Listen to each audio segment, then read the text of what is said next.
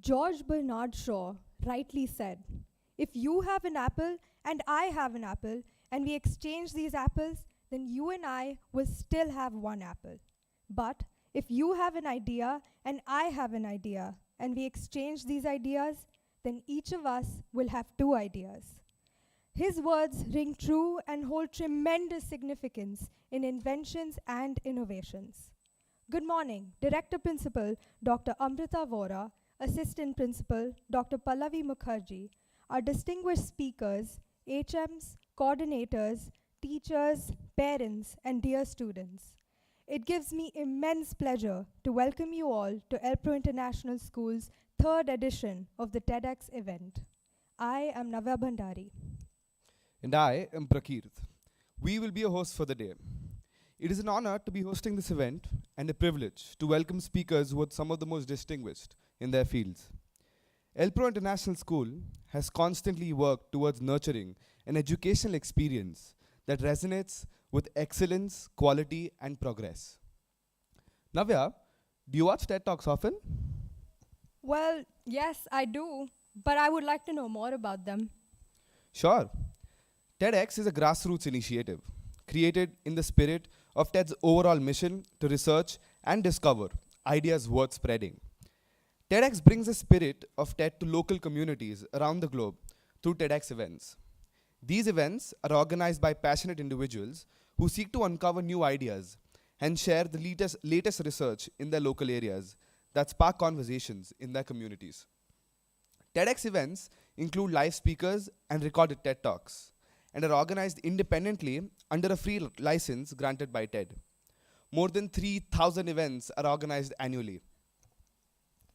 TEDx ElPro International School will be one of its kind, focusing on exploring new ideas, skills, and learning through inspiring talks by a range of speakers. Now in its third year, the first 2 years of TEDx ElPro International School have been massive successes, with over 35 student and adult speakers enlightening large audiences and receiving over 1 lakh views cumulatively across YouTube. As TED stands for Technology, Entertainment, and Design, TEDx EIS, an independently organized event, will present a diverse range of topics, from philosophical arguments to technological innovation, from historical perspectives to cultural analysis, and from scientific theories to artistic processes. 13 student speakers with a wide range of experiences were chosen from a rigorous selection process. EIS believes that this event will not only inspire the school community, but also spark exciting conversations, and above all, foster learning and provoke wonder. In the spirit of discovering ideas worth spreading, the event will feature an exceptional lineup of speakers who are focused on ambitious initiatives around critical agendas. Our event links these awe-inspiring stories and experiences together around the theme of small ideas can be really big. The theme for ElPro International School's third edition of TEDx is Small Ideas Can Be Really Big. There is power in being creative and innovative, regardless of how small an idea might be. Over time, many innovators have realized that focusing on a series of small ideas has a measurable impact and leads to even more big wins than one could ever imagine. Every big change, every big invention and innovation is born from a tiny little idea. Before we begin, we want to reiterate a few important notes about today's event. This event is being recorded for the official website and is being streamed live on ElPro International School's YouTube channel, with the potential to reach a much wider audience. This is why it's imperative that you remain seated until dismissed from your seats. Make sure to turn off all cell phones so as to not interrupt the program or the recording. We request you to not move out of the auditorium while the talks are being delivered. It is imperative for us to maintain silence in the auditorium, and it is a sincere request to not take photographs with a flash, as it may distract the speaker. If you must leave the auditorium during the breaks, please make sure to have your guest iCards with you, as these will need to be shown upon re-entry. Kindly submit your guest iCards at the registration desk outside when you're finally exiting the event. We also want to encourage you to post about the event on social media during breaks. Without further ado, let's commence the event with the auspicious lighting of the lamp. Light is symbolic of abundance and knowledge, of hope in the darkest of times, and of spreading divine energy in the surrounding. I now request our Director Principal, Dr. Amrita Vora, accompanied by our guest speakers, Mr. Anant Padmanabhan, Mr. Vijay Vikram Singh, Mr. Bahuguna, and Ms. Sanvi Tandon to light the lamp.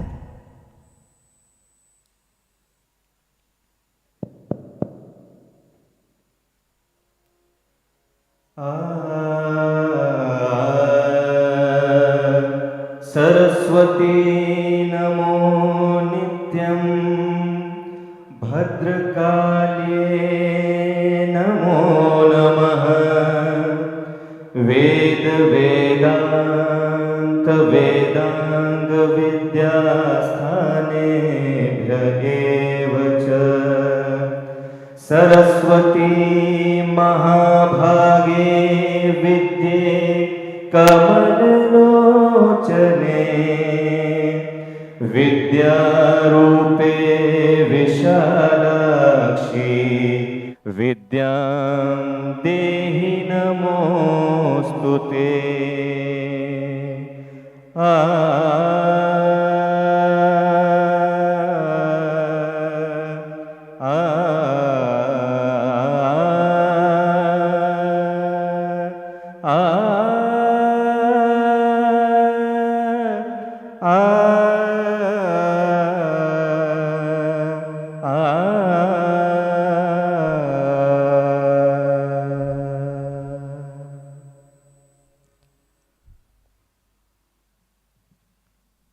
Thank you, dignitaries. Martha Graham rightly said, dance is the hidden language of the soul. On this note, I'd like to call upon our vibrant dancers to perform an Indian semi-classical dance form.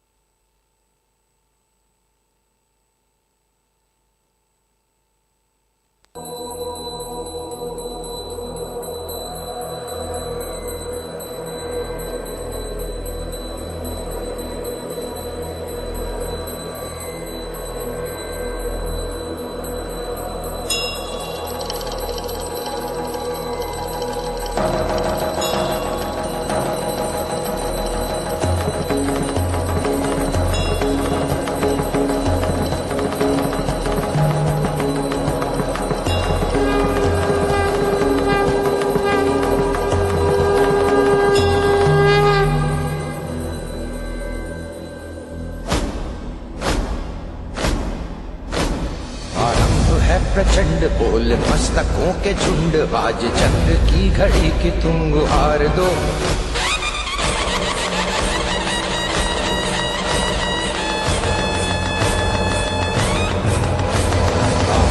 है प्रचंड बोल मस्तकों के झुंड बाज चंद्र की घड़ी की तुम गुहार दो आन आन शान या की जान का हो दान आज एक धनुष के बाण पे उतार दो है प्रचंड बोल मस्तकों के झुंड आज जंग की घड़ी के तुम गुहार दो आन वान शान या की जान का हो दान आज एक धनुष के बाण पे उतार दो आरंभ है प्रचंड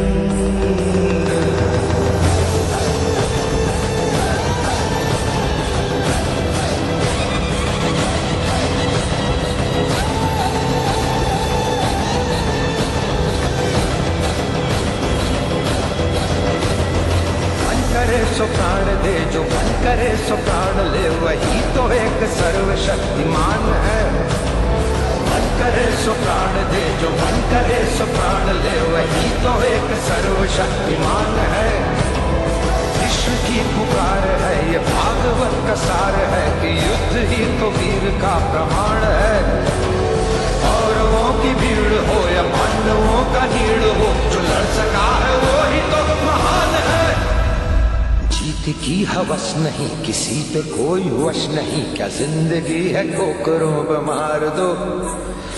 मौत अंत है नहीं तो मौत से भी क्यों डरे, ये जाके आसमान में दहाड़ दो। आरंभ है प्रचंड बोल मस्तकों के झुंड, आज जंग की घड़ी की तुम हार दो। आन बान शान या की जान का हो दान, आज इन धनुष के बाण पे उतार दो। आरंभ है प्रचंड, आरंभ है प्रचंड, आरंभ है प्रचंड। सोच लो।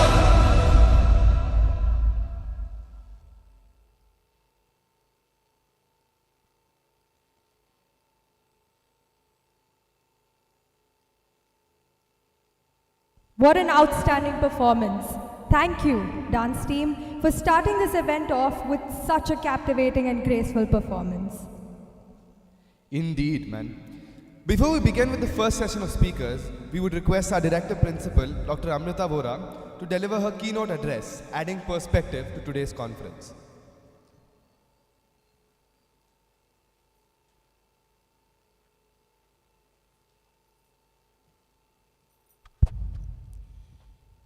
Good morning, everyone. It gives me immense pleasure to unveil the third edition of TEDx ElproIntlSchool School. I'm particularly happy to share my thoughts on today's topic, small ideas can be really, really big.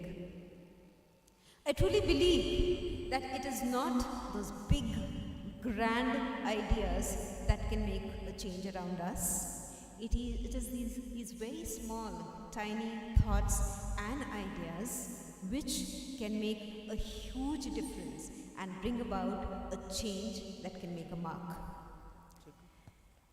To look around constantly for something very big, an invention that's very great, a discovery that's kind of mind-blowing, no, that's not the way to go. I think we should be looking for small sparks that have a potential to create a roaring fires that lead to success, So look out for those small sparks. This is for students who are sitting here, and for all of us, of course, we should be open to accepting small ideas, and these ideas then take a proportion that's huge. Now, what should that idea be like? It should have a very clear value proposition, no doubt about it. It should be scalable. It should be solving a problem, probably giving a new turn and a twist to the solution that is existing currently.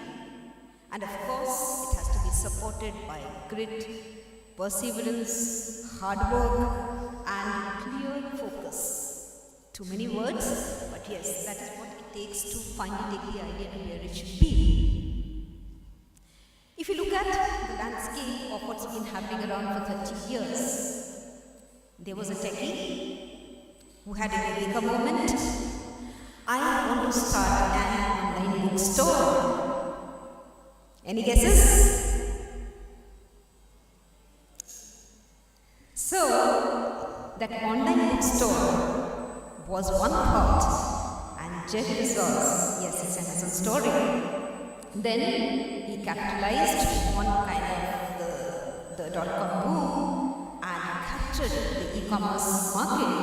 And finally, what we see is the Amazon story being scripted. An everything store? Yes, that is how his dream translated. So it started with a small thought. Muhammad Yunus in Bangladesh saw a problem where he saw unemployment, he saw poverty, he knew that people had the potential but did not have the money, so he started with what? Microfinancing, microcrediting, and finally the Grameen banks, they took shape. And today that not only alleviated the existing problem there of poverty, it kind of gave a push to the economy. 100-odd countries are using that model today successfully. Paris, one evening, Gravity sitting down there, Leave Web conference has come to an end. They say that revolutionaries, they plot the future there. And he's waiting for a cab. He cannot go back home. He was just playing with his phone and he says that what if I can request for a cab online, on phone? And that triggered off the thought process, what we see today as Uber, the ride-sharing application. That kind of completely disrupted the transportation as we understand it today. Daphne Kohler, herself a PhD, 3 generations of PhD holders, and knew, of course, that everybody cannot go to universities. Education is out of reach for so many. I'm talking about Ivy League universities, the programs that they offer, and then Coursera. I've experimented with Coursera, I'm sure many of you have, and what a great platform it is. Makeup products are not available in India.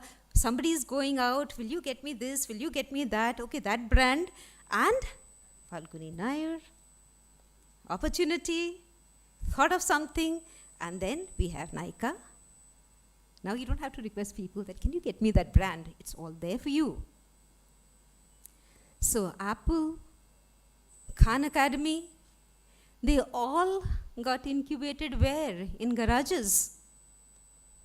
Airbnb, okay, short of hotels in New York, let me rent out a spare room. I'll give an air mattress and free breakfast.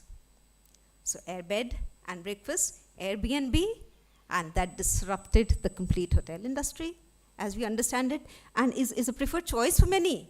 I don't know about you, but yes, when we decide and we're thinking of a holiday, we do look at, okay, where are we going to stay? Airbnb listing, that's what we look at. Very affordable. So, okay, like, why forget Facebook? Mark Zuckerberg, starting what? Just a small social networking platform for college kids. And today, 2 billion users. Some people can't go to bed unless they've posted something on Facebook or feel so upset, my friend hasn't liked what I posted, so now no longer my friend. I mean, it's kind of, like be all end all for so many of us. Not me, but many of us. Last but not the least, the list can just go on and on, of course. What about ChatGPT?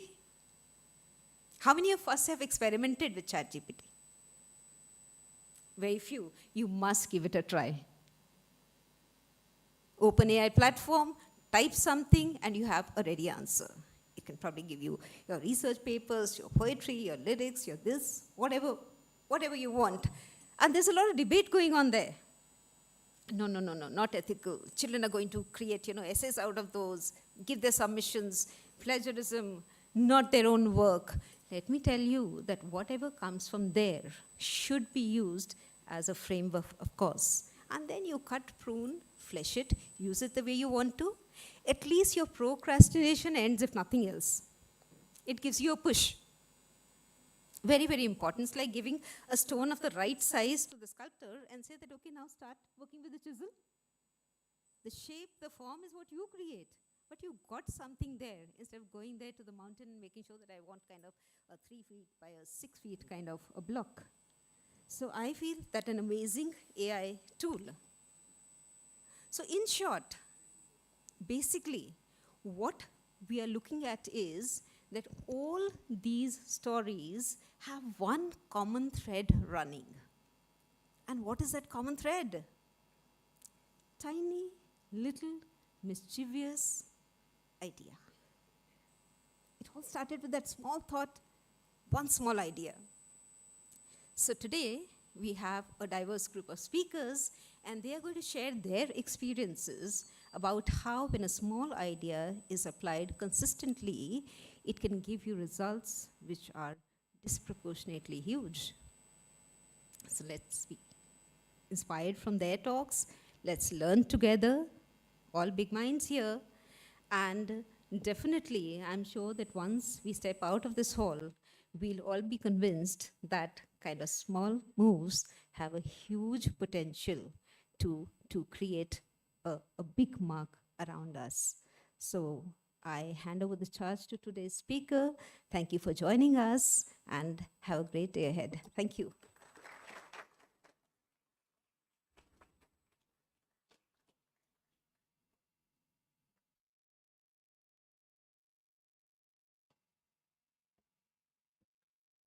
Thank you for sharing your insights with us, ma'am. It is always extremely enriching to hear your thoughts and get inspired by you. I am extremely overwhelmed to get this opportunity to introduce the Carnival of Ideas, to celebrate diverse perspectives in conjunction with the TEDx conference. The event is aimed at motivating students to bring their ideas to life. The entrepreneurs who have established thriving businesses on a national and international scale and have navigated the global market will interact with the students and help them incubate business ideas. With a wide range of industries represented, including healthcare, sustainability, social development, cybersecurity, and education, students will be exposed to a wealth of knowledge and inspiration by connecting with successful entrepreneurs and learning from their journeys. Students will be empowered to take action and turn their own ideas into reality. The Carnival of Ideas will certainly be a window of opportunity to the students of our school. I would now request our Director Principal, Dr. Amrita Vora, to welcome the entrepreneurs with a Tulsi sapling. Let us first welcome Mr. Ashish Ghorghate, founder of Weddings, A2 Wet Private Limited. With 5 years of experience in the food and hospitality industry, he brings a wealth of knowledge and expertise to his role as an entrepreneur.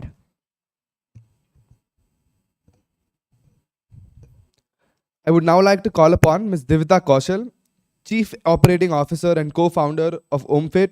Ma'am is a visionary leader in the health and fitness industry, and with her education drive and unwavering commitment, Ms. Kaushal is making a positive impact in the industry and helping people transform their lives. I now request Ms. Pooja Arambhan, co-founder of IIV Health, to come forward. Recognized for her work in promoting women's empowerment, she has been invited to speak at various forums, including the UN Women's Empowerment Principles Summit at the UN headquarters in New York. Ms. Arambhan was one of the 21 entrepreneurs chosen to showcase their innovations at the 108th Indian Science Congress. I would now like to call upon Ms. Shreya Bajaj, currently building Abridge Education, seasoned professional with a decade of work experience in various industries and geographies, association with leading names like JP Morgan, KPMG, Cisco, and Y Combinator, has provided her a wealth of knowledge and expertise in the business world. May I now invite Mr. Preetham Onskar, founder of TailorsMart.in. A seasoned entrepreneur with over 21 years of corporate experience, he has worked with some of the biggest names in the industry. With his extensive experience in challenging markets and roles such as Head of Marketing for India and SAARC, Head Corporate Strategy for Emerging Markets in APAC. Please welcome Ms. Deepika Singh, co-founder and managing partner of DeepSights, a cyber intelligence and digital auditing firm, with a background in serving at Honorable Chief Minister's office and being deputed to Maharashtra Cyber Police Department. Ms. Singh will join us in a while. I would now like to call upon Ms. Samiksha Rasane. She launched the luxury conceptual jewelry brand Kefi. Ms. Rasane is a highly talented industrial designer and entrepreneur. With expertise in lifestyle product design, Ms. Samiksha gained valuable experience in furniture, carpets, and light design. I now call upon Ms. Purba Mazumdar, co-founder of Joe Jenny, a platform that provides the best play-based learning experience for children, with a desire to bridge the gap in the Indian market for discoverability of play-based learning products.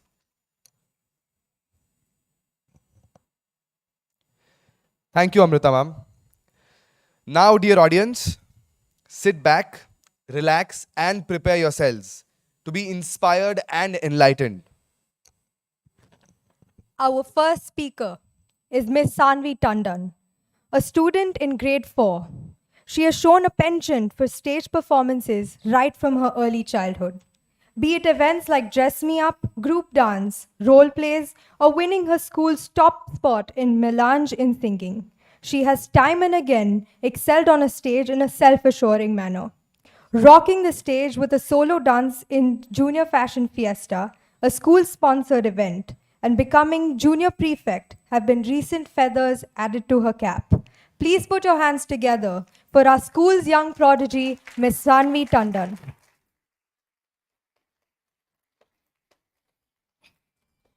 Greetings to my distinguished gathering and friends.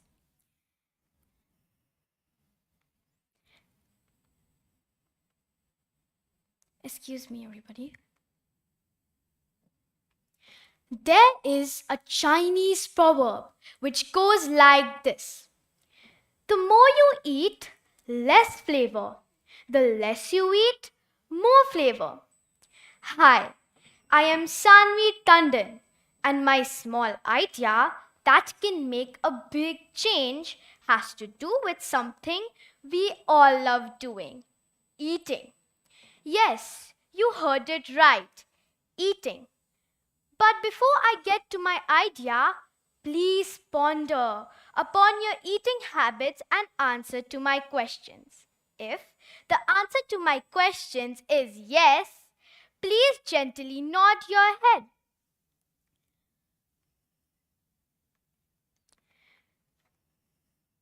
Do you often feel full when you finish your food? Do you overeat, especially when the food is yummy? Do you at times take more in your plate and find it difficult to finish later? I can see many of you nodding at almost all the questions. Well, feeling full and burping after a meal may sound satisfying, but it is not comfortable after a short while. One feels uneasy for sure. It gives you acidity and an upset stomach the next day. When you take more in your plate and find it difficult to finish later, it leads to wastage of food. Wastage of food is very bad, especially when so many people go hungry without eating in this world every day. So, what is my small idea that can solve all these daily problems? My idea is Hara Hachi Bu. Yes, you guessed it right. It is indeed a Japanese phrase, which means eat until you are only 80% full. So, it's simple, isn't it? Just eat a little less than what you think you need. It's okay if you even feel a little hungry afterwards. Let me explain to you how Hara Hachibu can be put to practice in our daily life.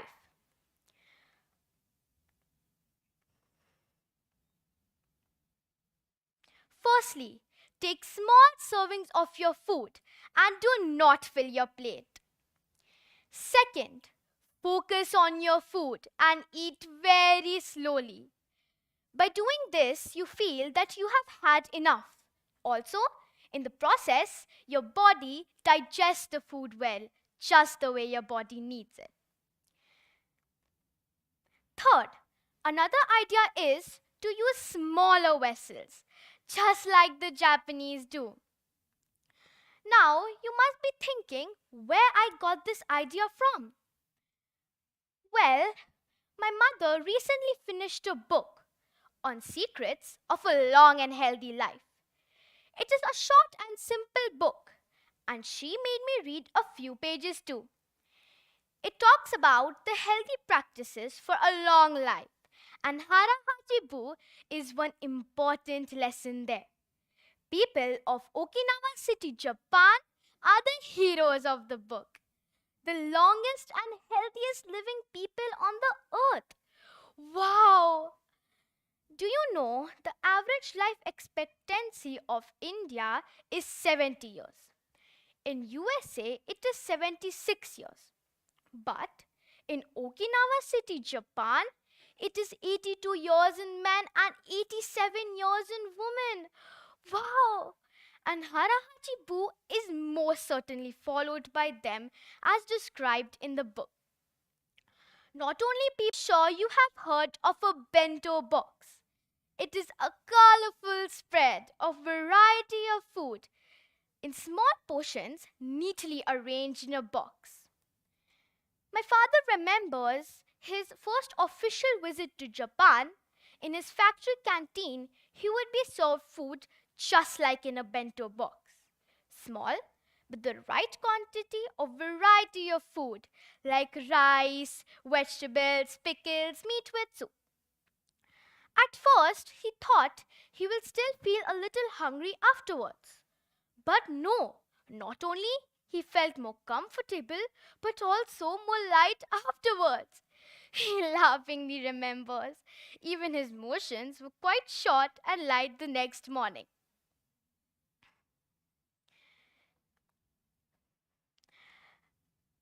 Are you thinking if this idea is only practiced in Japan? No. In fact, there has been a scientific research done and a wide acceptance of this idea worldwide. I googled out and found out this. Fact number 1. A mind takes 15 to 20 minutes to register that it has reached its capacity. Hence, when our mind thinks that we are only at 80% mark, we have actually eaten all that we need. So, wait for a 15 minutes, after which our mind will automatically tell us that we are full. Voila! Fact number 2. Eating less leaves space in the digestive system, which allows our body to break down the food more efficiently and quickly. No wonder one feels more light and active afterwards. Fact number 3.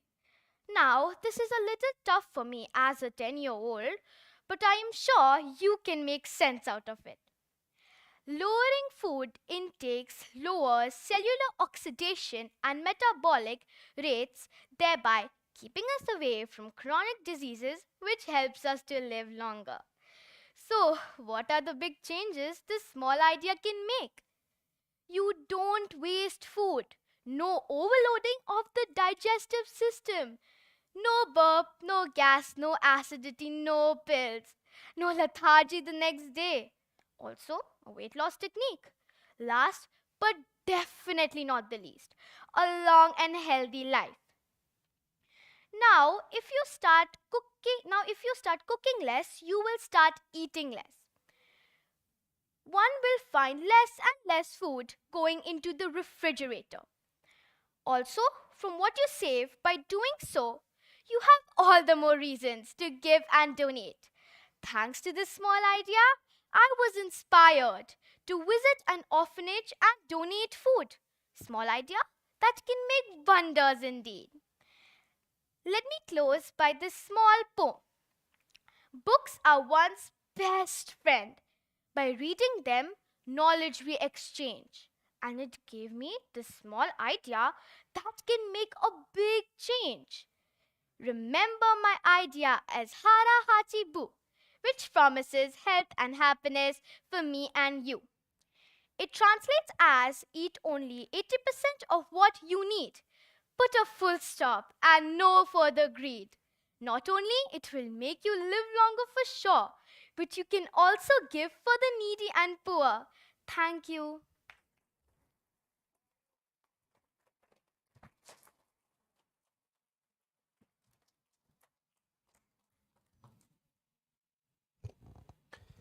Thank you, Ms. Tandon, for that wonderful talk. I request our Director Principal, Dr. Amrita Vora, to felicitate Ms. Sanvi Tandon.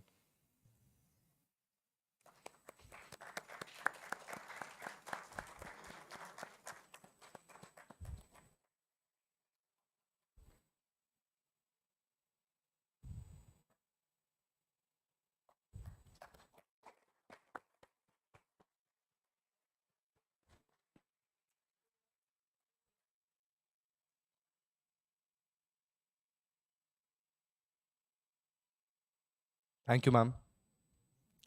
Our next speaker is Mr. Anant Padmanabhan. Mr. Padmanabhan is the Chief Executive Officer at HarperCollins Publishers India.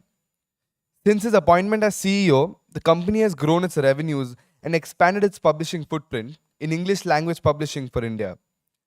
Strategic initiatives included investing in new categories and voices, imprints, and new capabilities. The company's strategic partnerships with various publishers, both Indian and international, and strong relationships with booksellers and distributors across the subcontinent have been instrumental in HarperCollins' growth story. HarperCollins is India's most awarded publisher and has been awarded the Publisher of the Year award 6 times. Mr. Anant is co-chair of the publishing committee within FICCI. He has also served on the executive committee of the Association of Publishers in India, API. He is actively involved in policy making that enables a level playing field for Indian publishing, championing inclusion and diversity, protecting authors against copyright and territorial infringement, and fighting digital and print piracy in the market. He has spent over 3 decades in book selling and publishing, which began at a bookstore in Chennai, India in 1992, where he discovered his love for books. Let's welcome Mr. Anant Padmanabhan.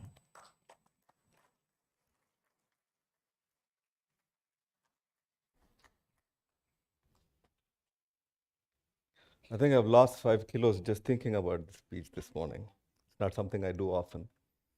Books changed my life. I started as a young boy in a home where my parents read a lot of books. My father's younger brother used to have a lending library, which meant that we were forced to borrow 5 books every week, read them, and then exchange them for 5 more books. There was no other option. Any pocket money given to us was only to be spent on books. I was an average student in school, and 3 decades later, it feels wonderful to be in an auditorium in a school. We grew up in Madras. My parents forced me to speak Hindi, learn Hindi, so we also learned another language. And I loved my subjects, loved English. I loved Hindi. I loved learning Tamil too as a third language. I loved physics because I always wondered if you throw something, how it comes back at you at a certain speed and so on. I loved chemistry. We used to go to the lab, and I loved making that golden sprangles thing. I loved biology. Dissecting a frog, not so much, but I loved biology. But mathematics, for heaven's sake, it didn't love me. The more I tried, the more X became elusive. It was just impossible. I grew older and older and older. I knew how to ask for my pocket money. I knew where I was going to spend it. I knew where my dad's money was coming from because he was a banker. So I knew what money meant. I knew what math meant. But to ask me what sine theta and cos theta is, to ask me to find X for somebody who loved books, 17, board exam, I failed. At that point, the road stopped. It was not whether I was going to take the right route or the left route. I was a middle child. Life stopped. But my parents gave me the freedom to fail. My parents taught me that you might be here at this point and moment, but never forget that it's not your scores, but it's your passion that will drive your future. Books became my work. In the time that I failed to the time that I wrote that compartmental exam to clear that math paper, I went to work in a bookstore. It was a very large bookstore. And Madras is a great city, by the way. It has the world's and one of India's oldest bookstores, Higginbotham's. I fell in love with classics. I fell in love with fiction. I fell in love with non-fiction. But I was also working in a store. It meant that I had to go beyond my passion and also help other people buy books. I needed to know how to display a book, what cover design meant, what do customers see when they come into a bookstore to buy a book, how do I recommend a book? Because people would walk in and say, what can I read tomorrow? I'm leaving on a plane. What can I do this? And how can I learn that? And I had to learn all of that and then started learning more and more about how books are now going to be my work. I didn't know then that this would be my career.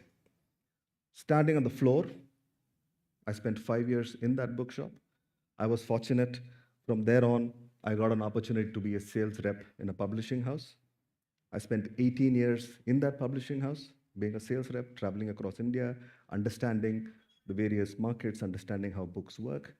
And then I came to my current job, where I'm also a publisher and we publish more and more people, more and more books. But the greatest thing for me when it comes to books and language is that all of us, every one of us, when it comes to English language, only have these 26 alphabets. The greatest of stories arise out of these 26 alphabets. The greatest of words, the greatest of imagination, incredible emotions start here.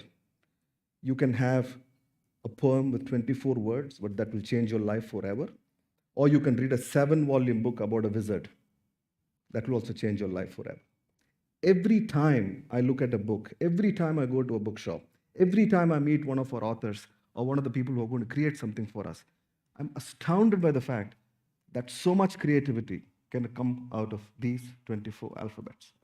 I learned alongside my professional career to love the language was part of my learning curve to love books. I went to the moon with Tintin. I went to Tibet with Tintin. It was not just text, it was comics.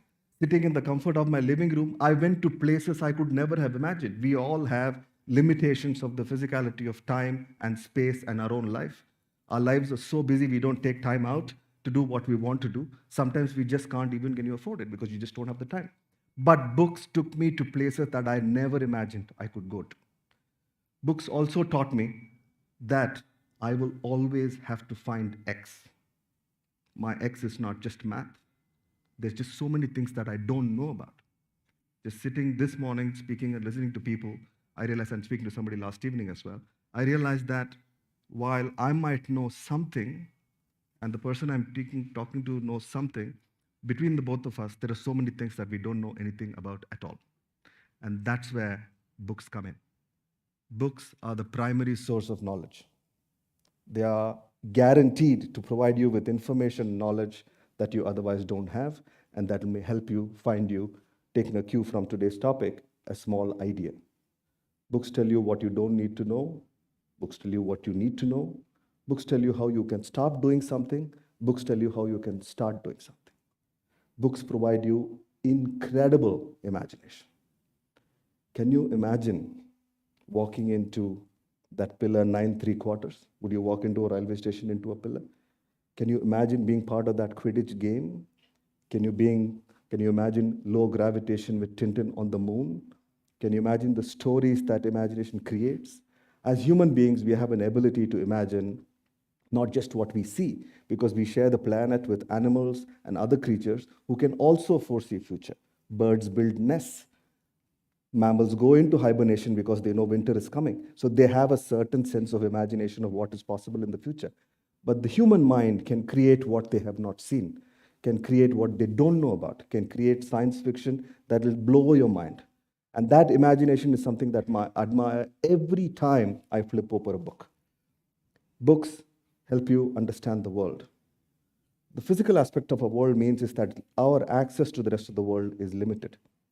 But books take you to places. Books help you understand culture. Books helps you understand language. Books tell you what it means to be a small tribal family in the Northeast, tending your garden. Books help you understand empathy. Books help you understand what happens in other parts of the world during war, during famine, during research, during any subject that you think of, helps you understand the world much, much, much better. Books help you understand empathy. One of the most important human needs is the need to be understood. You want the people that you're talking to, you want the people that you deal with to understand you, to understand where you're coming from. Understanding others also means that you also end up understanding yourself. You know how each of you react with each other. And to be able to understand each other, you need to be able to communicate properly. If you don't communicate clearly, if you're not able to comprehend what others are telling you, you will not understand each other at all. And there is a lack of empathy and understanding where we come from. We will continue to live in a bubble that we only talk about ourselves or our own selfish interests, however good or bad the intention might be. But empathy is what books help you achieve. The more stories you read, the more lives of others that you read, the more characters that you fall in love with, or hate or are afraid or sad that they died or wish they continued to be longer, the more other people's lives you live vicariously through the books and the characters that you love and read, the more and more you become empathetic about the world around you. Imagine the four sisters in Pride and Prejudice. I think they taught a lot of us about falling in love and choosing that boyfriend, or being envious about your sibling's boyfriend. I mean, Jane Austen, Shakespeare, Agatha Christie, and the list can go on and on and on. Through their works, have taught us what it means to be somebody else, what it means to be a fellow human being on this planet. Books teach us kindness. The fundamental aspect about reading more and more, understanding how we are and how we operate, is to understand that you can achieve anything in this world by being kind. It's a very simple act. Wear a smile, be kind.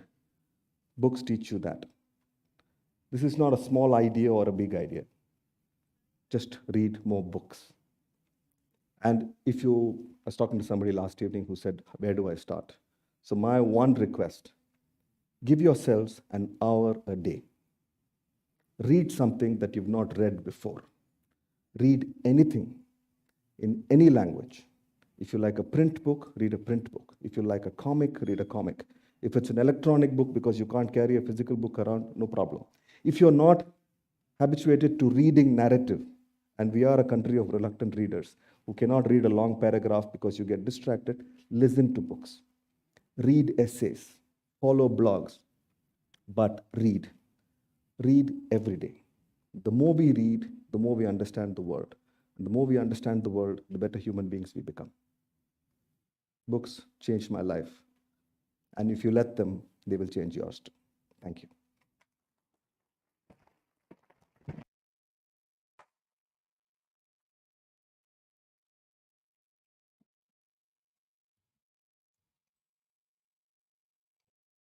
Thank you, sir, for your spectacular words. I would like to invite Amrita ma'am to honor Mr. Anant Padmanabhan with a token of appreciation.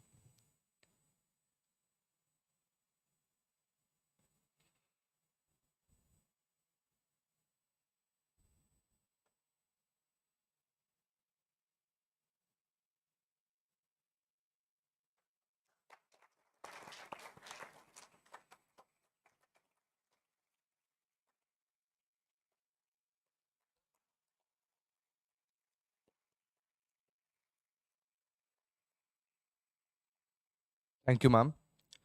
Our next speaker is Mr. Arav Singh.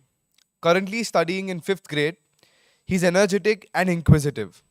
His enthusiasm to learn and grasp new things from sports, the space world, and soccer is unmatched. He loves to explore new areas of interest. He's a Gavel Club member who is passionate about becoming a pilot.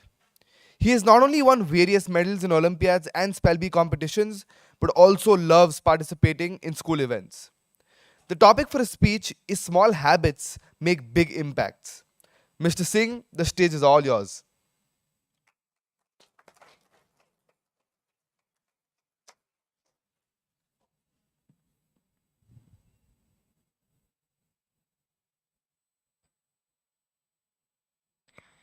How many of us have ever worked on our habits? Can we have a show of hands? As a small child, I always used to wonder about how people can walk, how people can run and jump. Slowly, steadily gearing up and taking support of my mama, I started with one small baby step at a time. Dear friends, one small baby step at a time helped me walk, run, and play. The same holds true in each one of our lives, where one small habit has made a big difference. A very good afternoon to one and all. My name is Arav Singh, and today I will present my thoughts on the topic Small Habits Make Big Impacts. I feel this small is a very big word when we work upon it. Every habit which we make in our life has a long lasting impact. Let it be good or bad. Habit is a miraculous.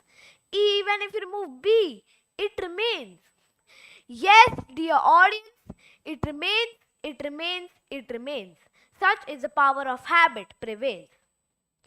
Some people develop great habits, which are also called as atomic habits. Research says that micro habits help in framing a great personality. These micro habits of many individuals have also given birth to people like Warren Buffett. Warren Buffett always believed in keeping the savings intact. Taking you into my childhood stride, those tinkling sounds of coins have made an indelible impact on my memory. My childhood days were like maintaining a piggy bank, where the entire coins dropping would make a real happiness in my mind. I used to be keeping that piggy bank safe from my sister and sometimes my parents too. I had a small piggy bank in which there was a dog sitting in it. Every time the coins was dropped by me, it used to be picked up by him. Those tinkling sounds used to fill my eyes with glow and sparkling happiness. This one habit since my childhood is intact till date. Now, in this modern era of economy, savings is everything, means everything. Another small habit, but making an enduring difference in one's life, is to listening to others patiently. In an interesting story of Nelson Mandela, he narrated his childhood experience where he used to accompany his father to a meeting amongst the tribal people. He said that he always used to wonder that his father never used to start a conversation but would always love to speak at the end of it. This made Nelson Mandela understand the importance of listening habits. First, you make your habits, then habits make you. Anything is stopping you to achieve your dreams, then it's your habits. The bridge where you are and where you want to go is called habits. Bad habits are easy to start with but hard to live with, while good habits are hard to start with but easy to live with.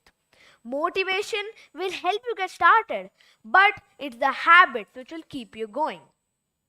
Bad habits are like weeds. They don't do anything but grow, while good habits are like crops. You need to water them, nurture them, and take care of them like a baby. Habits need repetition, and you need to repeat it again and again to make it a habit. You have to choose between a life changing or life destroying habit. It's a choice, your choice. Recently, I have started paying attention to the good habits of successful people. Getting up early always kickstarts your day in a very positive manner. One big difference which I feel is that I have started making up my bed. Believe it, it not only makes up your bed, but rather your life too. I also remember this one such event. It was a blazing hot day and I was not having my afternoon nap unlike my other family members. My heart was telling me to do something that makes me feel happy. So I went to meet my friends and share some surprising ideas which are giving butterflies in my stomach.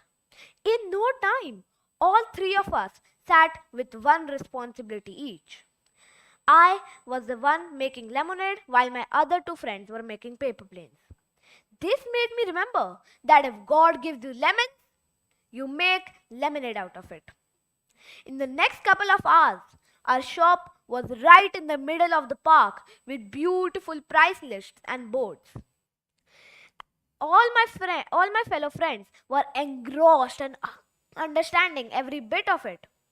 These ideas clicked like anything, and in a few days, there was a Diwali Bonanza party. The Society Festival Committee approached us to set up a stall with a few more innovations to the price lists. See, this small incident made a remarkable change in my overall persona. Every small step can lead to big wonders, while every small habit can lead to big impacts. My habits, which I'm aiming for 2023, is that I am going to start the use of sticky notes. Sticky notes helps me keep my work organized. I am also going to start the use of color pens. Color pens will help me recognize if the work is important or not. I have also started building up my photographic memory. I surely feel that these small habits can bring wonders and help me achieve my dreams. And as rightly said, the secret of your future is hidden in your daily habits. Thank you.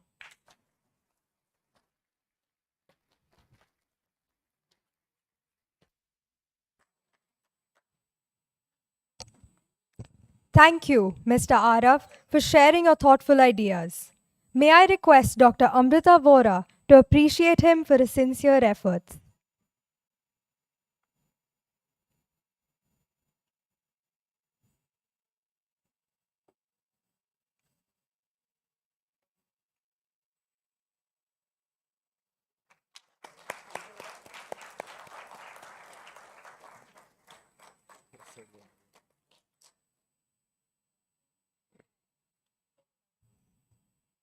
Thank you, ma'am. Before we continue with our session, I request the audience not to move out of the auditorium while the speakers are speaking, as it disturbs the event, which is being streamed live on YouTube. Thank you. Next up, we have Mr. Manan Bhatia. He is a quintessential 16-year-old. However, his creativity quotient supersedes his curiosity. This sets him apart as a hardworking and ambitious individual. He finds interest in all events related to public speaking and has been an active member of the school's MUN club.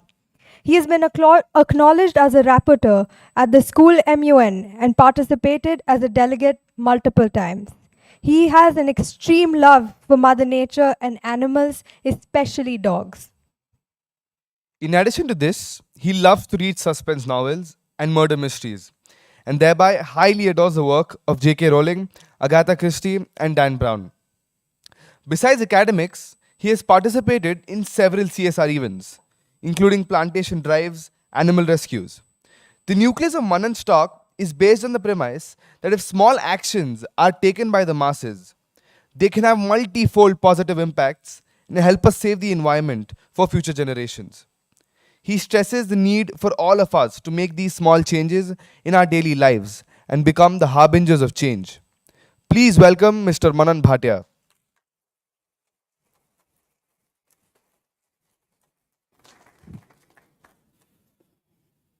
Hello. Good morning, everyone. I'm Anand Bhatia, an 11th grader at ElproIntlSchool School. Let me start off by asking you a very simple question. Do you think that parenting styles of people is poles apart when they're parenting their first child versus when they're parenting the second one? The first child is like the unseen freeboard, whereas the second child is like the seen freeboard. Parents treat their first child as the project, so if you're the firstborn, you're expected to learn or rather excel everything known to mankind. So you then learn how to cycle, skate, play football, cricket, piano, guitar, art, sing, dance, public speaking, and whatnot. And finally, when the second one is born, parents just tell them one thing: do whatever you want to do, or rather, don't do whatever you don't want to do. So there's no pressure at all. So, how many of us in the audience are the firstborns? Please raise your hands. Quite a few, quite a few. Relatable? Well, looking at the pictures, you would have clearly guessed that I'm the firstborn. I am not generalizing things here, but I personally feel that with so much to do and so much on their platters, firstborns often end up being jack of all but master of none. But as you grow up, you start to question yourself. What is it that actually interests me? What is it that I actually like? Like many other kids, I was often sent to the playground to learn how to play football, cricket, or rather any sport that would interest me. I would go on the ground, see 11 people fight for one single ball, kick it into the ground, and celebrate. As a child, I wondered, why are 11 people fighting for one single ball? Why can't each one of them have their own footballs?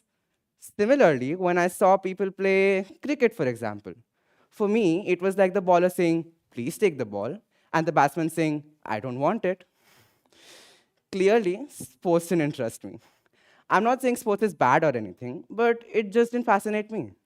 So when all my friends were busy playing different sports on the ground, I was found in a corner observing different shrubs, the tall trees, the colors of the flowers, and imagining why they were so, playing with different dogs at the pet parent spot for walk in the park, and then go home and search more about them. I remember this one specific year when our school had conducted the photography contest on the account of the World Photography Day. I reached home, I opened my phone gallery, and realized that majority of the photographs that I'd clicked in the past few months, or rather year, all depicted my love for plants and animals. This affection towards Mother Nature grew multifold each passing day. I would look for opportunities to spend more and more time with nature. For example, I would accompany my dad in his CSR events like the tree plantation drives and animal rescues. This gave wings to this love of mine. Well, in addition to all of this, I'm extremely fond of my ancestral house that has a huge terrace. It was originally being used as a junkyard, but you know how it's said, when the Cupid strikes, you see nothing but love. Similarly, to me, that open space was an opportunity to develop it into my own little garden.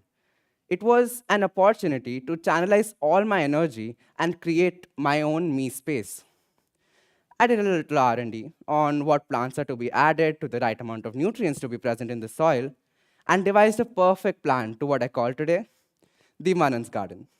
Well, what I didn't realize is that while the garden was getting developed, each time I bought a new plant, I was carrying it in a black plastic bag, which was A, non-biodegradable, and B, single-use plastic. Imagining these single-use plastics fill landfills and cause land pollution was disturbing me day and night. I did a little research on these chlorinated plastics, and what I got to know was shocking. Apparently, these chlorinated plastics can release harmful chemicals into the surrounding soil that seep deep into the groundwater and surrounding water resources, and thereby into the ecosystem. It can potentially cause a range of harmful effects to the species that consume that water. Did you know that approximately 500 billion plastic bags are used on an annual basis, and thereby creating a 3,909 tons of plastic waste? On pondering and thoroughly brainstorming, I came up with a few alternatives to these bags. Well, being a fashionable and trendy teenager, I loved having canvas bags. What I didn't realize is that these canvas bags made up of cotton and hemp are extremely environment friendly, easily available in the market, and of course, made an excellent replacement to my plastic bags. The other day, while I was talking to my grandmom, I learned that when they were younger, they never really used to have plastic pots to pot their plants into. Instead, they used to pot them into pots made up of coir and cow dung cake. Now, to those of you who don't know what coir is that fibrous material that constitutes of the thick middle layer of a coconut fruit. So I decided to make one of those. I started off by separating the coconut coir by soaking the coconut fruit in water. After separating it, I thoroughly cleaned it, and to ensure that it's sturdy, I dipped it into natural latex. And voila, such beautiful coir pots came out. These pots provided my plants with important nutrients like zinc, copper, iron, etc. The only problem to these pots was that it took me a little more than my pocket money to make these. The problem of expenses was finally solved using cow dung cake. I know, sounds a little weird, right? But hear me out. I am sure after listening to this, your perspective towards it will change. Did you know that cow dung cakes are not only beneficial to the environment, but also to the soil? The root balls of these plants potted in such pots do not have to be disturbed while transferring to the ground. And one does not have to make a separate effort of digging a hole in the ground since the pot and plant are being potted together. Sounds interesting, right? And the solution to our problem. But there's one little flaw, that is the durability. The durability of these pots while they wait in the nurseries to be picked up by us. The other day, I was reading an article on cellulose pots. The article read that cellulose is the fibrous material that we obtain on mashing up plants thoroughly. Pots made up of such cellulose fiber are not only biodegradable, easily available in the market, fully biodegradable, and of course, durable. And Surprisingly, it did not even cost me much. Well, you can also make them using paper and cardboard. And that is exactly when I shouted, Eureka! I had found the perfect solution to my plastic problem. Now, the thought that would now come to your mind is that are these solutions plausible? Are these solutions worth the effort? Do these solutions provide enough return of investment or ROI? Well, to answer your questions, I do agree that the initial effort to use these sustainable alternatives is higher, and probably the initial cost too. But the return of investment is also proportionate.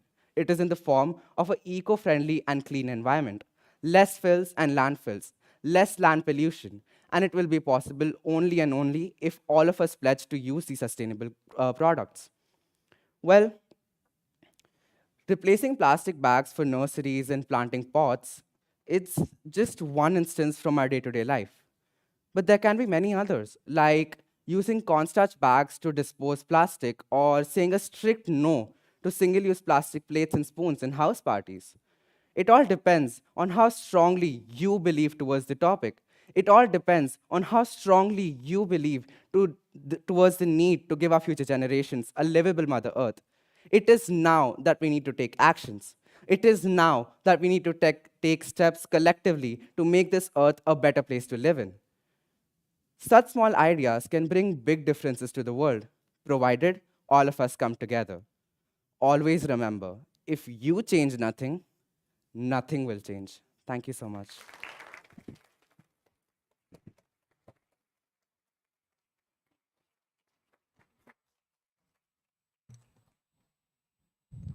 Thank you, Mr. Bhatia, for this very informative talk. I now request Amrita ma'am to present the token of appreciation.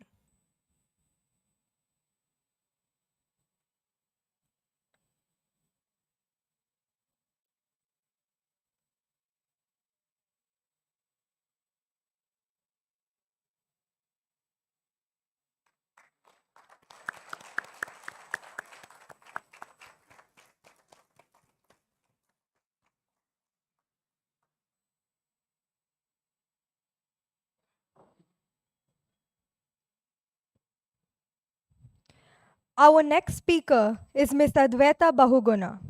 The word Adwaita in Sanskrit stands for being unique.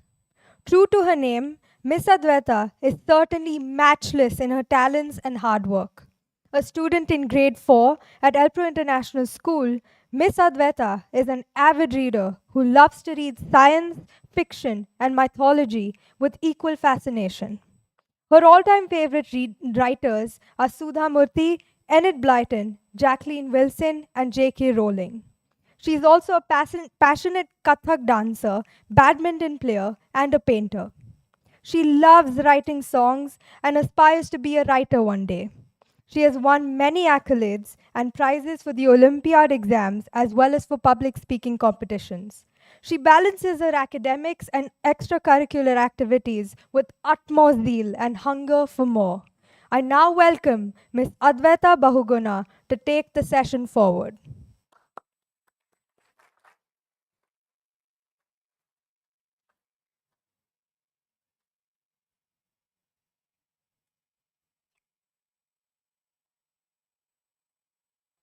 A very warm good morning to each one of you present here.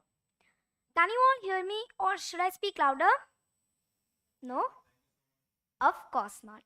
And for that, I need to thank that person who created this mic. Why just this mic? I think that for today's event, we have a lot of inventors to thank. This camera which shoots this event, this technology which broadcasts this event, the projector, the lights. And what are all these without the electricity? Without these, we would be decades behind. But let me draw your attention to some small but great inventions which may not come in the limelight but are and always have been irreplaceable. Firstly, the stage. It is nothing but an elevated wooden platform. Simple idea made viewership accessible to all. The curtains, which are drawn in the beginning, ending, or breaks of any show, are nothing but a large piece of cloth with holes or hooks. The cables, which are the lifeline of every equipment, the switchboards and sockets, easy to on and off. And the simplest, chairs, an invention with four legs for the audience to sit and enjoy. Just like the stage, we are all surrounded by little genius inventions which make our lives super easy. I started observing these little wonders when I started to observe my younger brother. The things which seem so obvious to us are so mesmerizing for him. Everything is magic. Like the first time he struggled to use a fork, I started seeing the fork in a new light. The way it is designed is so simple, yet it makes eating so easy. Well, my brother has a hard time keeping his noodles on it. He's a wonder in himself. Though I want to, but can't speak on all the little wonders as they are just innumerable. Therefore, I took a few which I found quite fascinating, and I am sure that each one of you must be using them in your homes without realizing their importance. But from now on, you will. Let me begin with one of the most ignored things we use. I have a pair of sports shoes and I am still struggling to tie my laces properly. But here, I am not talking about the shoes. I am talking about the laces. Are they not doing an important job? Similarly, a string. It is the savior of every loose pant. What would we do without it? Also, it's nothing fancy. Just a long thread material which we use to tie things together. All you need to learn is the skill of tying a knot, and it makes your everyday life so easy. How simple, yet how necessary. We have Velcro, we have hooks, we have elastics, which in themselves are wonderful inventions. But none of them can replace the simplicity, accessibility, and the work of a string. Next on my list is a thin piece of metal bent at a few angles. Any guesses? It's a humble pin. But here, which pin am I talking about? A safety pin, a hairpin, or a paper pin? Actually, all of them. They are so brilliantly simple and so useful. The paper pin, so light and thin, can hold so many heavy papers together. A hairpin holds our hair so well. The way we design on one end of the clip prevents the hairpin from slipping. And do I need to say anything about the safety pin? It has 100 uses. From fixing a tear in a dress to secure a first aid bandage. From a baby's nappy to fix a sari or to help us push the drawstring in our pants. Safety pin is the unsung hero of every home. And why just homes? We are all instructed to put a bunch of them with us on our annual concert day because the superhero safety pins have the power to save the day. Now let me share a joke I recently heard. Once there was a man whose left ear got cut in an accident. Operation went well, he was safe, but he was still wailing. The doctor asked the reason. The patient groaned and said, "I don't want to live my life as a blind." The doctor was shocked to hear this. The doctor asked the patient, "Hey, your ear got cut, not your eyesight." The patient said, "You don't understand. I wear spectacles. How will I wear them now?" Okay, I agree that it's not a very good joke, but it brings me to the amazing fact that our ears can help us to see with a super invention called spectacles. So many of us use them as a part of our body. 2 glasses, 2 sticks, and 1 frame taking support from our nose and ears to make our vision clear. Whoever thought of this needs standing ovation. My next object is a small stick with a round red head. It looks like a miniature lollipop, but when it comes in contact with the surface of its packaging, it turns into a completely new character. Yes, we all use this transforming object in our homes, and that is a matchstick. Just think of the brilliance. When the matchstick strikes against the box surface, it creates friction. Heat from the friction converts the red phosphorus into white, and that white phosphorus, coming in contact with oxygen in the air, creates fire. Brilliance at work in a small packet. Did you ever notice it before? Wow. As a student, I carry my school bag every day and it is full of the most amazing little wonders in the world. Let's peep into my bag and acknowledge the brains which solve real life problems so wisely. Firstly, my tiffin box, which, which doesn't let the food spill. Physics at work. My pencil, which is made of wood but has a lead stick hidden inside. Mechanical brilliance. My sharpener, which has a blade to sharpen my pencil but a ditch like design not to hurt the user. And the last but not the least, an eraser. Rubber at its best use. What a discovery! And it has been helping us for so many years. Whenever we talk about the big inventions or technologies we are surrounded by today, I realize the things have been changing too fast. For example, where I can't think of a world without a phone, TV, mobile, my parents tell me of a childhood with limited channels on their TV and a world of landline phones, which is far for me to imagine. And at my grandparents' time, no phone or TV at all. But when I asked them what they used to write with in school or what they used to light fire with at their homes, thank God, there is no change. These little inventions are so efficient that our parents and even our grandparents have been using them since ages. While my grandmom learns how to use a smartphone from me, she takes pride in teaching me how to stitch a shirt using a needle. It's been here since years. So, my dear friends, these little inventions around us have always been here and will always be. It's time we observed and appreciated their role in making our lives easy. We may not remember the names of their inventors, but we are thankful to them for teaching us one lesson. If you can't do great things, do small things in a great way. Always remember, as said beautifully by Vincent van Gogh, great things are done only by a series of small things brought together. Thank you.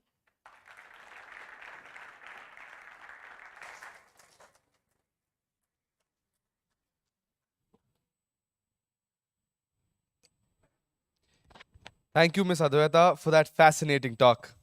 We request Dr. Amrita Vora to felicitate her.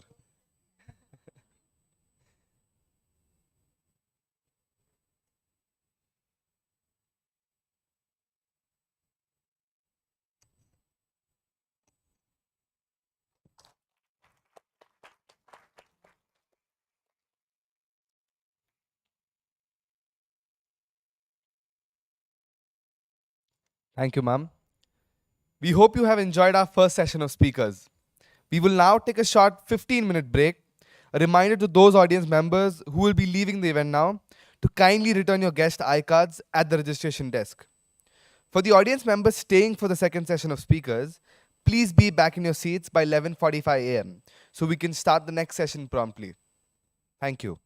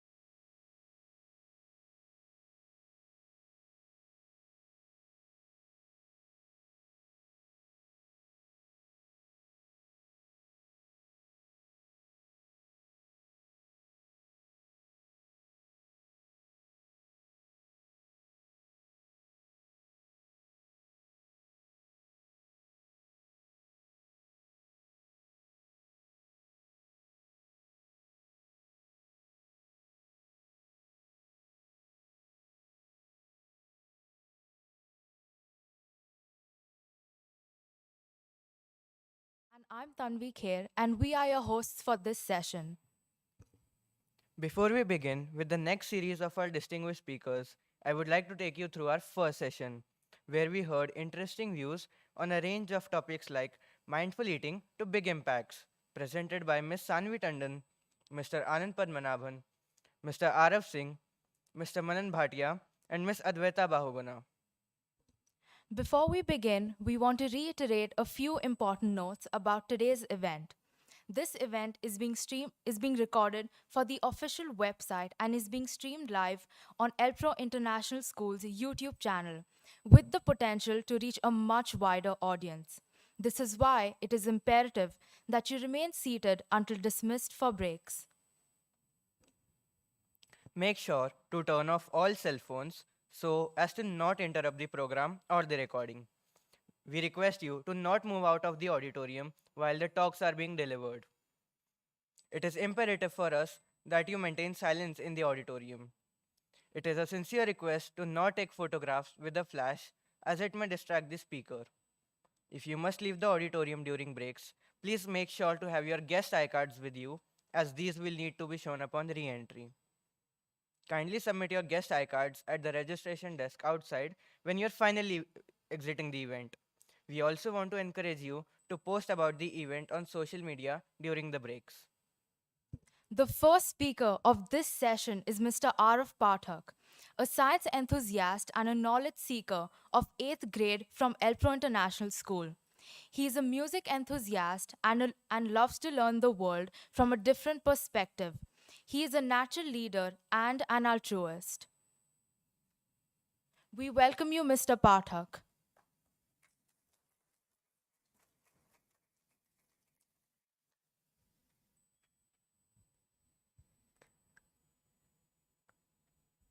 Imagine a world without music.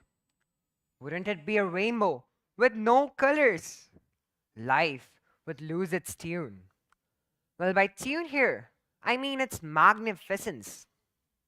Music is omnipresent in our day to day lives, or at least in mine. You can find music anywhere you go, be it that annoying kid in the morning listening to Coco Melon, or the newspaper delivery boy humming his own version of classics. I mean, get the point. Hello everyone, I am Arav Pathak, a curious 14-year-old trying to find the way to the top through the maze of life. I'm a bookworm with no worms, a scientist with no science, a topper who does not study, and an aspiring footballer with no football skills. In short, a typical teenager.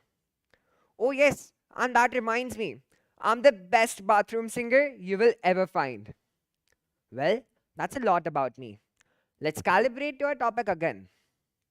Today, as you all know, unity is hard to come by. The hate of the people has slowly started to shape the world with harsh hands. Through the pain of war, injustice, and societal issues, there's one thing that will always unite mankind, not as species, but as basic human beings. And any guesses what it is? Music. Music as it is. The magic of being able to express emotions of all ranges and kinds through songs in itself is nothing short of a wonder. Music has the superpower of enlightening minds at any time of the day. Those calm beats and upbeat tune can put up a mind to its ease. Scientifically speaking, music is the best proven method to relieve stress.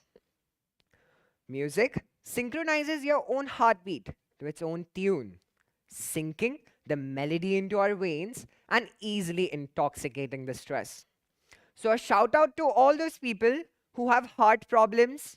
Start listening to music today and thank me later. I believe music is the sweetest way to convey our expressions, be it that birthday party vibe or late night chill music. Music has it all.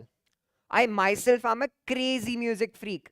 I could listen to music all day, all night, and still not be sick of it. Are you one of those two? Raise your hand if you are. I see quite a lot of hands. You and me share so many similarities. Music and me go way back. I was always one of those children who were really hyped up to be the first in line for any occasion or any music concert or annual concert. But my relationship with music deepened during the COVID pandemic. COVID surely had a lot of gains and losses, but one of the major loss that we had was the lack of communication. The lack of communication between students or children also contributed to the lack of sharing ideas. I mean, I agree to the point that we did have social media, video calling, and another technological developments. But still, it only helped to some extent. In the end, we all missed those handshakes with our friends that made us feel like a billionaire, or those hugs from your friends that gave you the satisfaction of having someone just other than your parents. Well, that was totally lost during the pandemic. Alone in my room, stuck in front of a computer, that's when the idea of music struck me. I saw some I saw how something as small as a 3-minute song could trigger my best emotions and give me a better view at living the life. Music instilled a strong feeling of socialism within me and became my emotional companion. It has always been there for me whenever I need it. It can change my mood instantly if I'm feeling down, or make me sing or dance along when I'm happy or excited. Different types of music evoke different emotions in me, and I'm that sort of person who'll have a different playlist for every different occasion. Whenever I'm feeling nostalgic, I listen to those old songs that remind me of our childhood, which I'm still going through, but please, let's not call me a child. When I'm feeling romantic, which I don't usually, and I'm not supposed to, but I listen to those lovey dovey songs that give me the feeling of butterflies in my stomach. Whenever I'm feeling energetic, I listen to those upbeat music that makes me want to grab my dancing sneakers and hit the dancing floor. You know, providing music for any mood or any day is a gift handed only to a few. The melody of a music is like a golden string, tying us as whole together. Isn't it beautiful?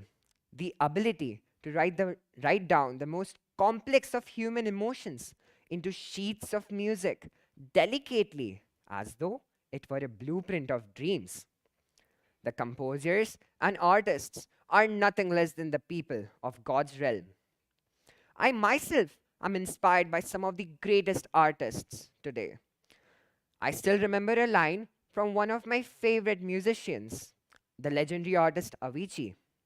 And it went like, life's a game made for everyone, and love is a prize. Did I mention I'm a bathroom singer? Well, the emotional value put up in this line is just plain amazing.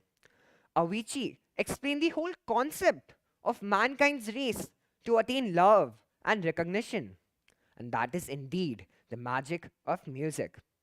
This piece of artwork was taken from one of his masterpieces, Wake Me Up. You know what? Music is not just something that is good for our ears. It has been used in the scientific and research industry for a very long time. And being a responsible student and a science freak, it's my responsibility to tell you about it. Like, did you know that researchers have found out that different types of music can have different effects on human brain?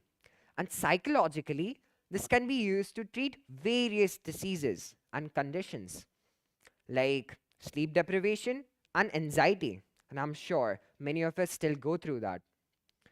And it's not just psychology that we are talking about. Music is also used in neuroscience. It is proven that listening to music or playing any instrument can actually increase your focus, concentration, and memory power. So, a shout out to all the students who have trouble remembering the answers. listen to music, and thank me later. Well, music is also used in the medical field for a quite long time. Music therapy is quite popular for treating various conditions. These conditions include communication, stress, and even physical rehabilitation.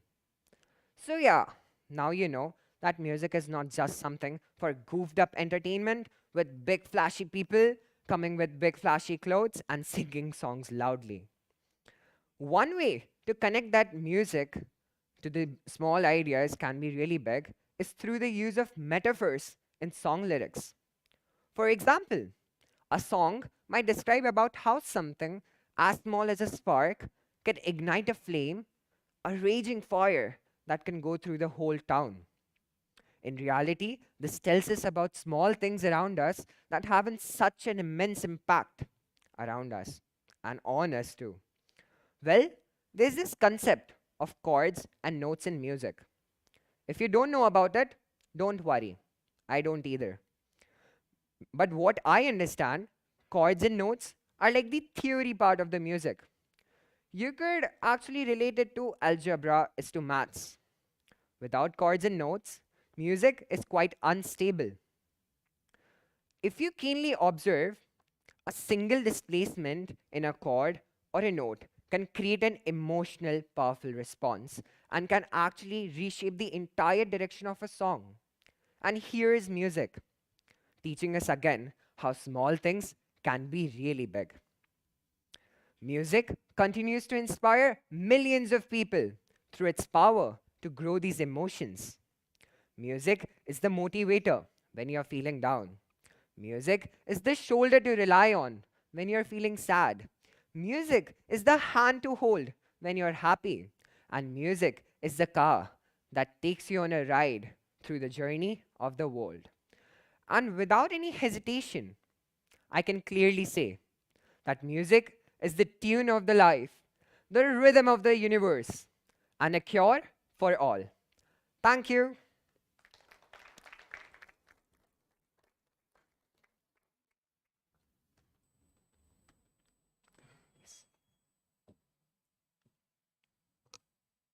Thank you, Mr. Arav, for such a captivating talk. We could see how engrossed the audience was. I now request Dr. Amrita Vora to present the token of appreciation to him.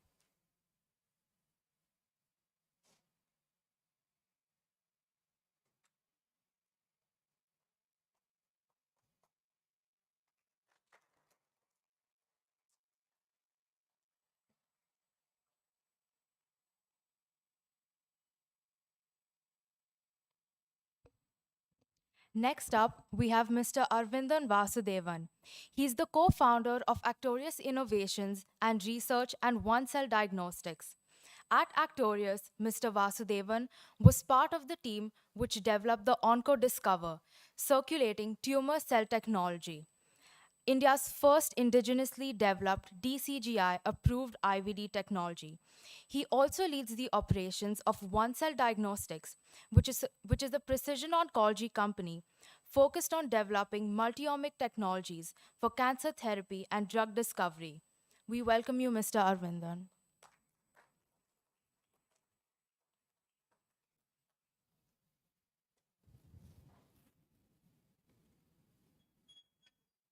Oh, sorry about that. So somebody said Red Bull gives you wings, right? So I think we must have an addendum that Elpro also gives you wings. The kids were fantastic. I think India's future is in very, very good hands. So, ma'am, I applaud you for this. Wonderful, wonderful, wonderful. I'm going to kind of talk about a morbid topic, but I would like to bring out possibilities in this very, difficult to hear word called cancer. And what we are trying to do, and what we are trying to do right here in Pune, in India, which is affecting the lives of hundreds and thousands of patients. Oh, you must have read a lot of Shakespeare in school. I'm sure they teach you Shakespeare, or you must have heard of Shakespeare. One of the finest authors in the world, and he used to flesh his characters out very beautifully. So one of the greatest villains created by Shakespeare was a man named Iago in the novel Othello. So Iago was a deceptive, two-faced, manipulative, Machiavellian kind of a villain who is often described as the perfect villain. From an Indian concept, if you have heard of the movie Omkara and the character of Langda Tyagi, so that is Iago, basically. Now take this villain, this really horrible guy, and multiply it 1,000,000 times, and you have a villain that is so devastating, so powerful, known as the cancer cell that we're going to talk about today. Now, I don't need to tell you, every one of you must have had family or friends or people that you know who have faced this abomination. And this is not stopping down. This disease is growing, and the projections are that this will go up much higher in the coming years because of variety of reasons. And if you see the top cancers in India, we have head and neck cancer, which is oral cancer, which is the highest. Easily avoidable cancer. If you stop, if the people who eat gutka, pan masala, and chewing are they stop it, right? But it is an epidemic in India. It's something that is more in India than anywhere in the world. So what can we do to kind of work and try to prevent this or try to find a cure? And that is what my company is trying to do. Now, we have to first understand what cancer is. Cancer is not a single disease. It is rather a combination of hundreds of diseases with different kinds of biology and different kinds of ways it progresses. But there are some certain hallmarks that define this as a cancer. One, there is proliferation of cancer cells. The structure of a cancer cell is very abnormal. It's very different from a normal cell. It has resistance to cell death. Now, we have cells that need to grow, divide, and then die, right? So we have skin cells. Why do we take bath, right? We want to ensure that the old dead skin cells are removed, right? But if that doesn't happen, that leads to cancer. It has ability to invade and spread. This is the most dangerous hallmark of cancer. It is called as metastasis.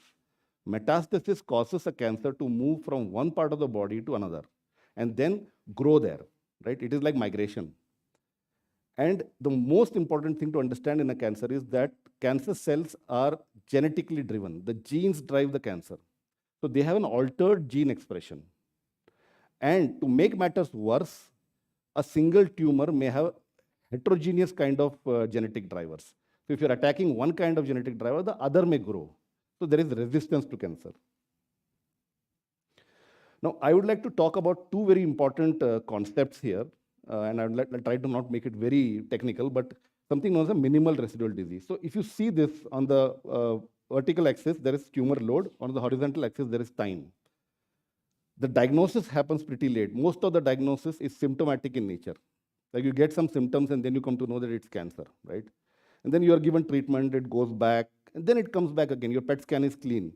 So what happens is current techniques, the gold standard is the PET scan. Now there is a level below where the PET scan cannot see, the cancer can still exist. And that threshold is known as the minimal residual disease threshold. And we have to build technologies to detect cancer at that level. Once we do that, we have an understanding that the cancer is there or it has gone. And we are able to deal with it subsequently. So if you see this example, the cancer has relapsed, it has developed drug resistance, and it leads to mortality. This is the case in most of the cancers. The second thing which I also talked about earlier is tumor heterogeneity, which means one tumor can have many subclonal populations, which means if you target one aspect of the cancer, the other aspects will resist the drug and grow.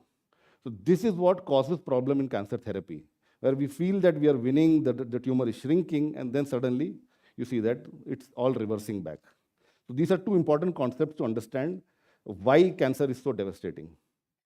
Now, the world is moving towards something known as precision medicine, and the field we work is called precision oncology. Now, precision oncology says that it works on a theorem that every person is unique.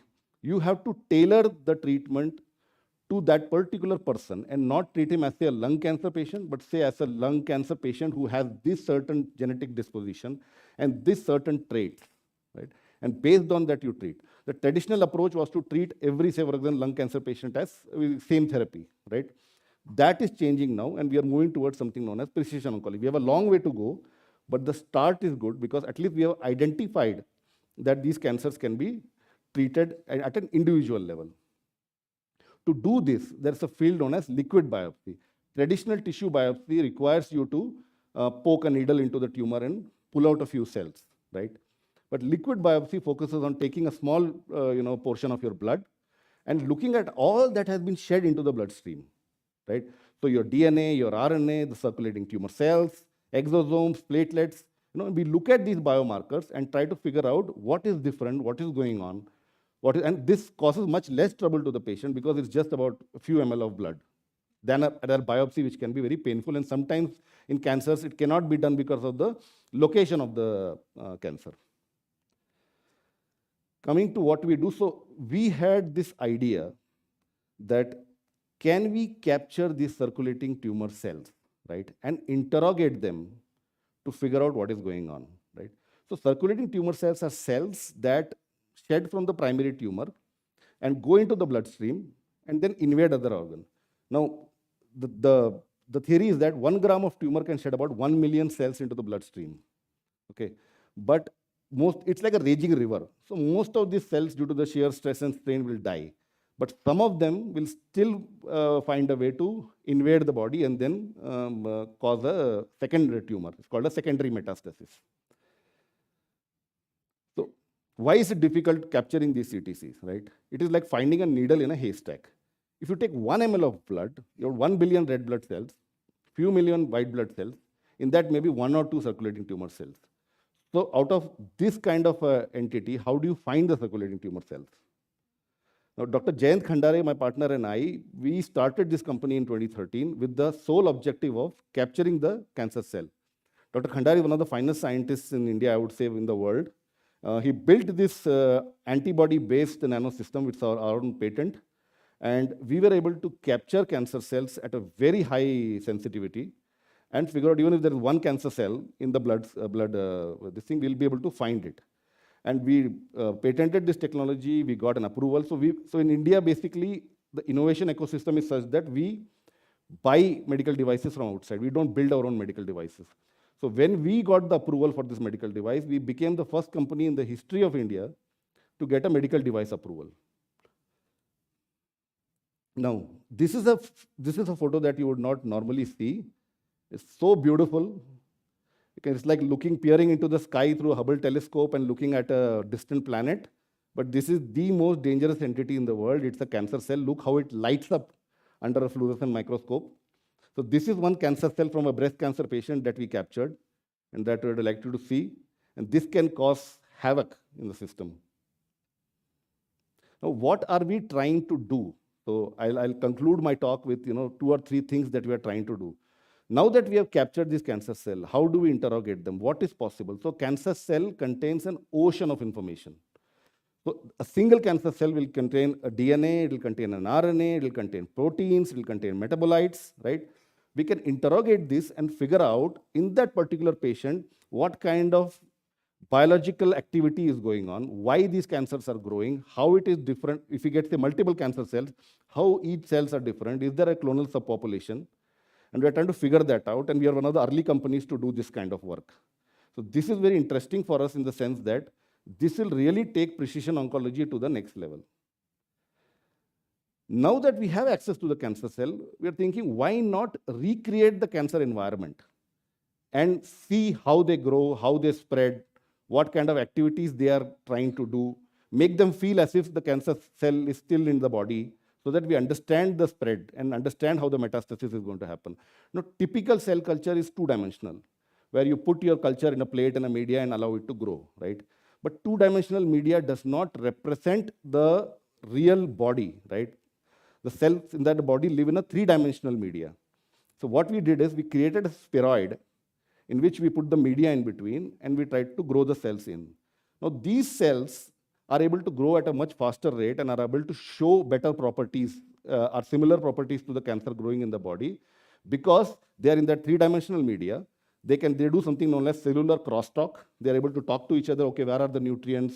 Where can we grow? Where can we go? Blood vessels, right?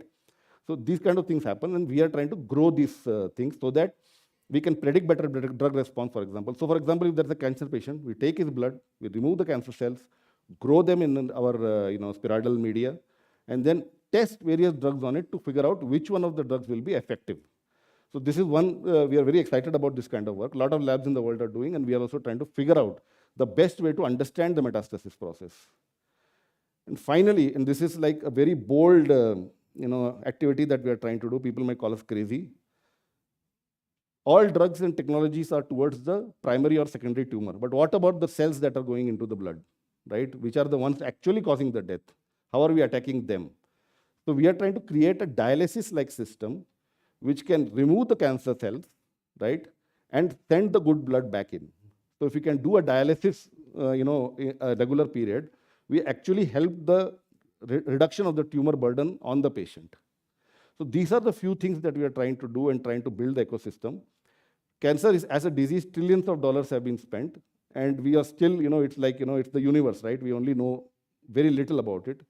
And we are trying to grow this field into something that Indian students and people like you will try to get into this innovation ecosystem, build the next generation of cancer technologies, and allow us to fight this dreaded disease. A famous pathologist in the 1880s known as Stephen Paget said, "Those who are doing the best work in the cancer pathology are studying the seed." 130 years later, I can say we are actually studying the seed. So I wish that more and more people will join us in this scientific journey and create innovations to help the scientific ecosystem to fight this dreaded disease. Thank you.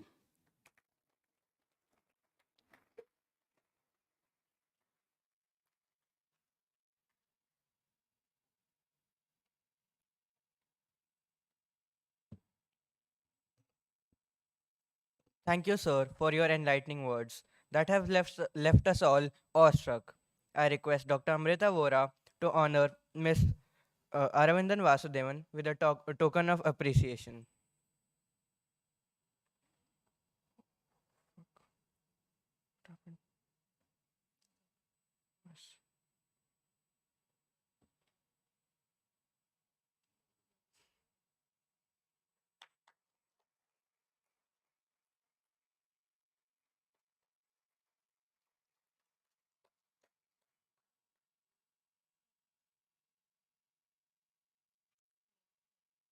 Moving forward, we have Miss Arya Jain, a student in grade 6. Arya loves art. Her favorite thing to do is to read. She has a knack for solving problems and mysteries in books. Arya is a creative person who loves exploring the outdoors. We welcome you, Miss Arya Jain.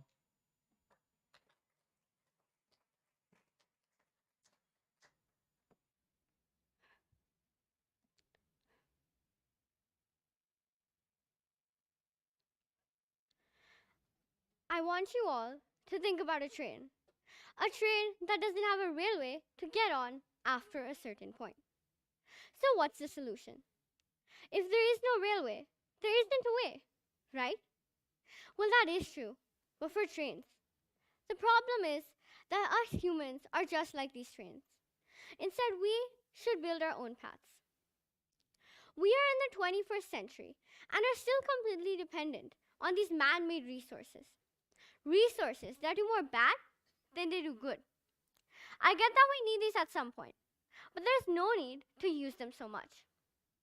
Being a kid and seeing global warming and climate change being the only thing on the news for a certain amount of time wasn't and isn't going to be the best thing to remember as childhood. I still remember when I was around 7, I was sitting on the floor looking up to the TV, watching this, having no clue what the newscast was saying. Thinking to myself, what is global warming? Chemicals, aren't they harmful? That very day, I got up and searched on the web. Global warming. I went through articles I still didn't understand. Not because I didn't know the definition, because I was confused. Thinking, why would humans, who are technically animals and rely on Earth in so many ways, want to harm their own planet? We have made Earth 99% polluted. Harming something that's protecting us is like betraying someone who's always been on your side. Resources. The definition of resources is something that's available for almost everybody to use. Now, like always, we humans created our own type, called man-made resources. Like the name suggests, resources that we created, like paper, plastic, and rubber. I thought there must be a way. We have made Earth 99% polluted, like I said. Well, tell me, how is paper available for everyone if some people can't access it? In deserts and other places where there's a scarcity of water, a lot of trees don't grow. So, the consumption of paper and the production of paper is surprisingly less. In small towns and underdeveloped places, chemical materials and plastic materials aren't produced because there's not a lot of large scale industries. So, why are these things essential? I remembered a quote from Albert Einstein: where there's a will, there's a way. Finding more efficient resources are more beneficial, and if we can do this in the future, we will be able to reduce more pollution than we ever have in the past, as well as waste and more. Now, satisfying our needs and helping the environment all at once. Thinking about how good that could be. Killing two birds with one stone. You all might be thinking in the audience, can we even do this? Is this even possible? Well, my name is Arya Jain, and after this, I will show you how. This leads us to our first solution. I want you to think about life before the invention of paper. Well, before the invention of paper, we had to rely on stone, caves, and the bark of birch trees whenever we'd have to write something down. This wasn't the most reliable thing. So, what was the solution? This shows us that paper is very important. It's not just used for one thing, but for many. Writing, drawing, parceling, the list goes on and on. So, can we stop it? Can we stop the production? No. But we will substitute it. Crop residues are crops that are left over after the harvesting of fields. Maybe they're defected, or maybe they have an infestation of insects. Either way, they are normally wasted and go to wastelands where they're normally burnt. So, we're not only saving trees, but we're also saving the atmosphere and making sure that it doesn't get more polluted. This might not be the best and the whitest paper or the smoothest, but it's still such an excellent option. An alternative to these are fiber crops, long, flexible bast fibers. Using the same thing and the process that we use for normal paper, we can create a similar paper. Option 2 is stone paper. You might not believe me, but you can make paper out of stone. Yes, stone. The only difference between stone paper and regular paper, conventional paper, is in the aspect of raw materials used for its production process. For the paper made from trees, conventional paper, we use the pulp of trees as well as a lot of water. But for stone, we use none of them. So in this one, we don't only save trees, but also save the water usage. If we use these two materials day to day and make them a normal medium, we can reduce 50% of deforestation, making sure that trees stay. 4 billion trees are cut yearly, just for the production of paper. 2 billion of those are wasted, normally thrown away, with no use. That means only 2 billion of them are actually used. We can't change the amount of paper produced. So what can we do? Well, we can change the mark it gives on Earth. It's expected by the year 2100, all trees will be gone because of the recent increase in deforestation.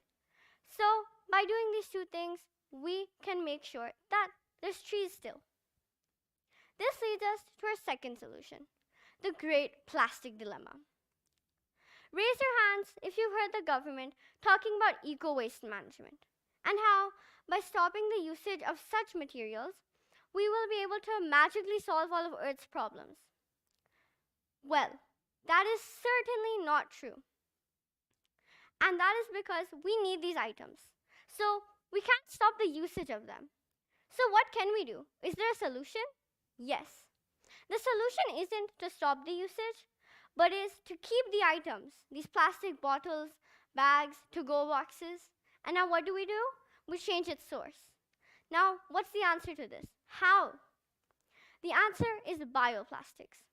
Bioplastics are renewable biomass sources created from things like sawdust, recyclable food waste, like vegetable fruits and peels, as well as vegetable fats. So, from things that we normally don't use and waste, we can take these things and create plastic. This plastic is more efficient, and we can do everything that we use normal plastic for without demolishing the environment. 380 million pieces of plastic.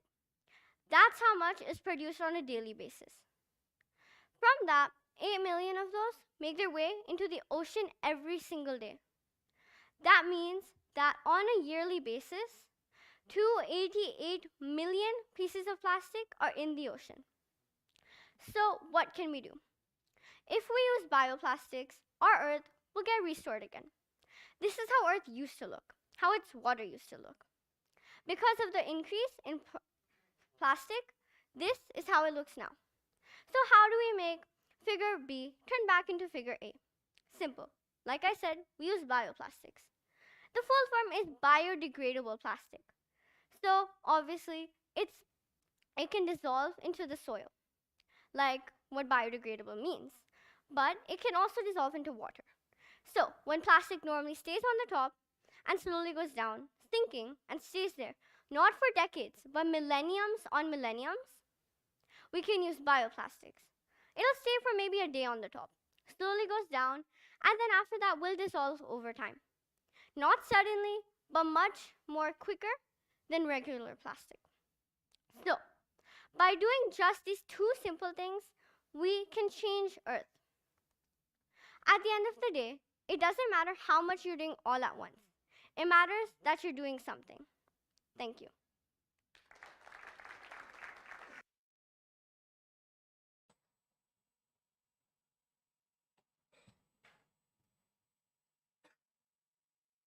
Thank you, Ms. Arya, for the wonderful talk. I would like to call upon Dr. Amrita Vora to felicitate her.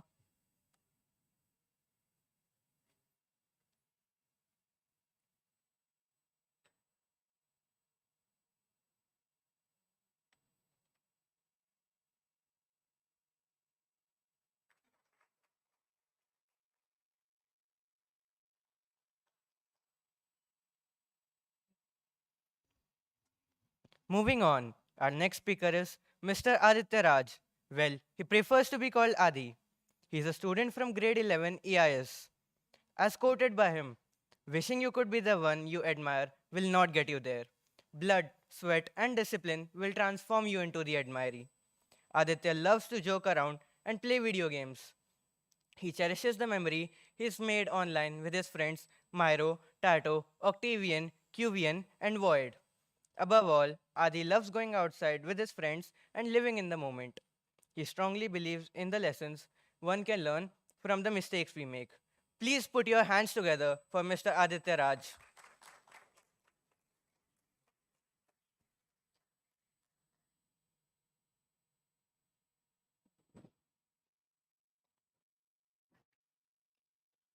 The greatest mistake a man can make is being afraid of making one. Now, can I get a show of hands of people that think that they're perfect, completely perfect? Now, can I get a show of hands of people that have actually made at least one mistake in your life? Well, I am definitely not perfect, and I've made countless mistakes in my life. I think my earliest recollection of me actually making a grave error was when I was around 6 to 7 years old. I was in Mexico, in Monterrey, and it was just me and my mom in the house. My dad was at work, and my sister was at school. I'm not really sure why I wasn't at school, but let's move past that. My mom was on her phone, and me being the bored and curious 6-year-old that I was, I decided to explore every single wardrobe in the house. Now, as I was exploring, I stumbled upon a stapler. Now get this. I had the bright idea to put my fingers together like this and staple them. Some of you may be laughing, and some of you may think I'm dumb, rightfully so, but I genuinely thought at 6 years old that this was a good idea. And well, we all know what happened next. I stapled my hands, which proceeded to me crying, which proceeded to my mom entering my room. It began with screaming on my end, then screaming on my mom's end, and then a little bit of first aid, and then finally it ended off with more screaming, but this time in the form of scolding on my mom's end. Since the dawn of human civilization, mistakes have been time and time again associated with negative connotations. Don't mess up, or don't make too many mistakes. We have been taught that mistakes are unwelcome and something we should avoid so that when we go out into the real world, we don't mess up. But it's ironic, really. How does one execute a task as close to perfection as possible if they haven't experienced the incorrect way to do it first? For example, we all know that we should study for exams, but think, why do we know that we have to study for exams? Granted, if you ask your teacher, ma'am, why do I need to study for my exam? They'll most likely give you a deathly stare and kick you out of the class. So please don't do that. But we know to study for exams because we all at some point in our lives either forgot to or didn't study for our exam, and afterwards we most likely barely passed that exam or failed it. So due to a mistake we made, we have forever learned a life lesson: study for your exams. This is applicable throughout our lives. There's so many simple do's and don'ts that we follow, and the origin of our obedience to said do's and don'ts come from the mistakes associated with them and the negative drawbacks we've experienced from them. Why do we look both ways when crossing a road? One day you almost got run over by a car, and henceforth you've always looked both ways before crossing a road. A mistake. Why do we blow on a bowl of freshly served hot soup before drinking it? Well, one day you almost burnt your tongue trying to drink it, and henceforth you've always waited before hastily drinking a bowl of freshly served hot soup. Now, I know what a lot of you are thinking. Hey, this guy in this TEDx I watched told me it's okay to make mistakes, so I'm gonna go fail my boards. No. The whole premises of what I'm saying is, if you are by chance to make a mistake, you need not feel bad, rather feel grateful that you've stumbled upon a golden opportunity to learn.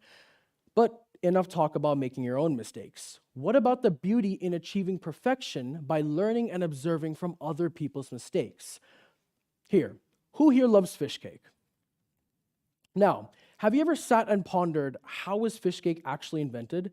Did someone just crush up a piece of fish and make a cake shape out of it and woohoo, fish cake? No. For this story, we have to go back to the Qin dynasty of China. At the time, the emperor of the Qin dynasty was called Qin Shi Huang. He was a brutal and ruthless emperor, and he united the people of China and laid out the initial construction stages for the Great Wall. Another interesting fact about him is his weird rule, and that was that he would not eat any fish dish served to him with bones in them. And if bones were found in the fish, the chef that created said meal would be executed. And I thought IB was a lot of pressure. As time went on, chefs after chefs were executed as they accidentally left in a small bone or two. But one chef observed a fatal mistake all these other chefs were making. Instead of blacklisting the bones from the fish itself, why not incorporate it in the dish in an edible manner? So this chef crushed up the fish alongside with its bones, stuck it inside a soup dumpling, and created the dish we all love so dearly, fish cake. Unlike the other unfortunate chefs that did not have that availability of a chance to learn from their mistakes, this chef decided to learn from the mistakes of others. Instead of potentially committing a mistake and costing his own life, he observed and prevented himself from falling into the same fate that many were doomed or already had fallen into. It's crucially important that we all understand that learning from other people's mistakes can be as equally as valuable as learning from your own. And this is exactly what that chef did, and this is exactly what we all should be doing. Instead of laughing at someone or jeering at someone for making a mistake, we should not only encourage them to learn from their mistake, but also join them in that learning process so that we never make a mistake like that again. It's funny though. The word mistake can be a synonym for wrongdoing. Keyword wrong. I find this funny because there are so many things today that we use that have such an unquantifiable usage when they were looked down upon or seen as mistakes when they were originally discovered. Penicillin. Penicillin is something we all know and love.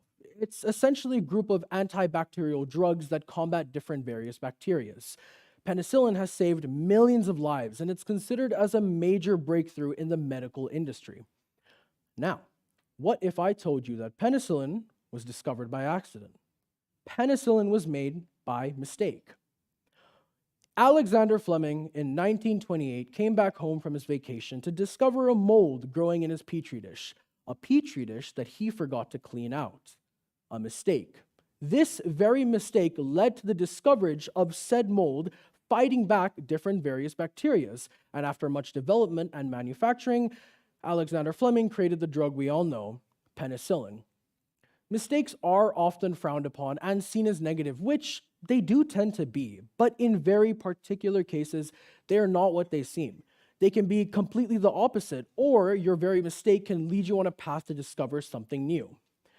Mistakes are things that happen to us and things that we do on a daily basis, and you would be lying to yourself if you said that you didn't make at least one mistake every single day, whether that be remembering to feed the cat or remembering to turn off the lights after using the bathroom. Change for the better is what's important. Even though people tell you, hey, don't make mistakes, even though your parents say, never ever make mistakes, we should not always adhere to what others say, as mistakes can flourish into something beautiful and something that we can learn from. The chef that cooked the fish dish for Qin Shi Huang, he has learned something. Alexander Fleming, he has learned something. All of you sitting here today, regardless of how big or small of a mistake you have made, you have learned something. And even I have learned something, because I am proud to announce to all of you sitting here today that since that fateful day in Mexico, for the past 12 years, I have not stapled my hands, not even once. Thank you.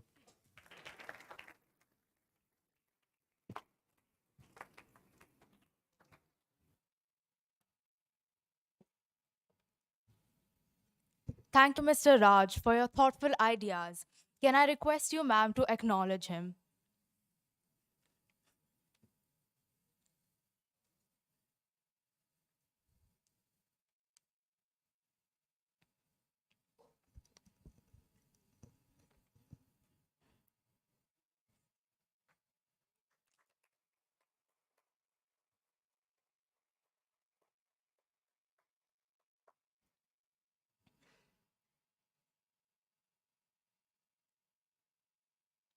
Next up, we have Mr. Vikas Manhas. He was born and brought up in J&K. He has been traveling for 20 plus years, meeting the families of those who have lost someone in defending us. Can we please welcome Mr. Vikas?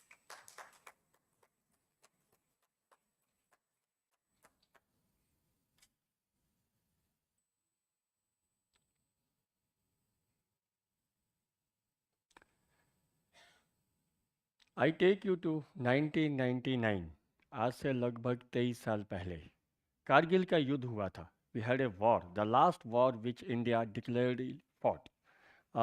लड़ाई की बड़े सारे aspects थे, so many battles were fought, but let me narrate just one battle of the war, that is the battle for the Tiger Hills. You can see here in this photograph Tiger Hills. बड़ी छोटी सी लग रही होगी आपको देखने में इस building के सामने.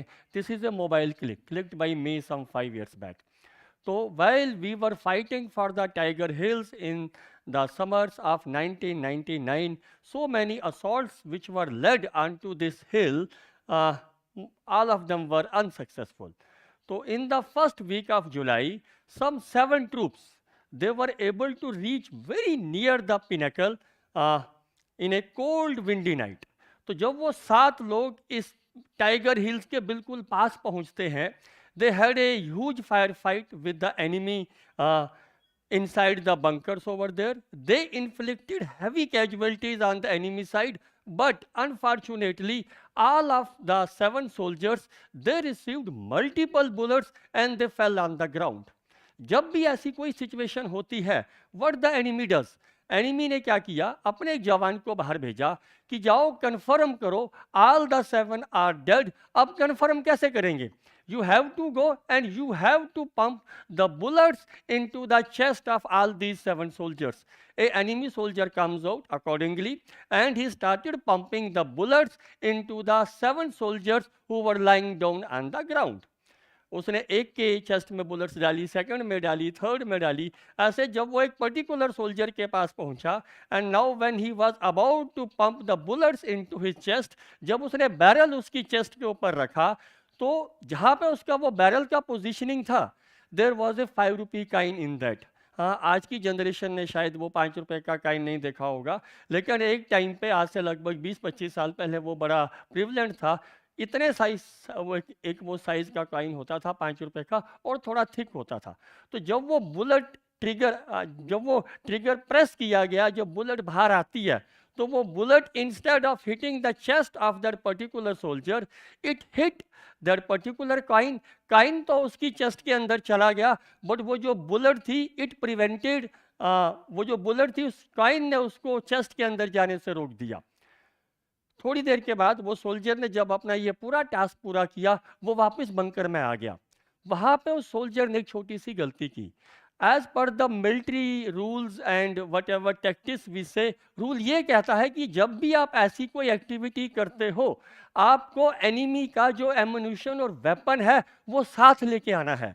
ही टूक इट वेरी कैजुअली और वो वापस अपने बंकर में आ गया। ये जो जवान था जिसके चेस्ट के अंदर कॉइन गया था, आफ्टर ए वाइल जब सुबह होती है, थोड़ी सी गर्मी आती है, वो इतनी एनर्जी और इतनी स्ट्रेंथ दोबारा गैदर कर पाता है कि he can hold his weapon again and fire on the enemy side. उसने जब उस टाइम पे जो एनिमी साइड के ऊपर फायर किया, enemy thought a counter attack has been launched, there was a little chaos in the enemy camp, many got killed by just running and falling, few were shot by this soldier, and eventually we captured the Tiger Hills on the 6th of July 1999। और ये जो एक soldier था जिसकी मैंने आपको बात बताई, he was none other but Grenadier Yogendra Singh Yadav। He sustained 15 bullets plus one kind in that at an age of only 19 and a half year, just 1 year of service, and he could win the Tiger Hills for us. So, this is grenadier Udayman Singh. तो एक lesson है यहाँ पे जो हम सबके लिए है। अगर कोई भी टास्क हम करें, उसके करने के जो भी रूल्स एंड रेगुलेशंस अगर रखे गए हैं, which has been set by someone, we need to follow that. Had the enemy soldier followed that one principle of taking away the weapons from them, possibly ये स्टोरी होती ही नहीं जो मैं आज आपको यहाँ पे नरेट कर पाता। Well, this happened in 1999। अब मैं 5 साल पीछे जाता हूँ। Let me go little back 5 years। 1994। खैर मैंने अपने बारे में बताया नहीं। I am Vikas Manhas, I am from Jammu and Kashmir, और मेरे होम टाउन भदरवा एक बड़ी छोटी खूबसूरत सी जगह है। 1994 में in one counter insurgency operation we lost 7 soldiers. हमने अपने 7 जवानों को एक काउंटर इंसर्जेंसी ऑपरेशन में खोया। ये उन दिनों की बात है जब मॉर्टल रिमेन्स आज की तरह घर नहीं आते थे। जैसे कि अगर आजकल कोई ऐसा अनफॉर्चुनेट इंसिडेंस हो, we see the mortal remains coming home, लेकिन कारगिल से पहले वो नहीं आते थे। सिंस वो घर नहीं जाएंगे, तो 1994 में जब वो 7 soldiers who were killed in action, अब उनका जो क्रीमेशन था वो भदरवा में ही होना था। Apart from the government, army, local administration, among others, I was also one of the villagers who was part of that particular cremation। जब वो क्रीमेशन की सारा प्रोसीजर चल रहा है, थोड़ा उसमें मिलिट्री के अपने रूल्स होते हैं, कुछ हमारे हिंदू रिचुअल्स होते हैं। When everything this was going on, एक आइडिया या एक थॉट मेरे मन में आया कि जब ऐसी कोई सिचुएशन मेरी फैमिली या मेरी कम्युनिटी में आती है, तो many times the cremation is delayed. और डिले होने का कारण क्या है कि समवन फ्रॉम द फैमिली और from the friend circle is out station and we are waiting for that particular person to come. तो मैंने अपना ये कंसर्न वहाँ पे पास में खड़े एक जवान के साथ रखा। जब मैंने ये कंसर्न उसके सामने रखा, he try to pacify me with certain things. Somehow खैर मैं पेसिफाई तो नहीं हो पाया। मीनवाइल जब उस फायर को लिट किया गया, I broke down into tears. तब मैं शायद 16-17 साल का रहा होऊंगा। When I broke down into tears, that जवान, the same jawan, he just grabbed me, he tried to console me। that time he and me had the eye contact। एक बड़े अच्छे से आई कॉन्टैक्ट हुआ। अगर मैं उसकी आंखें एक्सप्लेन कर पाऊं, भरी हुई थी, लाल थी, लेकिन वो आंसू बाहर नहीं बहा पा रही थी। पॉसिबली जो लोग रात को एक दिन पहले वैली में थे, जिनके कारण ये पूरी आतंकवादी घटना हुई थी, दे वर स्टिल देयर, वो दोबारा भी कहीं पे स्ट्राइक कर सकते थे। The jawan was in uniform, he was having the weapon, security का पूरा समझो दारोमदार उन पे ही था। तो that day I learn one lesson of my life, weeping is a luxury denied to many. वो जवान शायद रोना चाहता था, रो भी रहा था, लेकिन वो रो नहीं पा रहा था, बट मैं रो रहा था। तो जब मैं वहाँ से वापस आ रहा था, from the cremation ground to my home, a idea came to my mind, I should go to this 7 homes and tell them कि अंत में क्या हुआ था। मैं वापस आया, मैंने पुराने कुछ अखबार 1-2 दिन के बाद जब सारे ढूंढे, the news was in every newspaper. तो न्यूज़ क्या थी?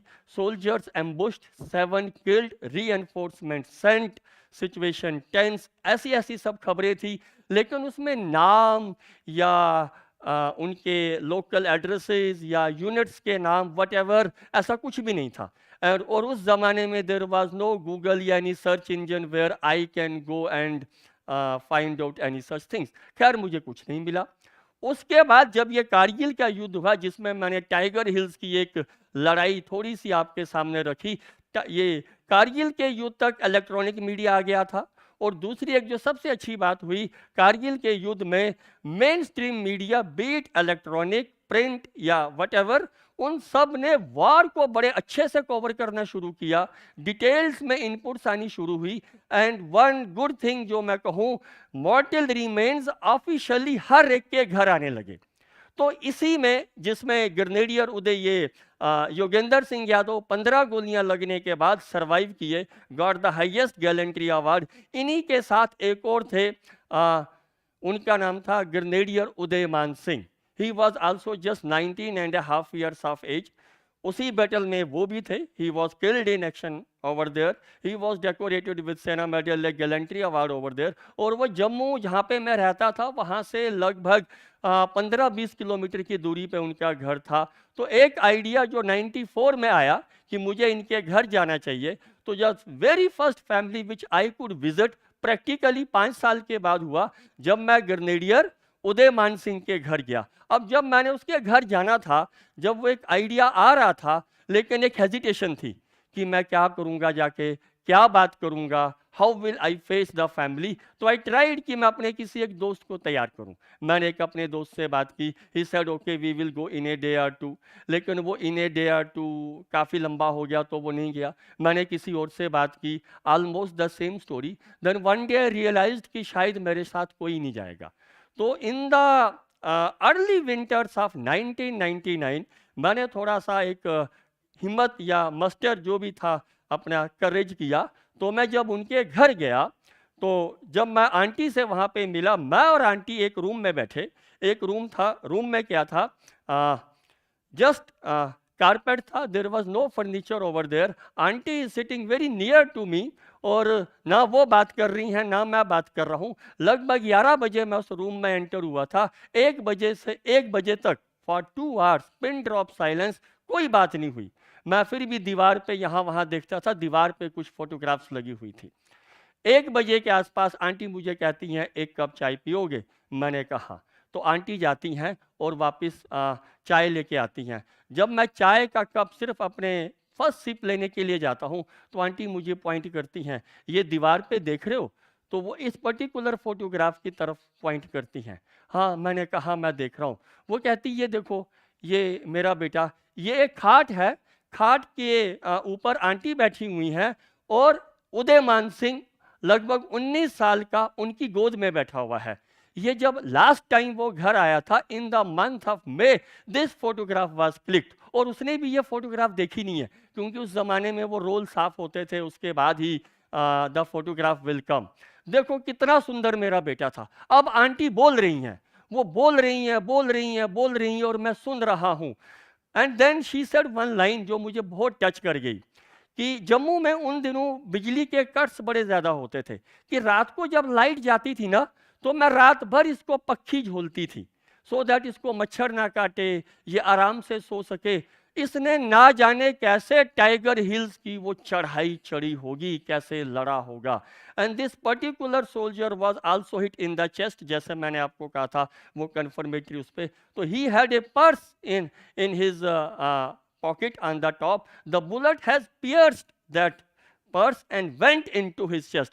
तो उस आंटी ने मुझे वो पर्स भी दिखाया जिसमें वो छेद था। उस पर्स में थोड़े बहुत पैसे थे, उन सब में छेद था, और उस टाइम पे तो उसमें ब्लड स्टेन्स भी थे। थोड़ी देर के बाद शाम हुई, तो मैंने कहा अच्छा आंटी अब मैं घर जाता हूँ। तब आंटी ने मुझे पूछा कितनी छुट्टी आए हो। मैंने कहा छुट्टी, कौन सी छुट्टी, तो तुम क्या फ़ौज से नहीं हो। मैंने कहा नहीं नहीं, मैं फ़ौज से नहीं हूँ, मैं तो यहाँ पास तालाब तिल्लो जो लोकेलिटी है जम्मू की, मैं तो वहाँ से आया हूँ। उस वक्त तक आंटी मेरे से ना हिंदी में बात कर रहे थे। जैसे ही उनको पता चला कि मैं तालाब तिल्लो से हूँ, लोकल जम्मू से हूँ, तो उन्होंने मुझे डोगरी में पूछा फिर कैली आए, कि क्यों आए। तो तब मैं थोड़ा घबरा सा गया। तो मैंने उन्हें जवाब दिया, नहीं नहीं आंटी, कोई काम नहीं था, कोई एजेंडा नहीं था, कुछ भी नहीं था। मैंने ये जुलाई में अखबार में आपके बारे में पढ़ा था और मैं सिर्फ आपसे मिलना चाहता था। शी सेड टू मी फिर आना। That is how the journey began 99 में। और अभी 2023 साल तक मैं लगभग 1000 से ज़्यादा परिवारों से इस तरह मिला। जब भी मैं किसी परिवार के पास जाता हूँ, उनसे मिलता हूँ या मैं उनसे बात करता हूँ, मैं उनसे सवाल नहीं पूछता, क्योंकि मैंने एक चीज़ ऑब्जर्व की है, ये ग्लोबल फिनोमिना है। आज की डेट पे आपको समझाने के लिए बड़े सारे लोग मिलेंगे, आइडियाज़ देने वाले और ज़्यादा लोग मिलेंगे, आपकी गलतियाँ निकालने वाला तो एवरीवन इज़ देयर, लेकिन कोई आपको सुने ये आपको नहीं मिलेगा।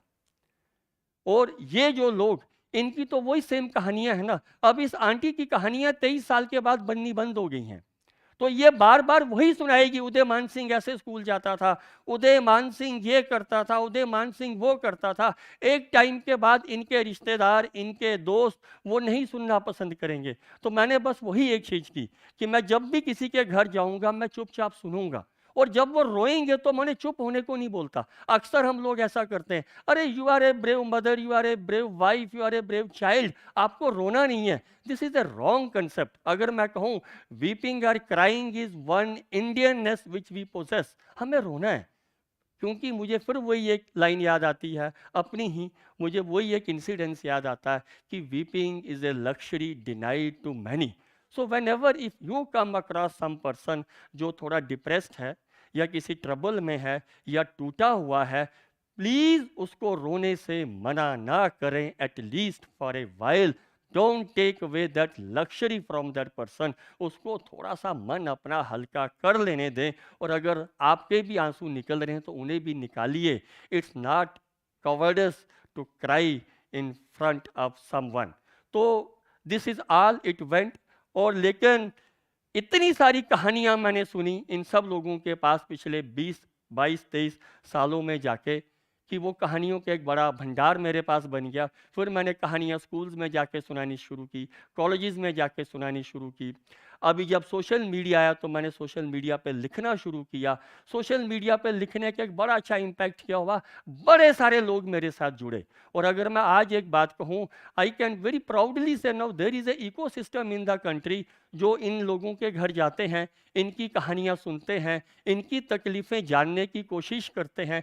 3 साल पहले along with major Akshay Girish memorial trust, along with captain Tushar Mahajan trust and Vasant foundation, हमने इन फैमिलीज़ का एक प्रॉपर साइंटिफिक सर्वे किया जो कभी इंडिया में नहीं हुआ था। द फाइंडिंग्स ऑफ दैट सर्वे, एक आर्मी का ही एक जर्नल है यूएसआई जर्नल, उसमें प्रिंट भी हुआ। हमने इनकी प्रॉब्लम्स को समझने की कोशिश की, जानने की कोशिश की, और अपनी तरफ से उसमें कुछ रिकमेंडेशंस देने की कोशिश की। That report has also been submitted to the Ministry of Defense, and we are very optimistic कि कुछ ना कुछ गवर्नमेंट उसमें से चीज़ें लेगी जो आगे बात करेगी। तो दूसरी एक और चीज़ जो मैं कहूँ, अभी इंडिया का शायद ही कोई ऐसा मेजर पार्ट हो जहाँ पे we don't have any volunteer या एनीवन जो ऐसी किसी सिचुएशन में हमारे लिए काम ना करे। लास्ट में I will like to show you this photograph. Kargil की ही एक और वन इम्पॉर्टेंट बैटल थी, बैटल ऑफ टोलोलिंग। उसमें major Padmapani Acharya was killed in action, his wife was pregnant that time. उन्होंने अपने फादर को एक लेटर में लिखा था, मैं सिर्फ लास्ट लाइन ही कहूँगा, टेल द स्टोरी ऑफ माँ Bharata every day to Charu so that your grandchild will imbibe all those good qualities. उनके जाने के 3 महीने के बाद अपराजिता पैदा हुई थी। This is the photograph of 2001 when I visited Hyderabad only to see her. तब मोबाइल्स नहीं होते थे, कैमराज नहीं होते थे, ये स्टूडियो में फोटोग्राफ ली गई है। इन 2017 व्हेन वी अगेन मेट, अब वो मेरे से भी लंबी हो गई है, this photograph was killed. This is the latest, अभी हम थोड़े दिन पहले दिल्ली में मिले। तो मैं लास्ट में एक लाइन कहूँगा, हम सब के लिए कारगिल वॉर आई और गई, पॉसिबली इन फ्यूचर शायद कोई और वॉर भी हो, but for Aparajita the war began before she was born. It will remain throughout her life, and the war will end with her only. Jai Hind, thank you.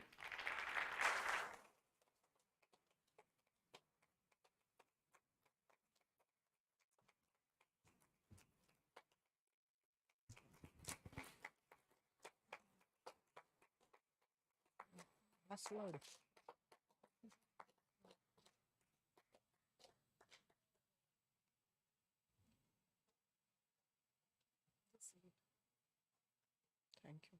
Say it. Your part. It's your support. No, thank you. You have to say it. Okay. We are sorry for the disturbance. Yeah.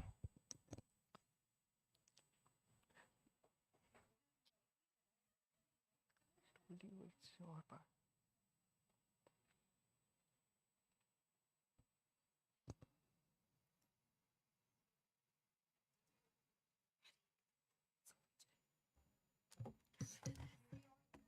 Can we please put our hands together for Mr. Vikas?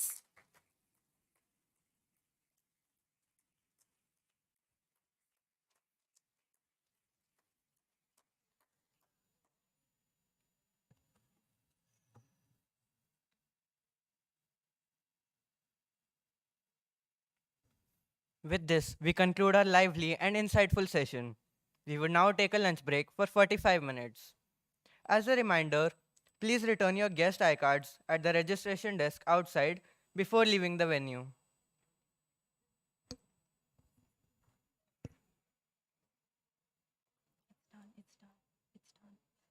To the audience members attending the next session, please ensure you return to your seats at 1:30 as we will start the next session promptly.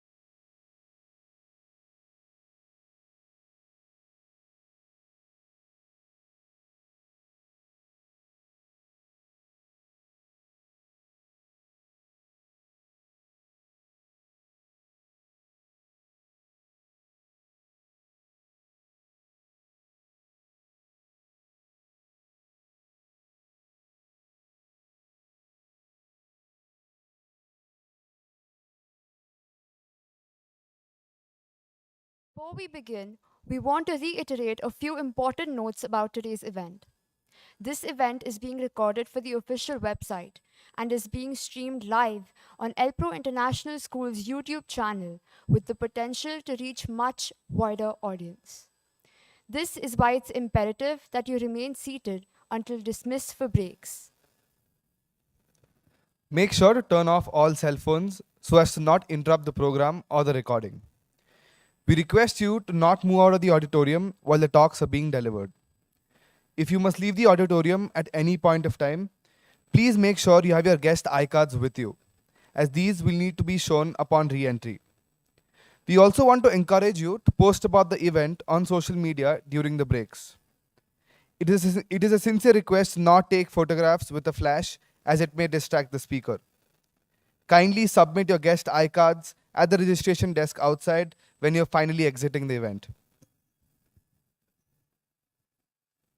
Our first speaker of this session is Ms. Pallavi Kumar. With a master's degree in communications and work experience in the advertising world, Ms. Kumar believes in being a forever creative soul. As an amateur photographer and an avid reader, she is always looking at life from a fresh perspective. A mother of two, she is on a mission to raise kind and compassionate world citizens of tomorrow. So please join me in welcoming Ms. Kumar.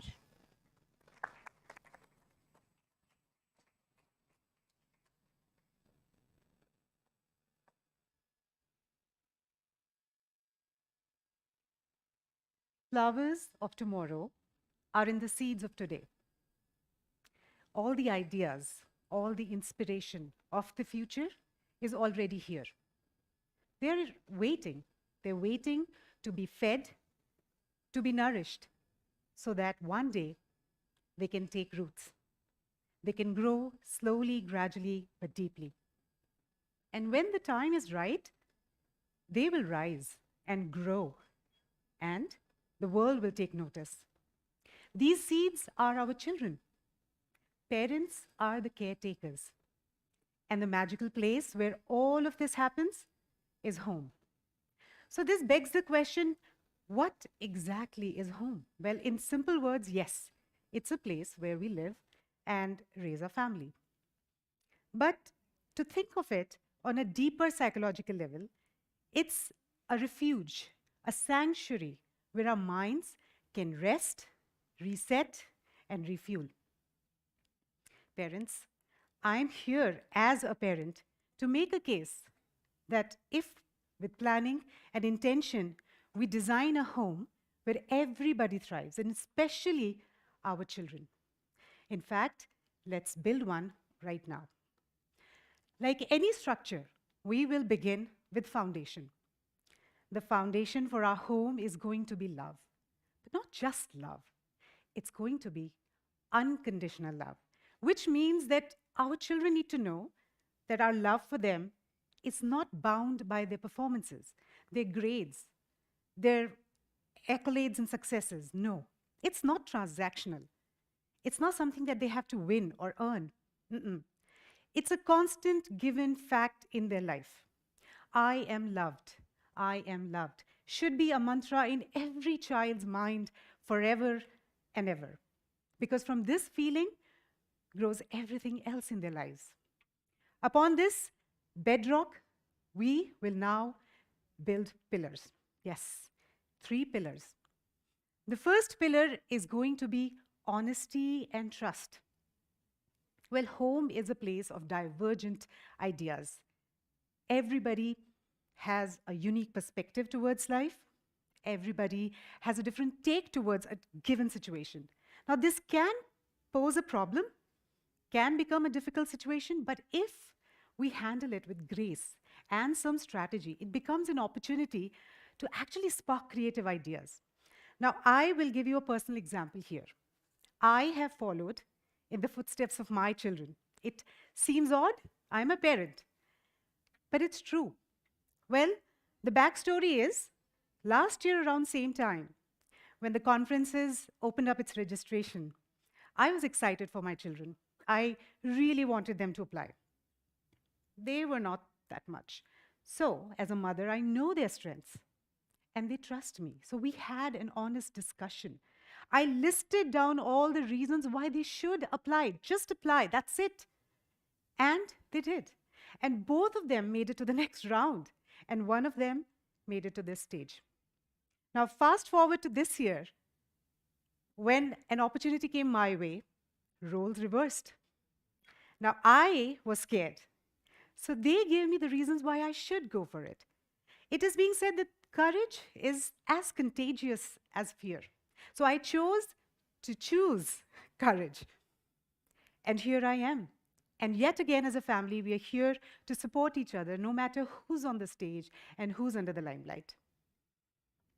Now, this is just one example why honesty and trust goes hand in hand and can actually show us the path forward as a family. When honest discussions happen around the table, it also teaches our children few things. First of all, how to evolve in their thinking, right? How not to be rigid, how to hold a space for somebody who has a different perspective than you. And it's a great ability for them to grow in life later. Now, home is actually a comfort zone, we all know. But as a parent, I have to ensure that they also stretch it. They have the ability to test out their strength, right? So, why? Because we know that if they falter and fall, I'm there to catch them. And that's the second pillar that we are building today, forgiveness. This pillar is only as strong as our foundation because it's deeply rooted in love. Well, it comes with an assumption that failure is actually a gift, an opportunity in disguise. So let's not be afraid of failure. Let's not deny them the opportunity to test their strength, to experiment, to tinker around. Because while they're living under our roof, the stakes are still low and they learn. Now, here I want to take a minute and address the parents of teenagers. Now, teen years are one of the most fun, but vulnerable and most misunderstood age category. The most common mistake parents usually make is they expect them to behave like an adult. But at the same time, don't trust them enough, saying that you're too little, too young. Well, this is confusing. Teens already have an inner critic, in overdrive. They are second-guessing themselves. They are doubting their strengths and abilities. They don't really trust themselves. So with our criticism, we do not want to add to that internal noise. In fact, I say that this gives them the opportunity to take small, calculated risks. The entrepreneurial skills, the disruptors of future, that's how you make them. And, well, they will falter. They are teens. The neuroscience, in fact, tells us that their brains are still developing.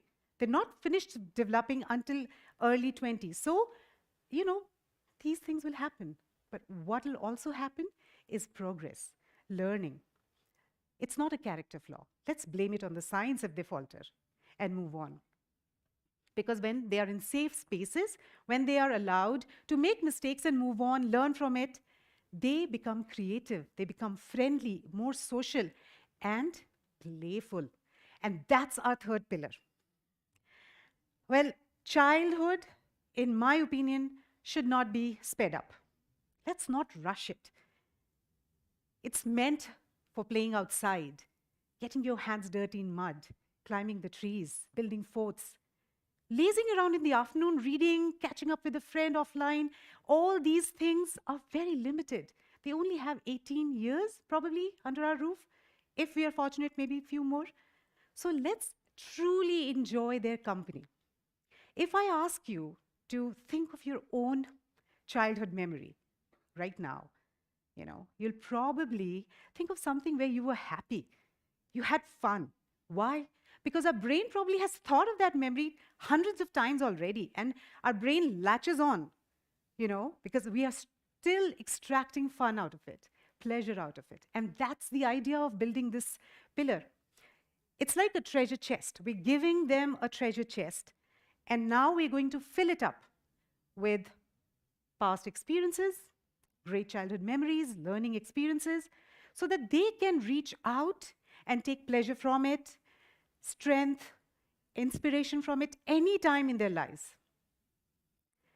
Well, scientifically also, having fun is our basic psychological need.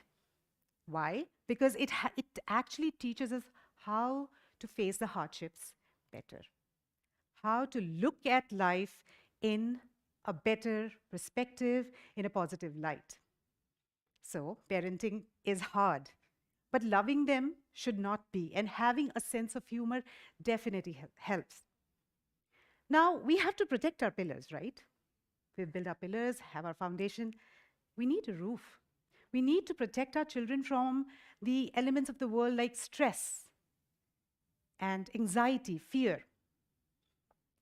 So we put a roof of good health. Look, I am not a medical expert, so I'm not going to give you an advice. But there's one aspect of mental health which needs more airtime, that is rest and sleep. With pandemic and social media and changes in lifestyle, they're already sleep deprived. They do not know when to take a pause. So I say, as a parent, I want to build a roof where they should know when the world is expecting them to hustle, when to take a pause, a strategic break. When the life gets complicated and ask them to multitask, I need to teach my children how to simplify, simplify, simplify their lives. And when their wings get tired, our home should be their soft landing place. And these are the elements of our home. Now, the beautiful part of this home is we can build it anywhere, anytime.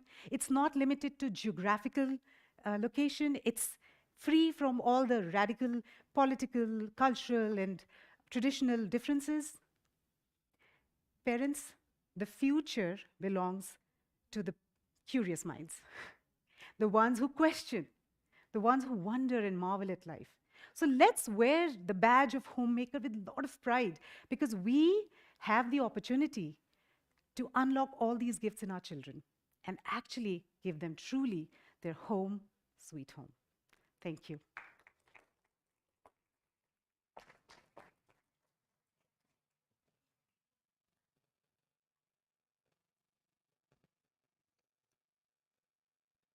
Thank you so much, ma'am. Your talk was truly alluring. I request Dr. Amrita Vora to felicitate Ms. Pallavi Kumar.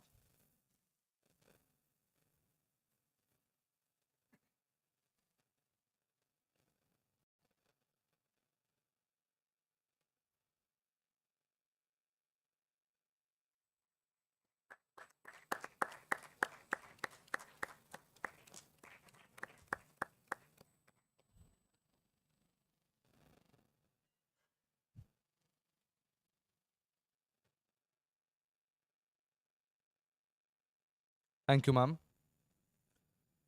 Next up, we have Ms. Akshita Mitra. Akshita loves exploring and learning new things. Her hobbies are painting and dancing. Her passion is to travel, and this is portrayed on her YouTube channel, on which she makes travel vlogs. She's also a great badminton player.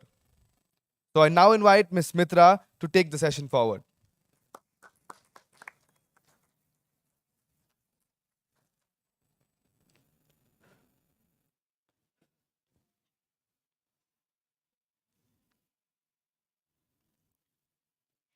Hello, everyone, and a good afternoon to you all.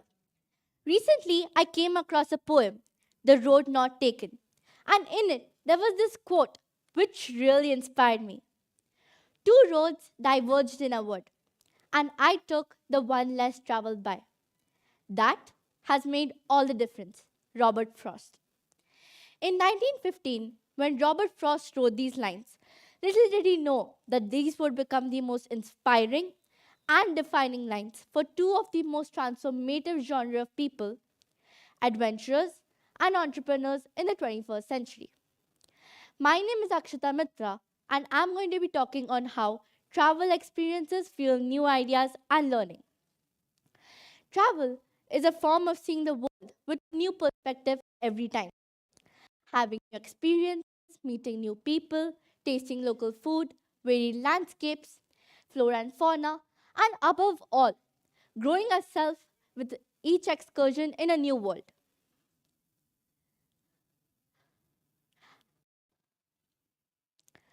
Now, let me ask you a question. How many of you like traveling to far off places? Raise your hands.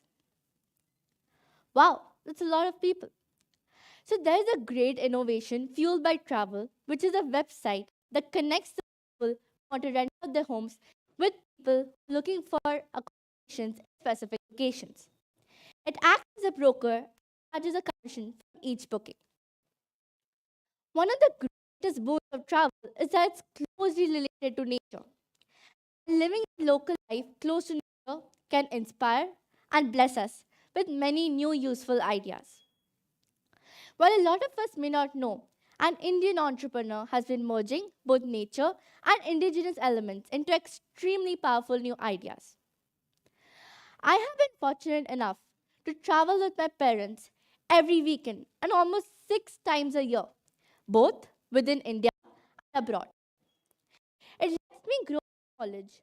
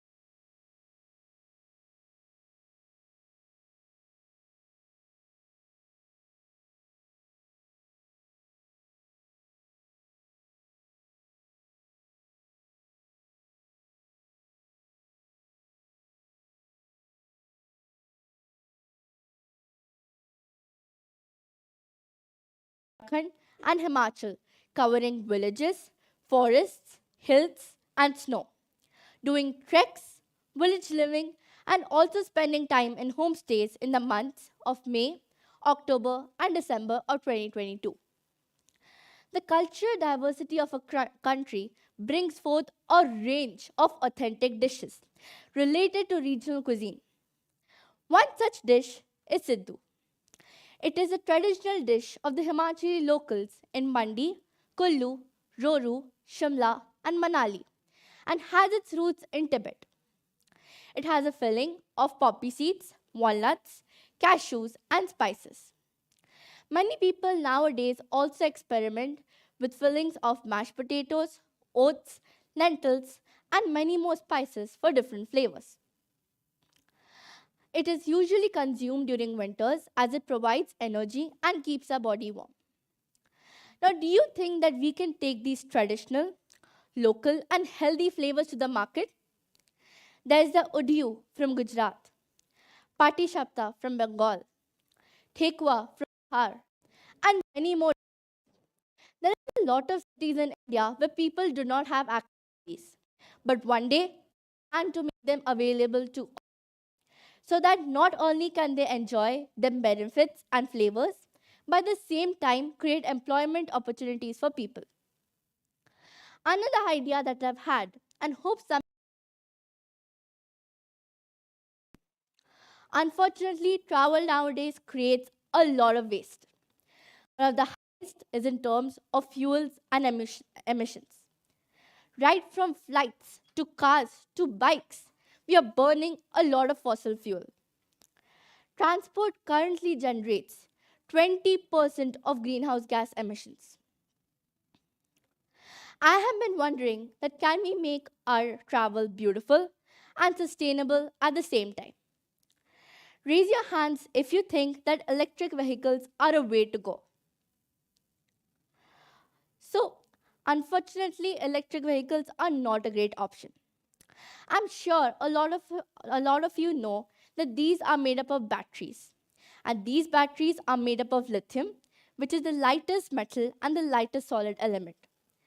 Other metals used are cobalt, copper, nickel, etc. There are a lot of countries which have rich cobalt deposits, and these are picked up by minors who include women and children. Cobalt is toxic to humans, and these miners are provided with little or no protective equipment. It is assumed that we will struggle to make a large number of electric vehicles in the future. But who knows, maybe while visiting a deep forest or a remote mountain, I come across an Indian tribe that uses traditional but safe means of energy. And that, with my learning and education, helps me spawn new sustainable travel modes for all. Here's wishing you all many new ideas and travel experiences. Thank you.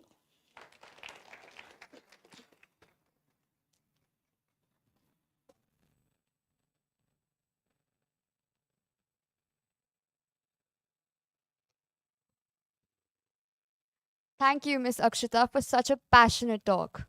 I would like to request Dr. Amrita Vora to felicitate Ms. Mitra.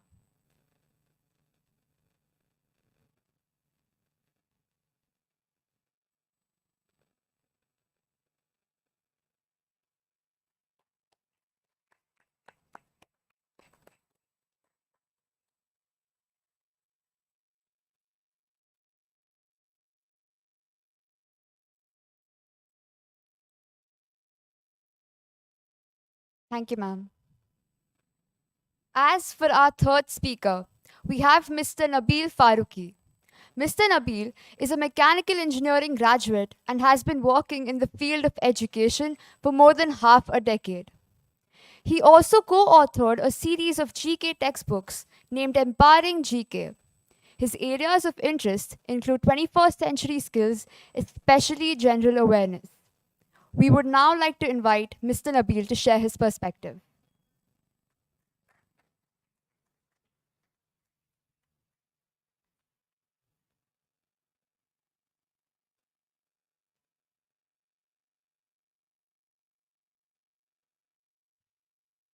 All right. Good afternoon, ladies and gentlemen. I am Nabil Faruqi, as has already been introduced. I'm here to talk about uh, ideas that change, but I have a slightly different outlook towards this topic. Now, obviously, TED celebrates ideas that bring change in the world, but also it appreciates people, it celebrates people who bring these changes. My thoughts about this topic will revolve around the people that bring changes in someone else's lives. And these might not be really big changes that you can monetize, that you can scale, that you can see in real life, but these changes that make someone a much better version of themselves. And in general, if you ask people who know me, they'll tell you that I'm a funny guy, I'm generally the clown in the room. But today that's not the case, because that's what happens. You give a man a stage, and he shall become a preacher. So I'm sorry that you will have to go through this, but the topic will focus on drops of hope that bring seas of change in us, drops of hope, drops of borrowings of different beliefs that we take from different people that make us better versions of ourselves. Now, for a lack of better ideas, unlike all the other speakers, and for a lack of extraordinary achievements, what I'll do is I'll take the help of a story of a young boy that you can see in this image. The boy, small boy with a tiger painted on his face, and for convenience, we'll call him Atom. Now, Atom, I'll give you some basic characteristics about Atom, and post that, we will get into a compilation of 4 short stories about Atom's life, which should be relatable to all of us, because Atom is not this boy alone. Atom is me, Atom is you, Atom is most people across the world. So, moving on, characteristics of Atom. Boy born in a prestigious, reputed academic family related to a lot of academics, filled with academicians, professors, doctors, all of that. But this boy suddenly comes into the picture. He's not good at academics, not good at anything else as such, does not have any special talent, but yet has hope that he wants to do something better. Life, social changes, things, solutions to social problems, these were the only areas of interest for him. Now, having given that background, let us move to these 4 short stories that we have related to Atom. तुमने साया किया तो जिंदगी हुई खुशनसीब. तुमने साया किया तो जिंदगी हुई खुशनसीब. Because of your shade, comfort and security, my life became worth living, my life became worthwhile. वरना हम में तो जिंदगी का कोई हौसला ही ना था. Otherwise, I wouldn't have had the courage to pull through this life without your safety and security. Now, I am a person who thinks in poetry. Doesn't mean I'm a poet, but when I have to describe a situation, first thing I would look for is an Urdu couplet or an Urdu sher, which exactly this is. Now, the role, this particular role, has been played by people who have acted as anchors in Atom's life. Now, these anchors are his family, his parents, his grandparents, all of whom belong to extremely versatile professions, doctors, professors, all of them. And knowing that this boy was not doing well in life, they never pressured him with his expectations of getting into IIT, getting into an IIM, becoming a doctor, all of that. All they did was they gave him the freedom of opportunity. They gave him the freedom to try whatever he wanted, knowing that if he fails, he had to fall back on these people, knowing that if he fails, he still has that one comfort zone where he can come back and start afresh. In fact, what I would like to do is that I want all of you to close your eyes for 5 seconds and think of the person who played this role in your life. It might not necessarily be your parents, it could be your teachers, your friends, someone else. But close your eyes for 5 seconds. Think of this one person.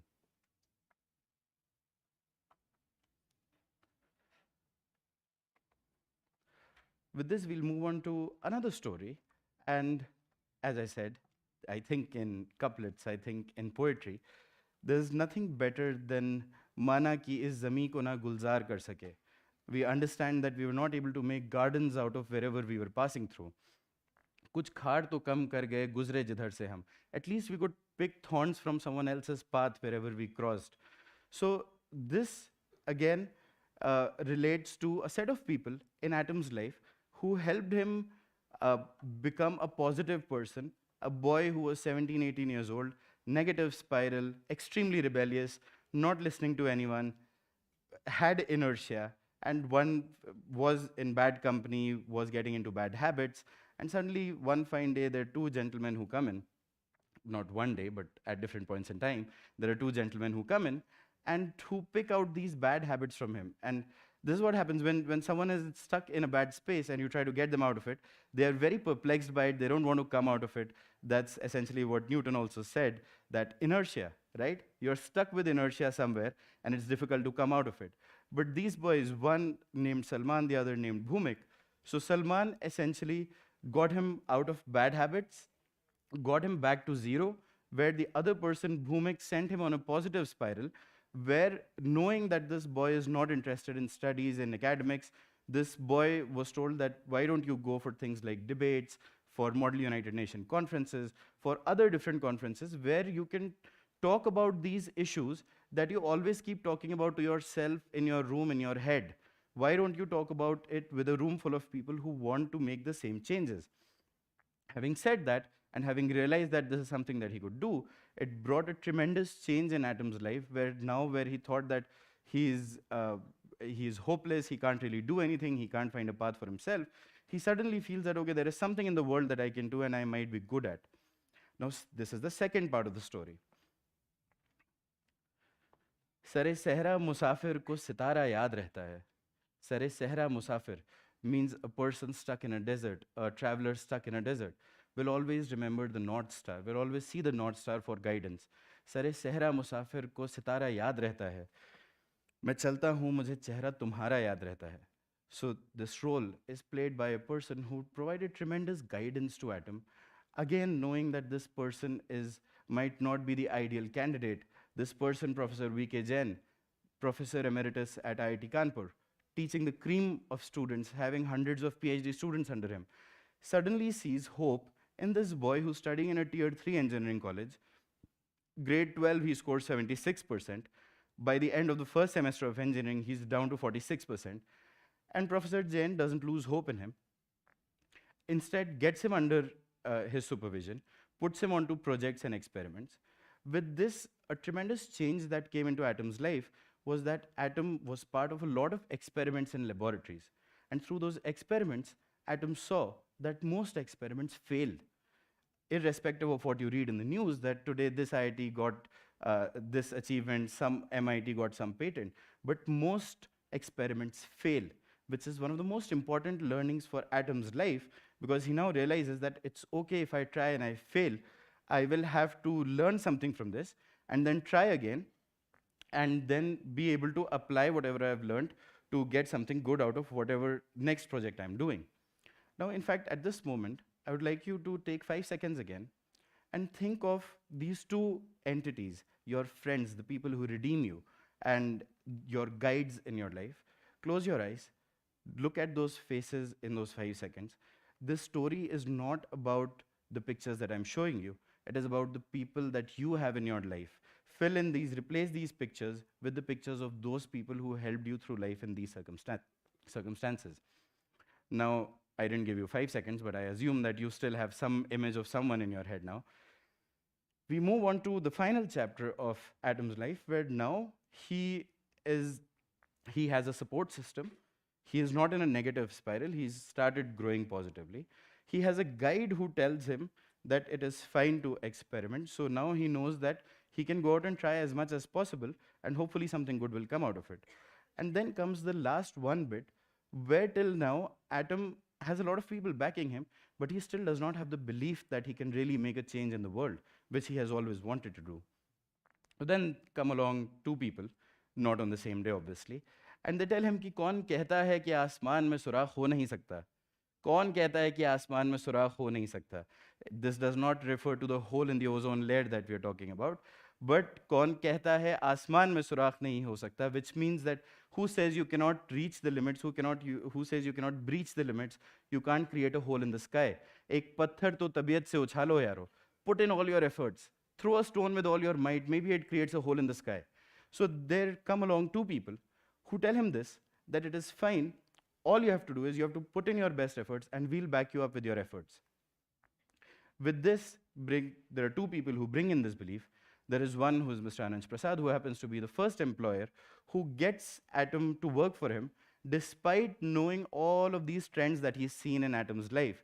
He knows that this boy is worthless, not doing anything, but still let me give him a chance. Let me back him up with everything that I have.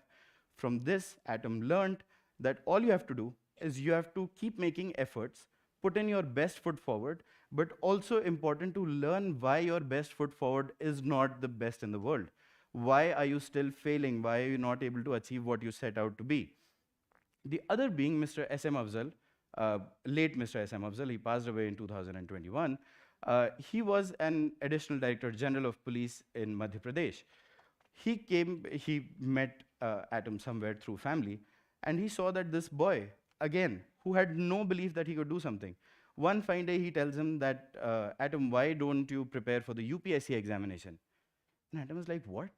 UPSC? The toughest exam in the world. I couldn't clear my first semester engineering exams.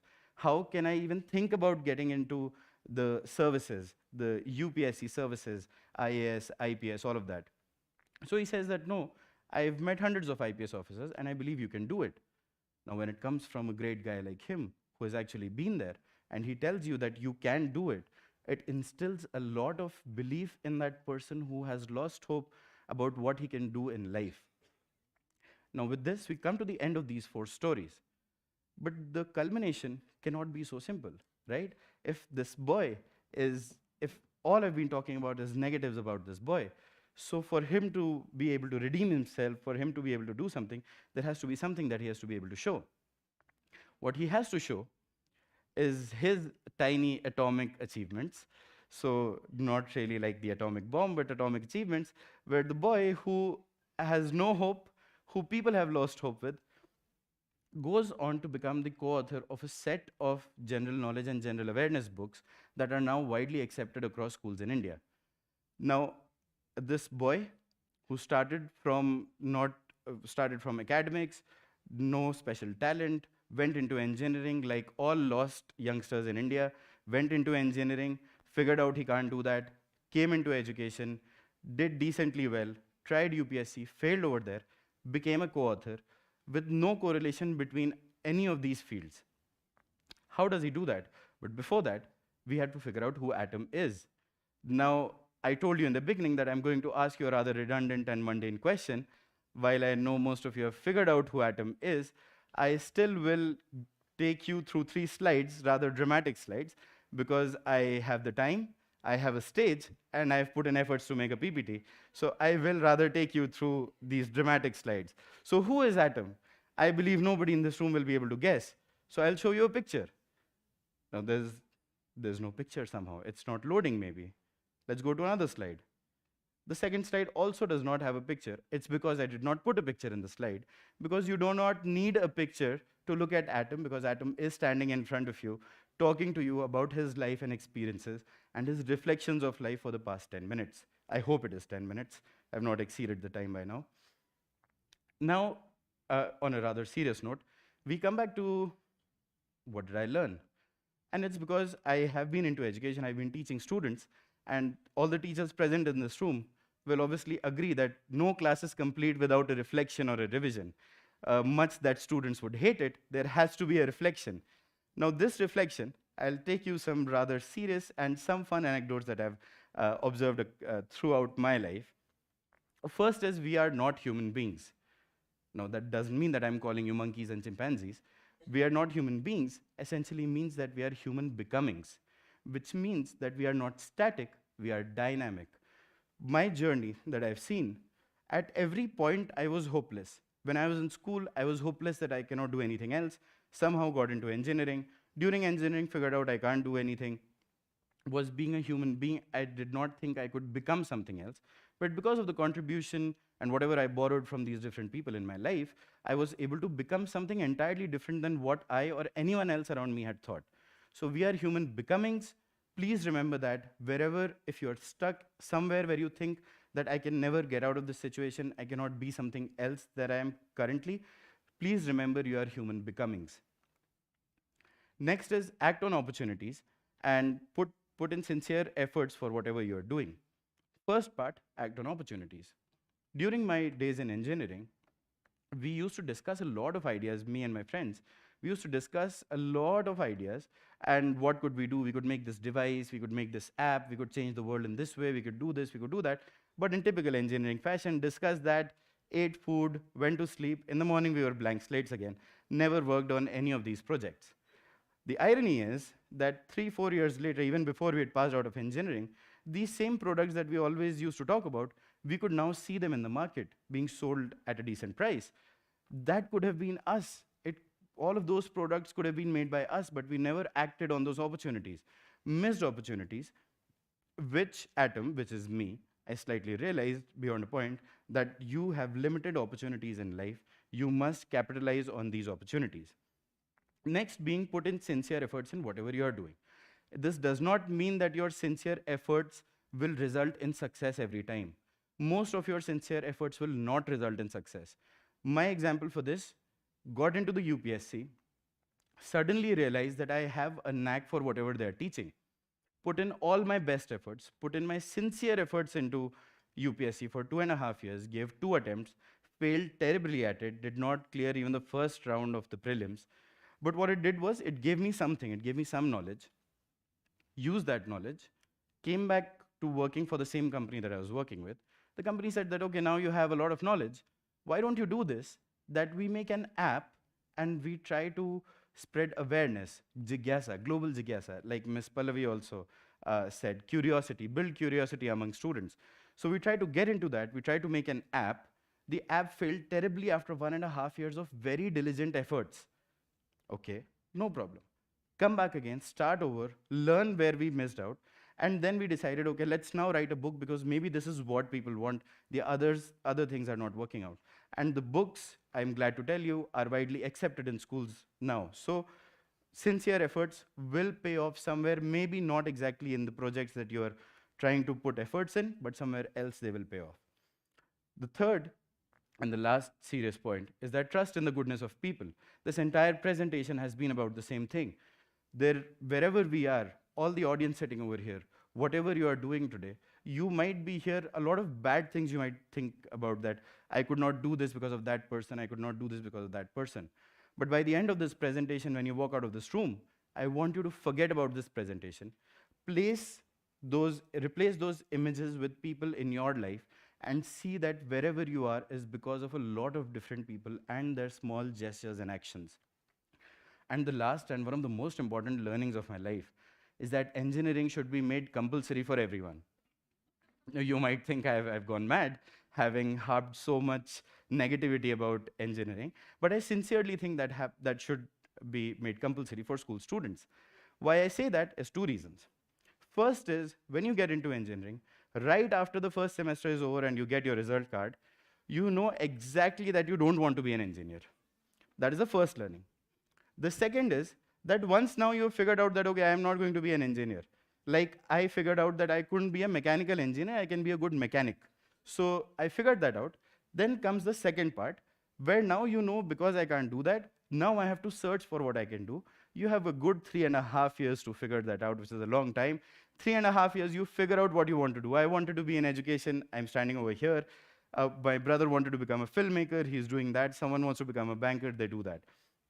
That is essentially what engineering does to you. Please, anyone who's listening to it, please make it compulsory for all school students. The thought that I would want to leave you with is that my life amounts to no more than one drop in a limitless ocean. My life is irrelevant to you. The stories that I've told you are your stories, they're not my stories. My life is a drop in a limitless ocean. It is irrelevant, it does not matter. Yet if I think of myself as an ocean, what is any ocean but a multitude of drops? I am the drops that I have borrowed, I am the beliefs that I have been put into, and I am all the people backing me over here. So if at any point I feel very proud of what I've done, I also have to be thankful for all the people who have put that belief in me. While leaving the room, please replace everything. Think of those people in your life who've brought you where you are. On that note, thank you so much. The end of the torture is here. Thank you so much and hope to see you soon.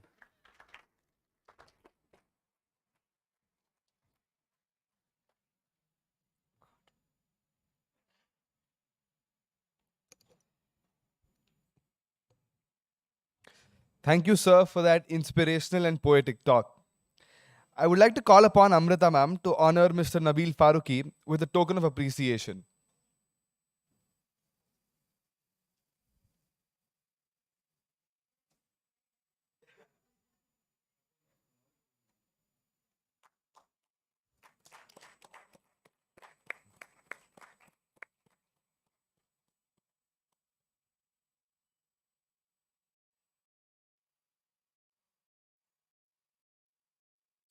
Thank you, ma'am.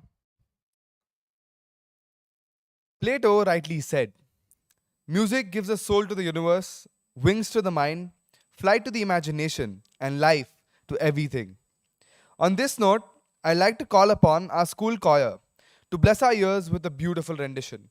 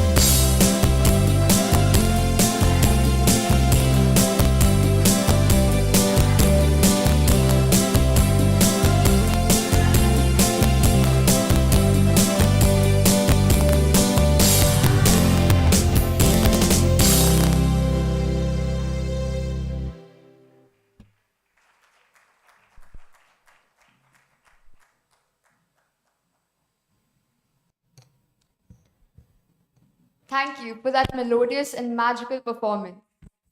Let us now continue with the sharing of ideas and welcome our next speaker, Miss Kanishka Chandwani, a student in grade 9 from EIS Cambridge who has an avid interest in writing, learning languages, and psychology. She thoroughly enjoys socializing and debating.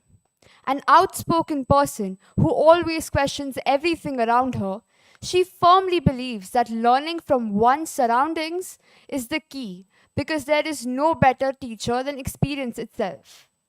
I would now like to request Ms. Kanishka to share her thoughts.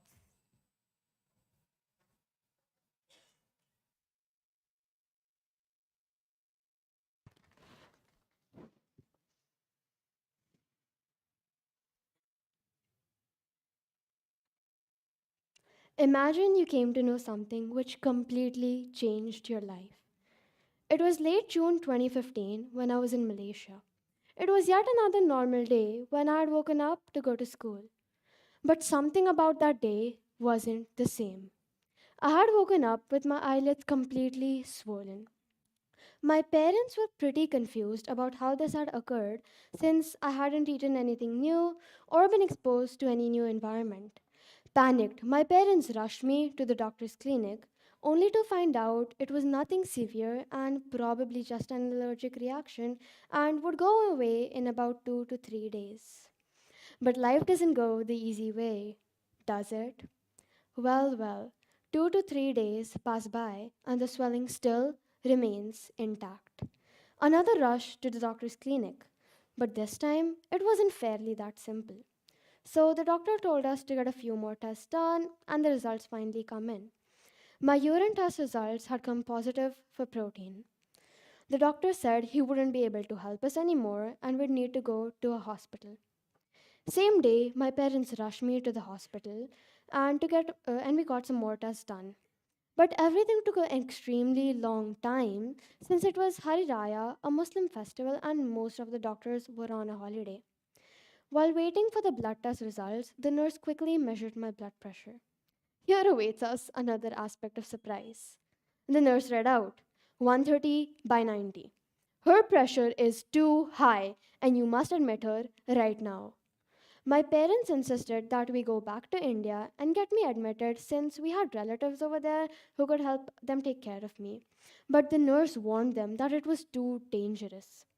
Either way, we took the flight and we reached Pune at about 11 p.m. the same day. My parents rushed me to the hospital as I was a crying mess, not understanding what was going on. As soon as I reached the hospital, the doctor said it straight to my face.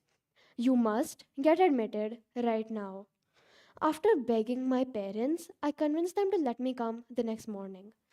The next 3 days were sheer confusion for me as I lay in bed with all kinds of tests being done. When I got released from the hospital, I came to know that now I have a kidney disorder, childhood nephrotic syndrome. This had turned my brains upside down. I now knew that I couldn't do everything all other children could. I knew that I wasn't normal. I was different, but not in a good way. Either way, I still tried to carry on with my life normally. Now, it was 2018 and I was back in India. I did the stuff all children would typically do: wake up, go to school, get my homework done. Pretty normal, right? Now, I would like to ask you to raise your hands if you think I lived a normal life after that. Well, the answer is a clear no. Grade 5 went by smooth, but by 6th grade, I had realized what was really going on around me. Due to the medications I consumed, I had significantly gained some weight. But I was never really insecure about this until one day in grade 6. At the end of each day, we had to collect the remaining water from our bottles into a bucket. And as I was pouring the remaining few drops from my bottle, a 7th grader comes up to me and asks, "Did you really come here all the way for this?" Then I say, "Boond boond se nadi banti hai," which means a river is formed drop by drop. Then he says, "हाँ, मेरे सामने तो ये बहुत अच्छे से दिख रहा है," which means I can see that evidently in front of me. That was the moment I was shattered from the inside. I felt my heart drop, but I just laughed it off. That was the time when my insecurity began. Now, it was the COVID pandemic, and I had ample of free time, and I knew I had to do something about this. That is when I got into the heavy exercise and fat diet culture. Not the best time of my life, I would say. So, it all started off with eating clean and exercising moderately. But as soon as I saw how I started dropping weight, I became obsessive. The clean eating soon turned into not eating at all, and moderate exercise turned into exercising at every moment possible. Soon enough, my weight dropped from 52 kg to 42 kg. I started receiving compliments, and I felt like I was on the top of the world. But it came with the pressure to stay the same. Now, it wasn't fairly that simple since I had quickly lost a lot of weight, so as soon as I started eating normally, I had gained about 4 kgs. At a point, I reached 49 kgs and the toxic cycle repeated again. This went on for 2 whole years. But slowly and steadily over time, I have realized that weight is not as an important of a factor I thought it was. No one could really make out if I even gained 2 to 3 kgs. Anyway, even though I'm not the most optimistic person ever, let's look on the bright side of all of this.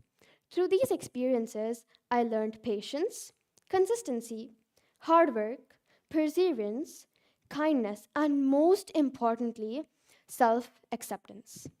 Now, I would like to ask you to raise your hands if you completely accept yourself for who you are without the validation of any other being. For me, the biggest challenge which I have faced throughout my life was accepting myself for who I am. I always thought that I'm too different, not good enough, and just don't fit in with the people around me. I constantly found myself comparing me with the people who I was surrounded with. I strived my best to be like the so called normal people so I wouldn't stand out amongst the crowd. I found it difficult to explain to people why I was different from them. It felt like a necessity to explain myself each and every time. Over time, it became a habit, an involuntary action, and then a lifestyle. Humans are social creatures and we like to be accepted by others as it gives us a sense of validation and safety that people do agree with what we are doing. But honestly, other people's opinions are temporary. It is you who are the only constants in your lives. If you don't accept yourself for who you are, life will be extremely challenging as you would rely on others for validation. But when you do accept yourself for who you are, you become more positive, learn more about yourself, and don't seek external validation. All of this is because you are confident with who you are as an individual. You are satisfied with who you are and don't want to be like anyone else. This creates confidence and helps you live the life you want. Now, I would like to ask you to raise your hands if you think you can be more you can completely accept yourself for who you are by reading a blog, hearing a podcast, or perhaps watching a video. Okay, I see a few hands there. Well, it isn't that simple. You might have seen this meme before. Me needing to fix my life. Random motivation at 3 a.m. Nothing ever changing. This is what most of us face. In order to actually learn something, we need to go through something. We need to experience it. Because after all, humans are experiential learners. We learn things by doing. Everything we are today is the result of all of the experiences we have gone through in the past. We, as individuals, reflect our entire life journey, which is filled with numerous experiences. The challenge which I faced throughout my life had its solution in itself. I just had to open my eyes and look around. And, ladies and gentlemen, that is how you learn the unteachable. Thank you.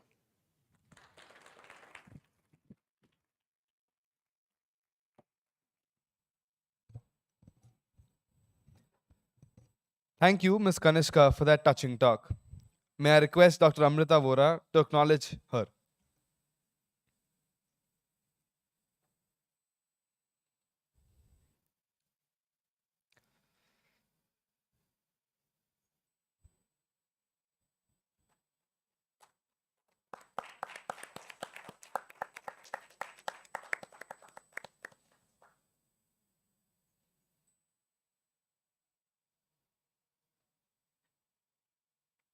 Thank you, ma'am.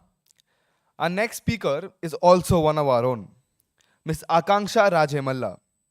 She's an alumnus from the batch of 2021. She was the first convener of the student council body and organized and hosted the school's first edition of TEDx. She is currently a second year at Christ University, Bangalore, where she is pursuing a triple major degree in communication and media, English, and psychology.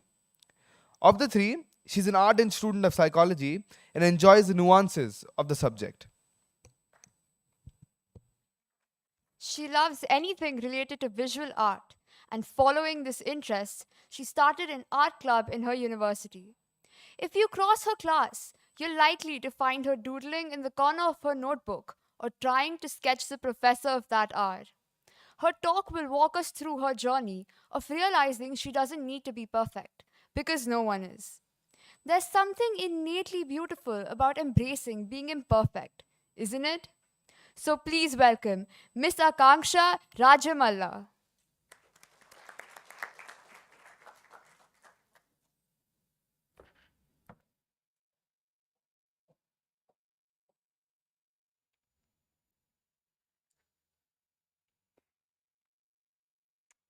Small ideas can be big.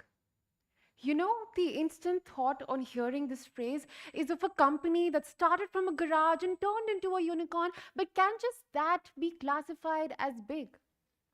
What is the benchmark for big? When is an idea big enough to be called so? Safe to say, the idea of big is subjective and contextual. Let me present a case study. I introduce to you Myra. Myra is a shy, reserved kid, an ambivert, if you will, who likes the limelight while simultaneously hating and fearing it and goes red when she has to raise a point in class. Because of her disposition, she's rendered somewhat armorless in a notion of sharks who are bold enough to take risks and put themselves out there. Myra fears being wrong. She has a self imposed compulsion to do something right 100%, and if she doesn't see that happening, she'll drop it if she can. Myra moved 8 schools throughout her school life, so she was always the new girl who was subject to judgment from the groups in class. One wrong step, and she was afraid the entire class would erupt into laughter. She had to be perfect. Never give anyone a reason to mock her. She grew up and started college. College, as everyone said, was the time to make mistakes and blunders and, most importantly, learn from them, accumulate experiences. Mistakes? Blunders? You see how this was an instant no-go for her. But Myra was determined to put herself out there because, unlike school, everyone would be new. She was also looking forward to finding a community for her artistic side. She discovered there were spaces for singers, actors, writers, photographers, but none for visual artists. They only seemed to pop up when some props needed to be designed. So Myra, aka I, decided to change that. So here's a confession. The only motivation I had to do this was to prove to myself that I could do something, so I collaborated with a batchmate and started Cathartic, the Arts and Expressions Club in my university, a space for visual artists driven by 3 objectives: to express, de-stress, and learn. Before getting into this, let me give you a little more background. Art has been a part of my life since I was a little kid. Drawing, coloring, painting, you name it, and I did it. In 2018, I started making mandalas. I enjoyed the process. Perfectionism creeped in there as well. But anyway, from that point onwards, I think I took art a lot more seriously. I started exploring with acrylics, gouache, and oils and attended workshops, and painting just became my thing. It was how I introduced myself. Hi, I'm Akanksha, and I paint. Heading Cathartic has been quite an interesting journey. We host art sessions where artists can come and unwind as they let their thoughts flow in color. We organize open mics and workshops for different forms of art. Every participant that has come in has left a little less stressed, fulfilling one of our prime objectives. I've held a few responsibilities in school before, but this is my first long term experience in leadership, managing a team, delegating work, and planning events. I've made mistakes, both major and minor, and whenever they happened, I felt my negative self talk gushing in like a flood because I couldn't carry things out perfectly. And I've thought about this word, perfect. What does it mean to be perfect? The definition of this word has been subject to change over the years. It meant having the perfect grade. It meant being the perfect friend. It meant being perfect at art, the perfect stroke. And I kept beating myself up when I couldn't excel in these roles. But here's the thing, and you know this, nobody is perfect. Not our friends, not our parents, certainly not us, maybe dogs, but that's about it. Sometime back in November, I had an epiphany. For the first time, I tried something, and it's been working out. So, was there anything to be so terrified of? I realized that I don't have to enter a room knowing everything. I don't have to be a social butterfly, and I don't have to be the perfect artist either. I love art, so I started with something related to that. Co founding a club was well out of my comfort zone, but still in it because of art. I'm not saying I'll settle for that. I mean, I'm standing here on this big stage right now, aren't I? What I'm saying is, it took a small step to even look as far as having a team for the club to work for the goal that we set out with. For me to lead, which always felt so daunting, and for me to be here. I grew. I'm growing. And it's amazing. Now, I want to talk about you. I'm going to display a few questions on the screen here, and I want you to answer them in your head. Rate yourself on a scale of 1 to 7, ranging from disagree to agree. It makes me uneasy to see an error in my work. It is very important that I am perfect in everything I attempt. The people who matter to me should not let me down. When I ask someone to do something, I expect it to be done flawlessly.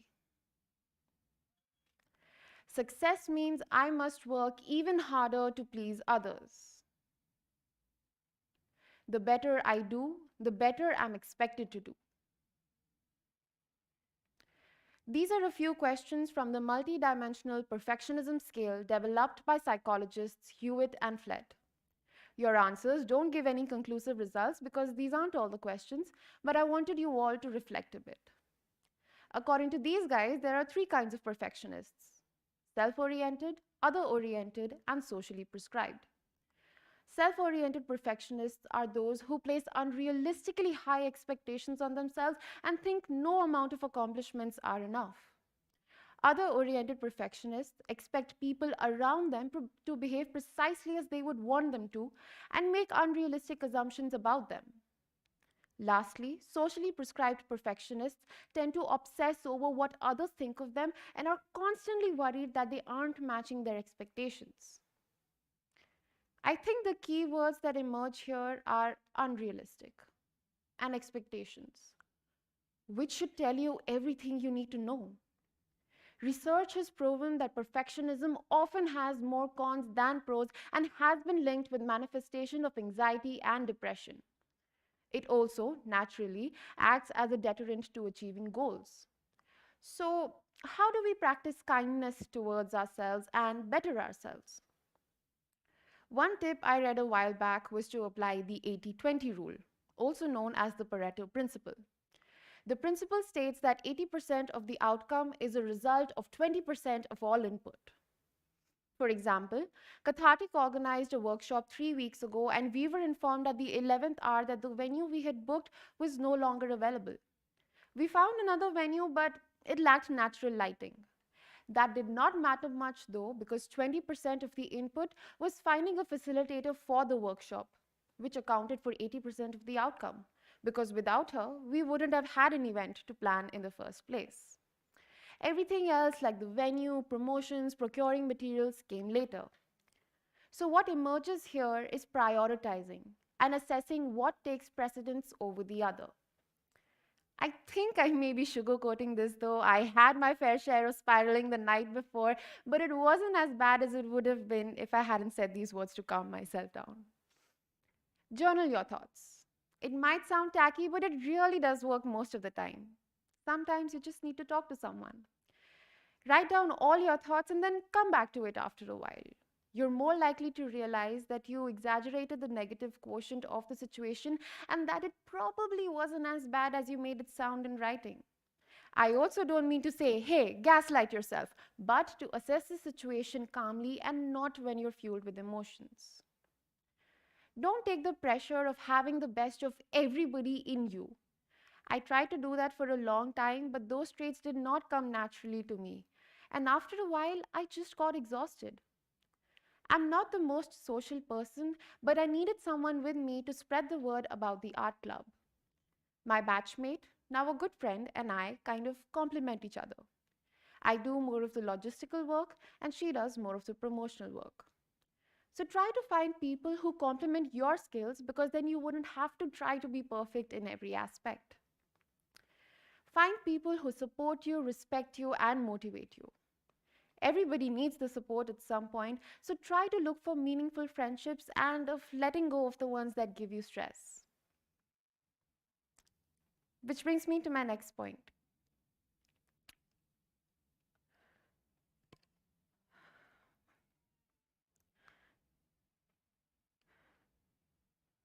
Sorry, one second. This is an example of embracing being imperfect. All right. Yeah, so a school teacher of mine used to write the name of his subject on the board like this. I always found it rather peculiar that he wrote PHY in capitals and the rest in running hand. One day, someone in class asked him about it, and he said something on the lines of, physics as a subject can be hard at first, but as you practice it, you're able to do it with more ease, and then it's not so daunting anymore. Just like when you start writing, the letters are disjointed and it takes time to write them. But as you practice, you're able to write in cursive, and then the whole process just becomes easier. Kind of like life. And that is something that has stuck with me all this while.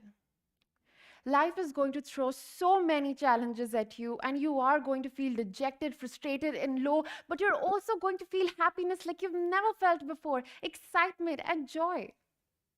Things are hard at first, but you practice and you adapt. It's inherent in all of us to adapt. So let's try to ensure in the midst of all the chaos, we don't maladapt. Don't let the demeaning voice in your head break you down to feeling worthless. Like Boyle said, you're 24-karat gold. By now, I'm pretty sure you're wondering when I tie in the theme with everything I've just said. Well, here it is. I had a small voice in my head to let go of my fear, to try, which grew louder. And that has given me the opportunity to experience so much more than my previously small world had to offer me. And for me, this is big. This is my context. This is my small idea. To grow, albeit with a little fear, but not to let it inhibit me from becoming my self-actualized, authentic self. Only you've got your back. You're on your own, kid. Thank you.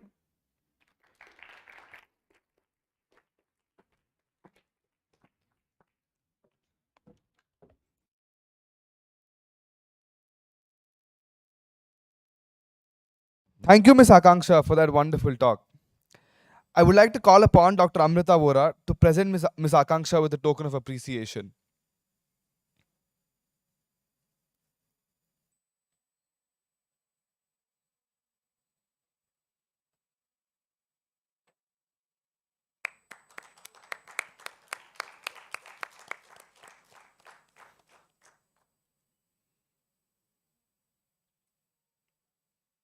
Thank you, ma'am.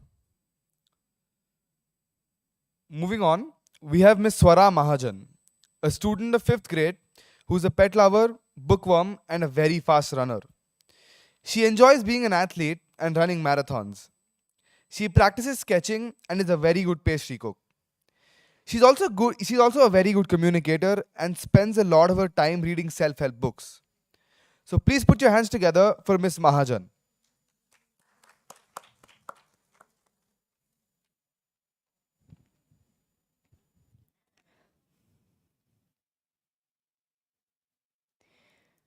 Show of hands. How many of you have never ever been rejected? Now take a moment. Look around. Notice that everybody has been rejected at least once in their lives. Hello, my name is Swara Mahajan. Today I'm going to be talking about acceptance of rejection from a child's perspective. I want you all to imagine a time that you were rejected. Think about how you felt then. For example, if your friends went to see a movie without you, you would feel left out, right? Rejections hurt the most when they come from people that you are close to. It's near to impossible to decide who you are surrounded by, but it is possible to choose who you get attached to. When I was around 5 years old, I moved to America. Now, over there, I had to start my education as well, and the problem was that I couldn't speak English. Every person that I could try to talk to couldn't respond back because they couldn't speak the same language as me. It took me a while to understand that they weren't rejecting me, but my means of communication. For months, I studied hard. I spoke English in the house. I started writing down a page of English every day until finally I could make some new friends. Did you know one of the major rejections in a child's life is family rejection? I have a friend who lives in the opposite society. He loves playing with his younger sibling, but whenever his younger sibling wants a toy, he has to give it to him. Otherwise, he'll go to his parents complaining, and the parents always take the younger sibling's side. This is an example of favoritism or parental rejection. It causes one of the kids to feel neglected and the other one to be spoiled. However, this isn't the only reason why kids can feel neglected. In today's day and age, there are so many distractions like social media and work that we can sometimes forget to spend time with our own families. When I was around 6 years old, I came back to India. At this time, I had started first grade and I had forgotten Hindi this time. I had to join extra courses to help me catch up with my classes in school. And a year into my courses, my teacher gave me a lot of homework, and I had decided to put my full 100% into it. For hours, I sat down finishing my work, but when I gave it to her, her reaction was completely different than what I'd expected. She had said that I hadn't tried hard enough on my project. The reason that this hurt so much was because this rejection came from a person that I held in a very high standard. And because rejections hurt the most when you are under the age of 5. Because you cannot understand the psychology of rejections and therefore cannot figure out how to overcome them. So it's important for parents to be by their kids' side at this time to help them understand how to overcome, how to cope, and how to deal with rejection. Now, we have talked about the kids with an average school, an average life, average families. But what about the kids with not so average lives? An approximate of 5% of kids are ADHD, and these percentages are increasing year by year. ADHD means attention deficit hyperactivity disorder. It makes kids impulsive and hyper. My cousin also suffers from ADHD. After observing him for a while, I started to understand how society treats them. When he was around 10 to 12 years old, we went to a garden together. Now, he absolutely adored playing on the swings, and he had to play there for an hour every day. So, on that particular day, the park was very crowded, and we had to wait in queue for a long time. My cousin had gotten very impatient and pushed her child who was on the swings right off. Now, the mother was very angry and said, "Why do they come outside if they have kids like these?" This might have seemed like a few simple words to the woman, but the impact that it had was tremendous. My aunt was so distraught, she wasn't able to explain to my cousin the situation, and at this point, he knew why people spoke such things, but what he didn't know is that it's very hard to change people's opinions. Normally, we don't invite these kids to social gatherings or parties because they don't behave in a way that we have decided as a standard way of behaving, like eating with a spoon or holding a glass with a firm grip. And when we do invite them, we end up avoiding them, boycotting them, not talking to them, and not sitting with them. Now, their reaction to all of this has so many bottled emotions inside of them, and they don't know how to express themselves properly. So, the way they do is by becoming overly aggressive, angry, or silent. After observing this for a while, the parents stop taking them to parties or functions, and when they realize this, they take it as a rejection from their parents. These kids are so often facing rejection from society that rejections from parents can shatter them. Did you know that rejection is even worse when you have ADHD?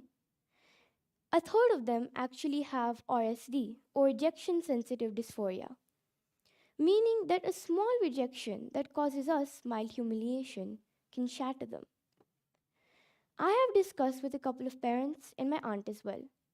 What I realized from talking to them is that we can make really small changes in our mentality and in our behavior to make the child feel accepted.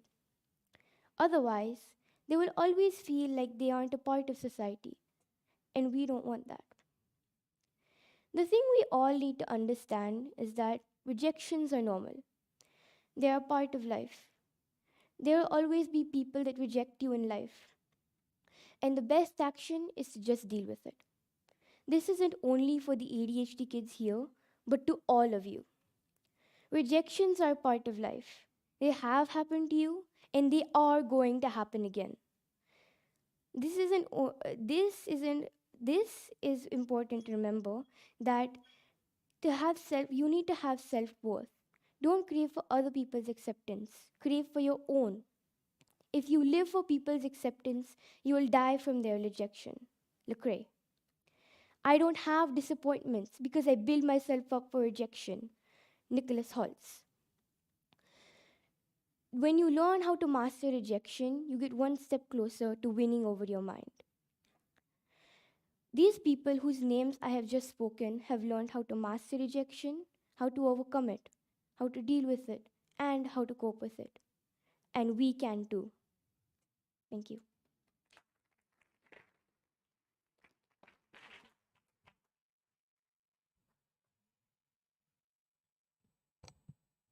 Thank you, Ms. Swara. I request Dr. Amrita Vora to felicitate Ms. Mahajan.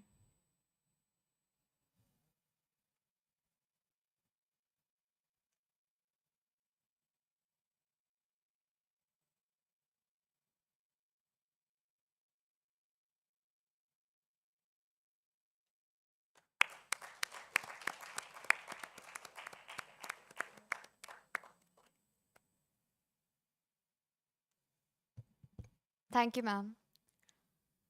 We would now like to welcome Ms. Deepika Singh. She is currently the co-founder and managing partner of Deep Sights Ventures, a cyber intelligence and digital auditing firm, and a mentor at SOSV, a billion-dollar accelerator VC. She was posted to the Honorable Chief Minister's office and was deputed to the Maharashtra Cyber Police Department. She also served under the Honorable Governor's Office and Honorable Home Minister's Office. Due to her initiatives, her work and interviews have been outlined on the national level by Z Media and CNBC in recent times. In her capacity, she has trained over 5,500 officers across agencies such as Intelligence Bureau, Central Bureau of Investigation, Economic Offenses Wing, Air Force Intelligence, and Police Department across 14 states, on topics of cyber tradecraft, forensics, and OSINT. Dwelling deep into data security, she was majorly involved in investigating cases related to digital infrastructure glitches, data breaches, monitoring the dark web activity, open source intelligence, and mitigation of zero-day vulnerabilities.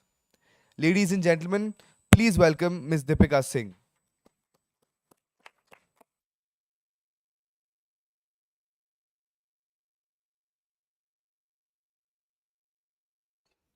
A very good afternoon to one and all. Thank you so much for the lovely introduction.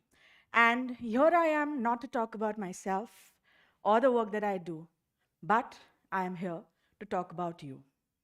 Yes, let me ask you, right now, what are you worth? Or do you know actually how to define your self-worth? Don't worry, this is not a one-to-many mass therapy or a mass encouragement motivational session, but something that I would like to ensure a new frame reference is introduced to each one of you today after this talk. May I just let you in on a secret? Even if you don't know how much you are worth right now, I do. And if I do, and the social media companies do, the avid social media users, whomever you all have been using right now, people with malicious intents, perpetrators, hackers as we call them, or basically information stealers also know. The topic for today, which I chose, was let's backtrack to visualize the future. Antithetical or paradoxical in its nature, isn't it? But as we say that the reaps of the future lie in the seas of the past. Let me take one similar example of the first case that I had solved when I was posted. That was of a power grid attack or a power grid hack. And the ultimate outcome of that case understood to be that humankind had made one of the most cardinal sin ever to protect such a critical asset. That was username, admin, password, password. This is something that, as an ingrained society, security as a term has always been curative rather than preventive. And hence, it's more than high time now to backtrack, to close our mistakes, so that we have a safer future.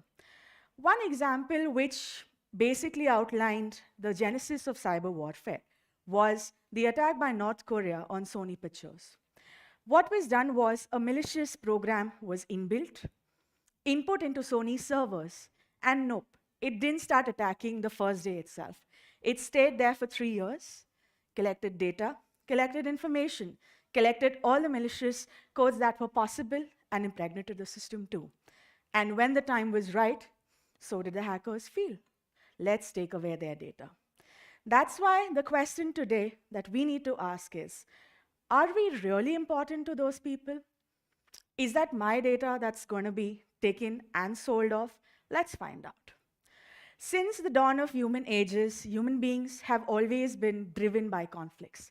In fact, there is not an age, either fictional or even historical, that cannot be defined with or without a war or a conflict that took place. Either it was war over land, water, air, space. In fact, I think the days are not far when we may be having small penguin armies over the Arctic and the Antarctica regions as well. So are we right now moving to a transitioning phase over the virtual world attacks? That's something that we need to see is going to be the next battlefield.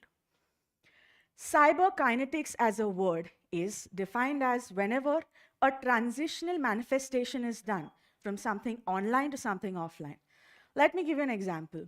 Let's say a world leader is having a heart condition and uses a pacemaker. This is something that, because of open source intelligence or the wide array of social media pointers that is available on each one of us right now, is available. A perpetrator gets his hand on the build of the pacemaker that the world leader is using. Wouldn't that enable the perpetrator to misuse that access and stop the pacemaker of that leader? Far-fetched, but definitely possible. And possible now, not 5 years later. This is the age of cyber kinetics that we are entering. So hence, according to our discretion, according to our research, we foresee that the future wars are going to be in the ranges of pharma warfare that we've seen during COVID-19, as second is cyber warfare. Cyber warfare is nothing but every nation utilizing its most intelligent assets, going ahead and utilizing according to their own tradecrafts or modus operandis. This was something that I've learned earlier in my career, where I kept on using the word MO for any intelligent activity that was being done. But tradecraft is the ones that good ones do, and MO or modus operandi is the one that bad guys do. Now, the square of cyber kinetics that has been analyzed by my team. So roughly, we've taken over 1,800 plus cases in the due course of our career, and I could rather classify it into just 4 of these vertices. Cybercrime is a game of fear or of greed, designed and orchestrated just to take away either your data or your money. You take up any fraud, give me any example. This is something that will govern across these 4 vertices. In fact, just as magic is defined by the rules of misdirection, cyber is not only guided by manipulation, but misdirection also. Let me give you an example. You get a message on your phone. Your device seems to be compromised. Please click on this link to safeguard your device right now. We have not received your electricity bill payments or your phone bill payments. And if you don't take action right now, this is something as a fear will be instilled in you. After that, one loses one's sense of critical thinking and goes over just to seeing what is the best possible shortest step one can take to avoid that immediate problem. But as we've all heard, that penny wise, pound foolish, if you make hurry, this is where you worry. And these are the cases that we have seen and read and analyzed. In India right now, as per the NCRB statistics, over 80,000 crimes are being reported. Now, out of those, 90% are the ones that are being just governed by one human fallacy. That is, the lack of sensitivity towards the term security by humans themselves. As we say that a parent is as happy as the least happiest child. Similarly, the security of any organization here depends on the least active or the least proactive employee who takes charge of security.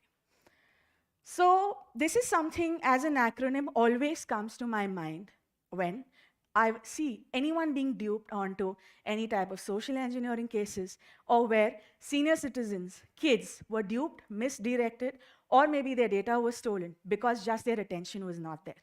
5 words come to my mind, just 5. Just if they were aware. Just if they were aware, this could have been avoided. Just if they were aware, this could have prevented the hacker from stealing data points for maybe a future hack as well.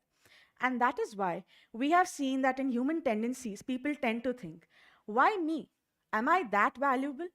Am I that valuable that some person would orchestrate an attack on me? Let me give you some good news that amateurs attack systems, but professionals attack people. Here we've seen that most of the social engineering or OSINT techniques, OSINT here stands for open source intelligence. A thorough study was rather done on OSINT case studies on profiling criminal profiles. Let me start by the example of one of the most horrific, terrific organizations that were there in terms of ISIS and Al-Qaeda. When the profiles of their leaders or founders was done, it was found that their habits that were cultivated in childhood was something that grew on into how they were handling or mishandling the targets of their modus operandi and their organization as well. So for example, if we take Osama bin Laden's example, we saw that he was more of a strategic thinker. He was more of a person who planned across data points. And therefore, if you see the ISIS map right now, it'll be spread across a geographical area. Compared to that, Baghdadi was more of a front lone player in football. That habit transcended into he being the lone star player of having all the responsibilities shredded on his folder. And that's why ISIS map is just concentrated on certain geographical maps. That is why when we say that we are a criminal profiler or we study people, we read them, and we don't play the odds, we play the man. Here, I would like to introduce a concept known as entropy. Entropy is something that I'm sure chemistry students must have definitely heard about. But I would like to introduce a concept of language entropy. When most of the languages in the ancient times were being studied, we saw that the ones having average entropy was similar to the human dialects one. Let's take 3 examples here. A language which is just made of the letter A. So all the words in that language is just manifested by the letter A. That is a language that is said to have low entropy. A language which has all words jumbled up, or maybe even a pseudocode, is the one that is referred to as high entropy. And the one which is a proper English language or any proper combination, repetitive combination in a particular pattern that we use right now is what is having average entropy. When we profile criminals, when we profile hackers, we define their entropy. So certain of these groups from China, from North Korea, and other such malicious groups have their own insignia attached to all types of modus operandi that they have been using. Okay, now a very interesting concept came to light when we were seeing certain crime rings or crime hacks being investigated. Right now, the organization of crime or crime as a service basically has assumed a corporate structure as well.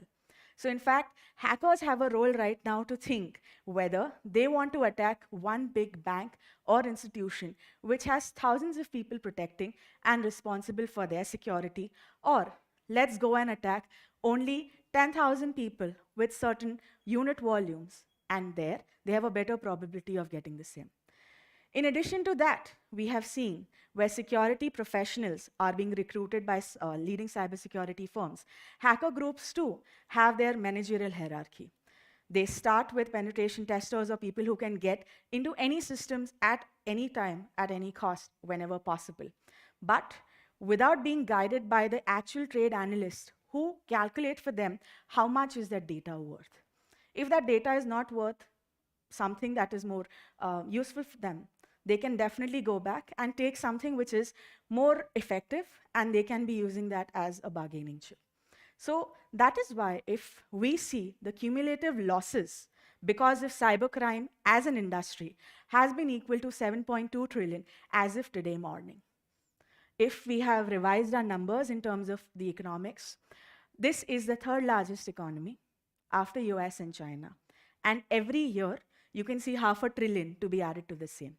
This growth has been funneled 400% YOY after the COVID pandemic, and to a ratio of every 11 seconds an attack happening, with an average ransom being of $250,000 to $280,000.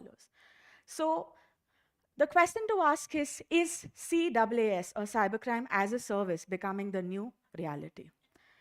In the military tradecrafts, there was something designed known as the cyber kill chain, or whatever methods perpetrators have used to get into the systems to take out the data. However, let me devise a term known as a cyber anti-kill chain. When a cyber kill chain starts, it starts with a term of reconnaissance. That is, finding as much information possible about the target that you have. Because if you go there with a lot of intelligence, it aids into making better decisions. So here, intelligence aids decision advantage.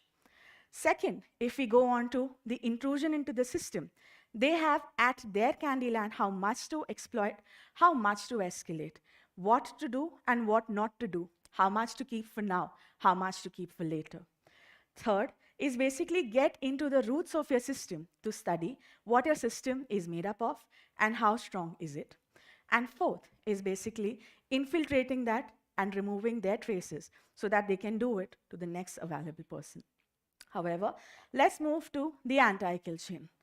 If a reconnaissance activity is participated by us itself, we exactly know what are the loopholes that we have to explore. And further, if we do a re-recon, it's not possible to do a recon on somebody who's just been zero neutralized, is it? Second, once for the intruder, let's create an extruder strategy so that they cannot exploit anything. Rather, we exploit them whenever they are entering our systems or maybe even our personal area of privacy. Fourth, anti-forensics. So forensics as a term has been usually associated with medical forensics, or let's say diagnosis or maybe aftercare analysis that has to be done. Let's take forensics as a field which has the power to exonerate people. We've taken a case where a very senior member, a military member, was framed by fake submissions or by deep fakes. This is something that we avidly are being using on social media right now, haven't we? where we are basically superimposing and giving a lot of data sets to social media apps, websites, and creator of such algorithms as well. What they do is basically superimpose certain algorithms which studies every pixel of your face. That's too much of an intrusion. But when we saw and received the cases of how these talks were basically befuddled or maybe even taken off and uh, taken care of there, we saw that forensics played a big role in finalizing what part was morphed and what was proper. And finally, a strategy to handle the infiltrator. The infiltrator is something that definitely has in history.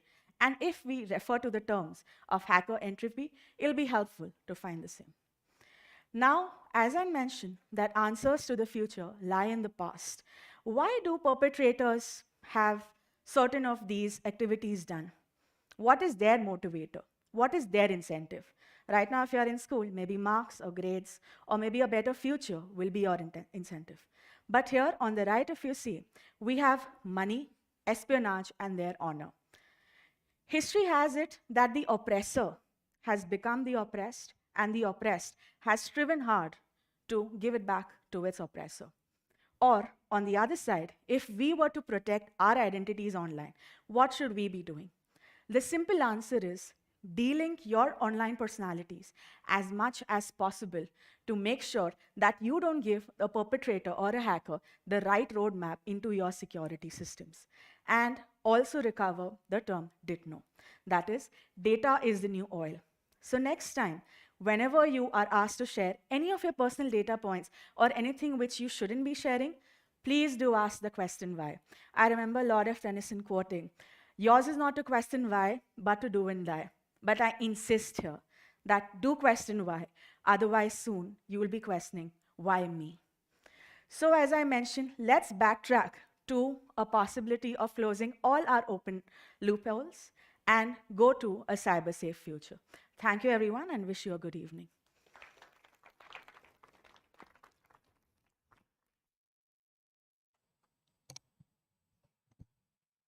Thank you, Ms. Singh, for that motivating speech. I would like to request Dr. Amrita Vora to honor Ms. Deepika Singh with a token of appreciation.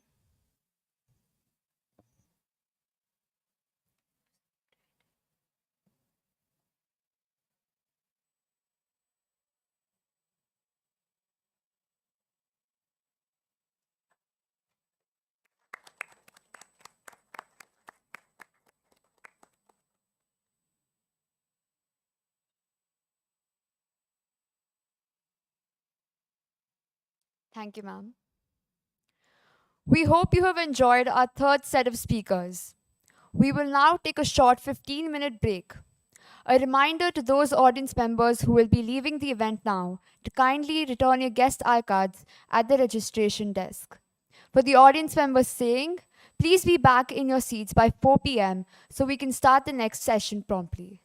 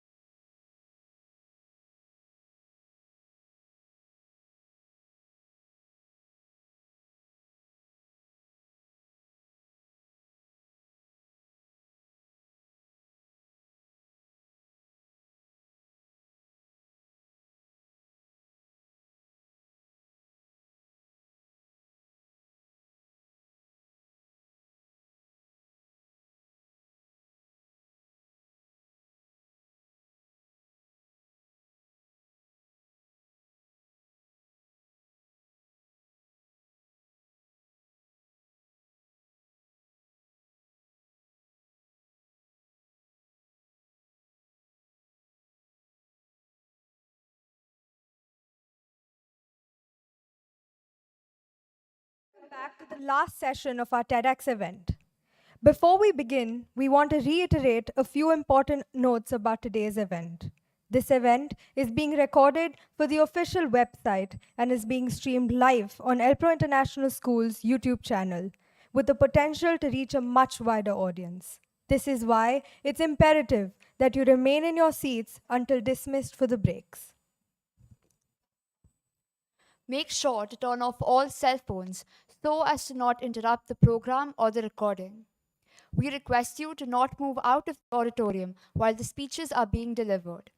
If you must leave the auditorium at any point of time, please make sure to have your guest iCards with you, as these will need to be shown upon re-entry.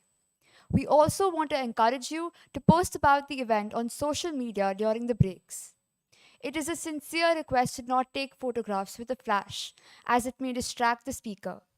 Kindly submit your guest iCards at the registration desk outside when you're finally exiting the event.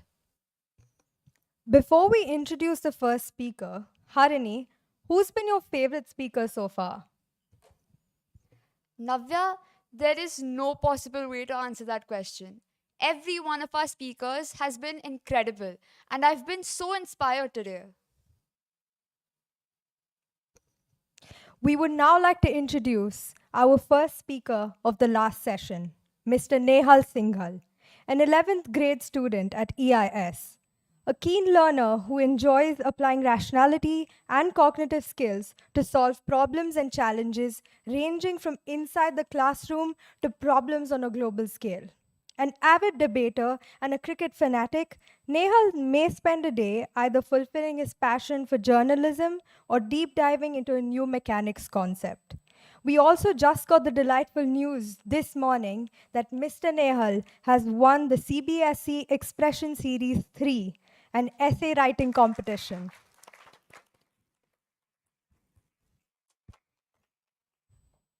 He firmly believes that the youth of today need to become critical thinkers, harnessing the ability to learn in order to identify and combat global issues.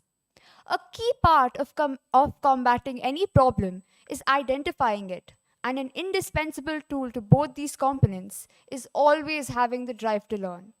Nehal's talk is an attempt to provide a new perspective on learning, a process that has been lost in today's world. Let us welcome Mr. Singhal.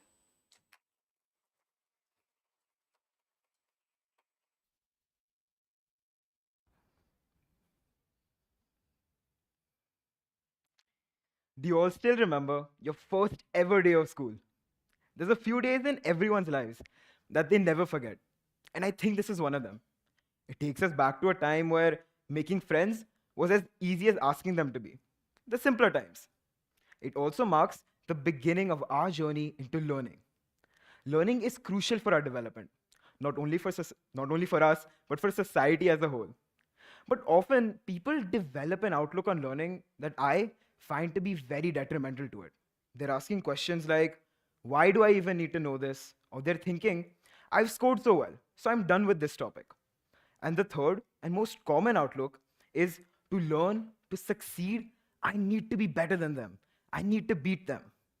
These thoughts are constructs that can often make the process of learning, something directly associated with growth, dangerously sour. And this is exactly where, as individuals, we must reimagine learning. Good evening, everyone. I am Nehal Singhal, and I hope by the end of my talk, you walk away with a new perspective on learning, with a new perspective on processes, outcomes, and problem solving, and hopefully with plenty to think about with regards to your own journey into learning. Now, let's all go to our first days of school. I still remember mine as if it were yesterday at St. Oliver's Primary in 2012. We all walked into our classrooms and sat down, and my teacher brought out this long beaded number line. She asked us, how many beads do you think are on the number line? Now, as kindergartners, you can imagine what we answered with: 1,000, a million, 6 gazillion, and the classic, infinity, ma'am. But I sat there staring at the number line, and I realized that it was grouped into different colors of similar sizes. So I counted the number of colors, 12, and then I began counting the number of beads. I noticed that there were 10 beads per color, so I multiplied 10 with 12, And I answered, 120. My teacher was taken aback. She didn't expect a kindergartner to actually answer the question. But I explained what I'd done, and her maintained shocked face was kind of hilarious to see. Later, she narrated this incident to a group of parents, and my parents were shocked that I was the kid who was able to answer the question. And I think, honestly, by the fact that I wasn't completely failing kindergarten. This incident marked the beginning of a period in my life where I was always accustomed to having the right answer. Classes felt like a time where I was just being told things that I already knew, and this was me realizing them. It was also this period where getting an A or getting something right was what I associated with learning. If I'd done that, I'd learned something, and I'd learned it really, really well. But that isn't learning. A fundamental aspect to learning is change, which isn't guaranteed by performing well on someone's rubric. An A is an external outcome. Someone will create a list of necessities, and satisfying them gives you the best result. But getting excellent ratings doesn't mean you've learned, doesn't mean you've improved, which is why when I was getting an A, my boundaries weren't being broadened, I wasn't being challenged in any way, and my knowledge wasn't gaining. Yet, I still called this learning. And this was problem one. Now let's go ahead 2 years to when I was in the second grade. At this point in time, my school and I had both become accustomed to me getting that precious A grade.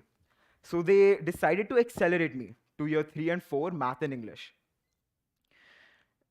We were given this problem a few months in that was intended to teach us the trial and error method.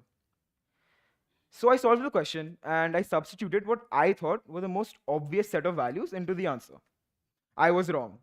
Something at the time I wasn't quite used to. So I began panicking and I burst out crying. My teachers rushed in and they said, Nehal, you were expected to get an error. You're meant to keep trying again and again until you finally get the right answer. So I came in the next day. I was determined to solve the question. I kept failing, but when I finally matched the right-hand side of the problem to the left-hand side, I was engulfed in glee. Over here, overcoming a challenge, overcoming failure, and solving a problem brought me joy unparalleled by all those A's that I supposedly loved getting. And I was doing all of this. I was learning, I was discovering a new method without getting something right. If you choose to care more about getting a 95 maybe or getting an A, you will never push your boundaries. If you don't reach that pedestal, you will be dissatisfied, even if you've learned a lot. And when you do reach that pedestal, you'll think, that's it, I've reached my goal. I don't have to dive deeper, I don't have to challenge myself further. Both of these are lose-lose situations. And together, one big fat L. Now, the only way I could solve this problem was when I looked at it how I look at any other problem, a way for me to discover something new. You've learned, even if you've tried and failed at something new and difficult, than if you've succeeded in something you're accustomed to. You don't have to be happy about it, but sometimes getting a C in a challenging environment is much more valuable than getting an A grade in something you're comfortable with. I'm not telling you to go fail your classes. I'm not telling you get horrible grades. I'm telling you look at these grades differently so that instead of just evaluating your performance, you're also evaluating your learning. Give value to change as an indicator in learning. Because we learn to change. People say, I want to learn forever. Why? Because they want to continuously grow. They want to continuously become better people. But this process of learning forever doesn't involve being right forever. And understanding this was crucial in me overcoming my first flawed outlook on learning. Now let's go ahead a few years to when my family shifted to India. At this point in time, my school couldn't tailor make an environment for me to be challenged. So my mind had to pick up yet another way of evaluating learning and getting that much needed validation. This time, it was the joy of being the best, of beating others and outscoring everyone. In Australia, this had never mattered to me because the one thing my parents always told me was how others do should never impact or influence how you've done. But nonetheless, unprovoked and honestly bored, this is what my mind reverted to. Now, there's two ways to look at this. Both are equally detrimental. One leaves you dissatisfied and the other leaves you easily content. In the first situation, even if you've learned a lot but were outscored, you get dissatisfied, you're disheartened. In the other situation, even if you've learned next to nothing but been the best in that scenario, you're very happy about it. You derive satisfaction from it. But this just makes you easily content. You aren't challenging yourself, you aren't even concerned with that. You don't even want to learn. All you care about is being relatively good. And guess what? Learning shouldn't stop because you're relatively good. It shouldn't stop because you're better than a few people. Now, I'm sure a lot of you do this. A lot of you want to be toppers, a lot of you want to be the best. And the only way I could embrace foregoing this strategy is when I realized that self expectations greatly supersede external expectations. My parents had me join this institute because they thought that I was starting to lose interest in school. I wasn't having as much fun, and they thought this would be a good way for me to be challenged. So I joined the institute, and a few months in, we had this test on chemistry. I absolutely messed it up. But my rank was pretty good. It was right up there, which is why my professor said nothing, my peers said nothing, and to a large extent, neither did my parents. But I was horrified. I couldn't believe that I had not made a single attempt to learn the subject matter. I hadn't even tried to educate myself on chemistry, and I'd ended up with a horrible result. And this is when I concluded that if I keep comparing myself to others, I will never grow ahead. I'll be stuck in that bubble I've created for myself. And that's when I adopted my current method on evaluating learning. Rather than comparing yourself to others, compare yourself to you with respect to time. That's how you can continuously challenge yourself and continuously improve as a being. Think about it this way. For all the sales professionals here, if I asked you what you're going to remember at the end of your career, will it be that month you had the Employee of the Month certificate? Or is it going to be the time you had your best ever month in sales? I'm sure all of you will agree with me when I say the latter. Why? Because no one can take that away from you. With Employee of the Month, people will say, Nehal, you had an easy month. Or they'll say, I was facing this in life, I had this, I had that. They'll find a way to discredit it from you. But when it's your best ever month in sales, you had the same conditions, the same task, and you succeeded. So if we're evaluating our career like that, why don't we evaluate learning that way? Because it's the same with our learning-based indicators. When people get good grades, others have excuses to discredit them. And when we get bad grades, we start coming up with our own excuses. We say they had it easier, I had it difficult. The excuses never stop. And this is exactly why we have to reimagine learning. We have to stop this practice of relative learning. Only then can you start adopting this method, and only then can you have a strategy in which you're constantly challenging yourself, you're constantly trying to become a better person. There's no excuses, and this works every single time. So now that we've looked at both the first way I had at learning and the second way I evaluated learning, let's put them together and come up with our own rubric on how we can evaluate learning, rather than just evaluating our performance.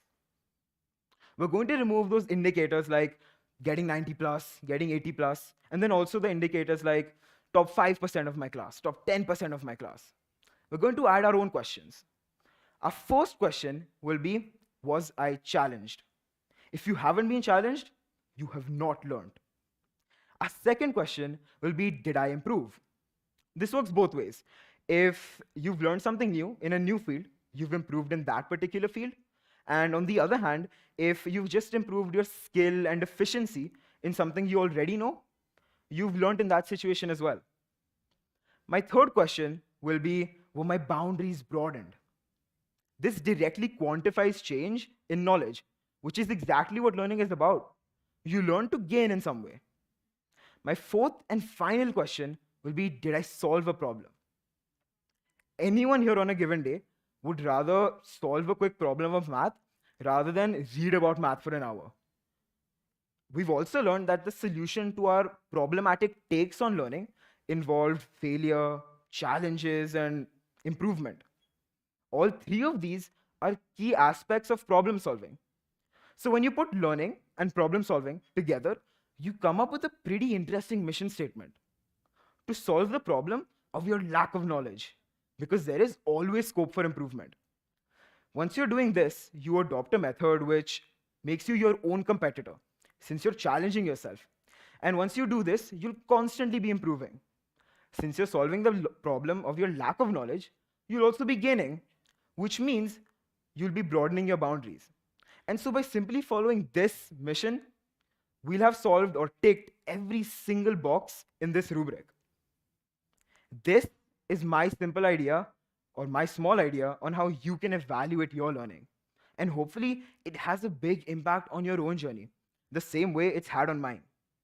People have become so obsessed with getting the best grades, the best ranks, that they've forgotten how to learn in the process. Start educating yourself to learn rather than educating yourself to score. I know it's hard to let go of the practices of relativity, of outcomes, but when you work towards the right rubric, for the right reasons, the right outcomes, and against the right competitor, which is you, that's when you can unlock the key to relearning learning. Thank you.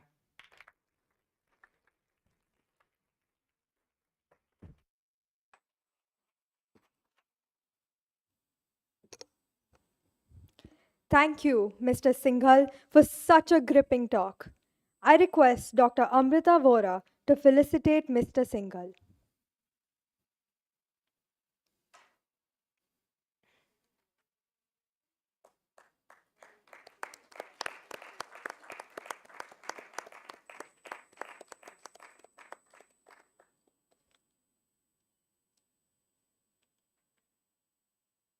Thank you, ma'am.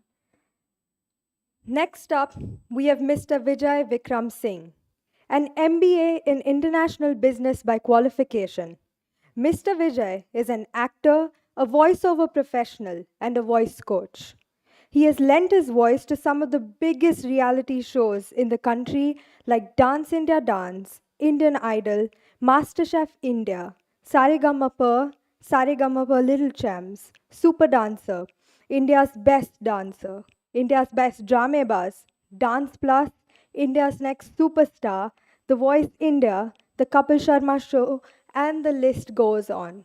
But Mr. Singh is known for his association with Big Boss as the narrator's voice of the show since 2010.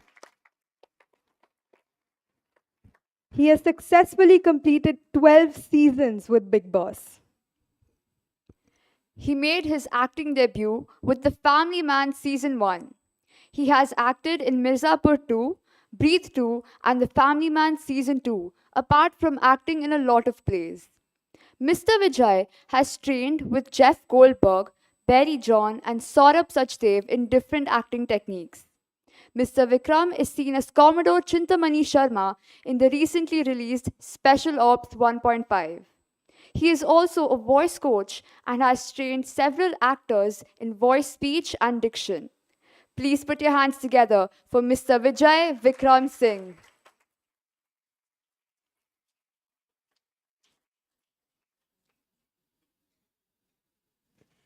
Someone forgot to edit my introduction. I just sent it across. I thought someone will edit it. But apparently it was not edited. That's all right. Artists live for validation. And it's a great pleasure I derived from it, especially the applause. So thank you very much. My name is Vijay Vikram Singh. I had prepared my introduction, but everything has been said, so I'm not going to say anything. It's just that, yes, I'm associated with a show called Big Boss, and I can't even now say that. I don't know whether you've heard my name or not. They made sure that you have, definitely heard my name. But yes, you might not have seen me in all the shows that they mentioned. You might not also have heard me in all the shows that they have mentioned. But you wouldn't have definitely missed me in a show which is called Big Boss, where a voice tells you, "Dophar 12 baje, Big Boss ne."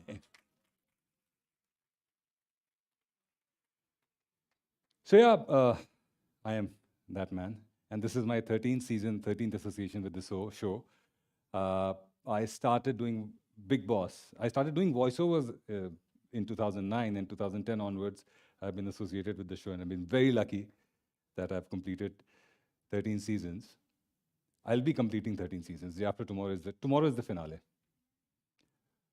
But I'm not here to talk about Big Boss or my association with the show or how many times I've met Salman Khan, or whether I've met those contestants or not, or how was the shooting experience for Family Man with Manoj Vajpayee or KK Menon for Special Ops 1.5. Instead, I'm here to talk about one of the darkest phases of my life. My life is divided into two parts. One is, I can't say a brief introduction to which you were given, an elaborate introduction to which you were given right now, which happened post 2009. But there was a phase in my life very early, which started at the age of 19 and went up till the age of 26, when I was heavily depressed. When I was depressed because I could not handle failure. I was depressed and I turned to alcohol to get out of that depression. And obviously, all of you would know that it's a very deadly cocktail, depression and alcohol. It just makes you slump further into negativity. And all of that happened because I failed to accept failure. And that is why I'm here to talk about my experiences of being unable to handle failure and suffering, and my experiences of encountering failure on a daily basis and taking it with a smile and succeeding. I'm here to talk about failing to succeed. And I'll do that through my story. So I come from a small town called Kanpur. I was born and brought up there in a family which was traditionally middle class, but unfortunately my father lost a lot of money in business. And so we've seen a lot of struggle with money during our growing up days. But to the credit of my parents, they always ensured that we got the best of education. While growing up, I was very naughty and very experimental, but very good at studies as well. And I always wanted to be an army officer. That is the only thing I aspired to be from the times when I can remember things, I could remember things. In fact, it was so much drilled into my system that my grandfather used to call me Brigadier Vijay Vikram Singh. So from a very early age, I was an army officer in my head. So I always thought that I will be in the army when the time is right. And I was so sure of it that I actually never thought of how to go about it. There was no planning. For example, if you want to get into army, you appear for National Defense Services examination, NDA examination, which is after +2, and you should have good command over mathematics and science. And in class 12, I took biology as a subject. So I did PCB because I was sure that I'll clear the exam anyway. All my friends were taking biology, so I also took biology. I appeared for NDA examination. I couldn't clear the written. But that didn't have any impact on me because I knew that there is a graduate entry which is called Combined Defense Services Examination, and I can always apply through that. So while I was in the second year of my, after finishing my second year of graduation, third year onwards, I started preparing for Combined Defense Services Examination. I appeared for it and cleared it. And I realized, I thought that, okay, life is sorted. Now I'm an army officer. Of course, it's not like that. You have to face an interview board. The interview to the selection in the army or the armed forces is called SSB, Services Selection Board. It's a comprehensive exercise where they evaluate you on various parameters for 5 days. I was 18 and a half, if I remember correctly, when I went to Bangalore for my first SSB. Now, in every SSB, every batch, there are around 60 to 70 people who are there, and there is a screening process that happens on the first day, and around 60 to 70% people are screened out. So we were left with around 20 people. I was screened in, and that made me believe even more firmly that now I am an army officer. On the fifth day, when the results were announced after all the evaluation, my name was not there. That was the first time I encountered real failure. Why real failure? Because that was something that I had aspired to be all my life, and suddenly that dream, it came shattering down right in front of my eyes. And I didn't know what to do about it.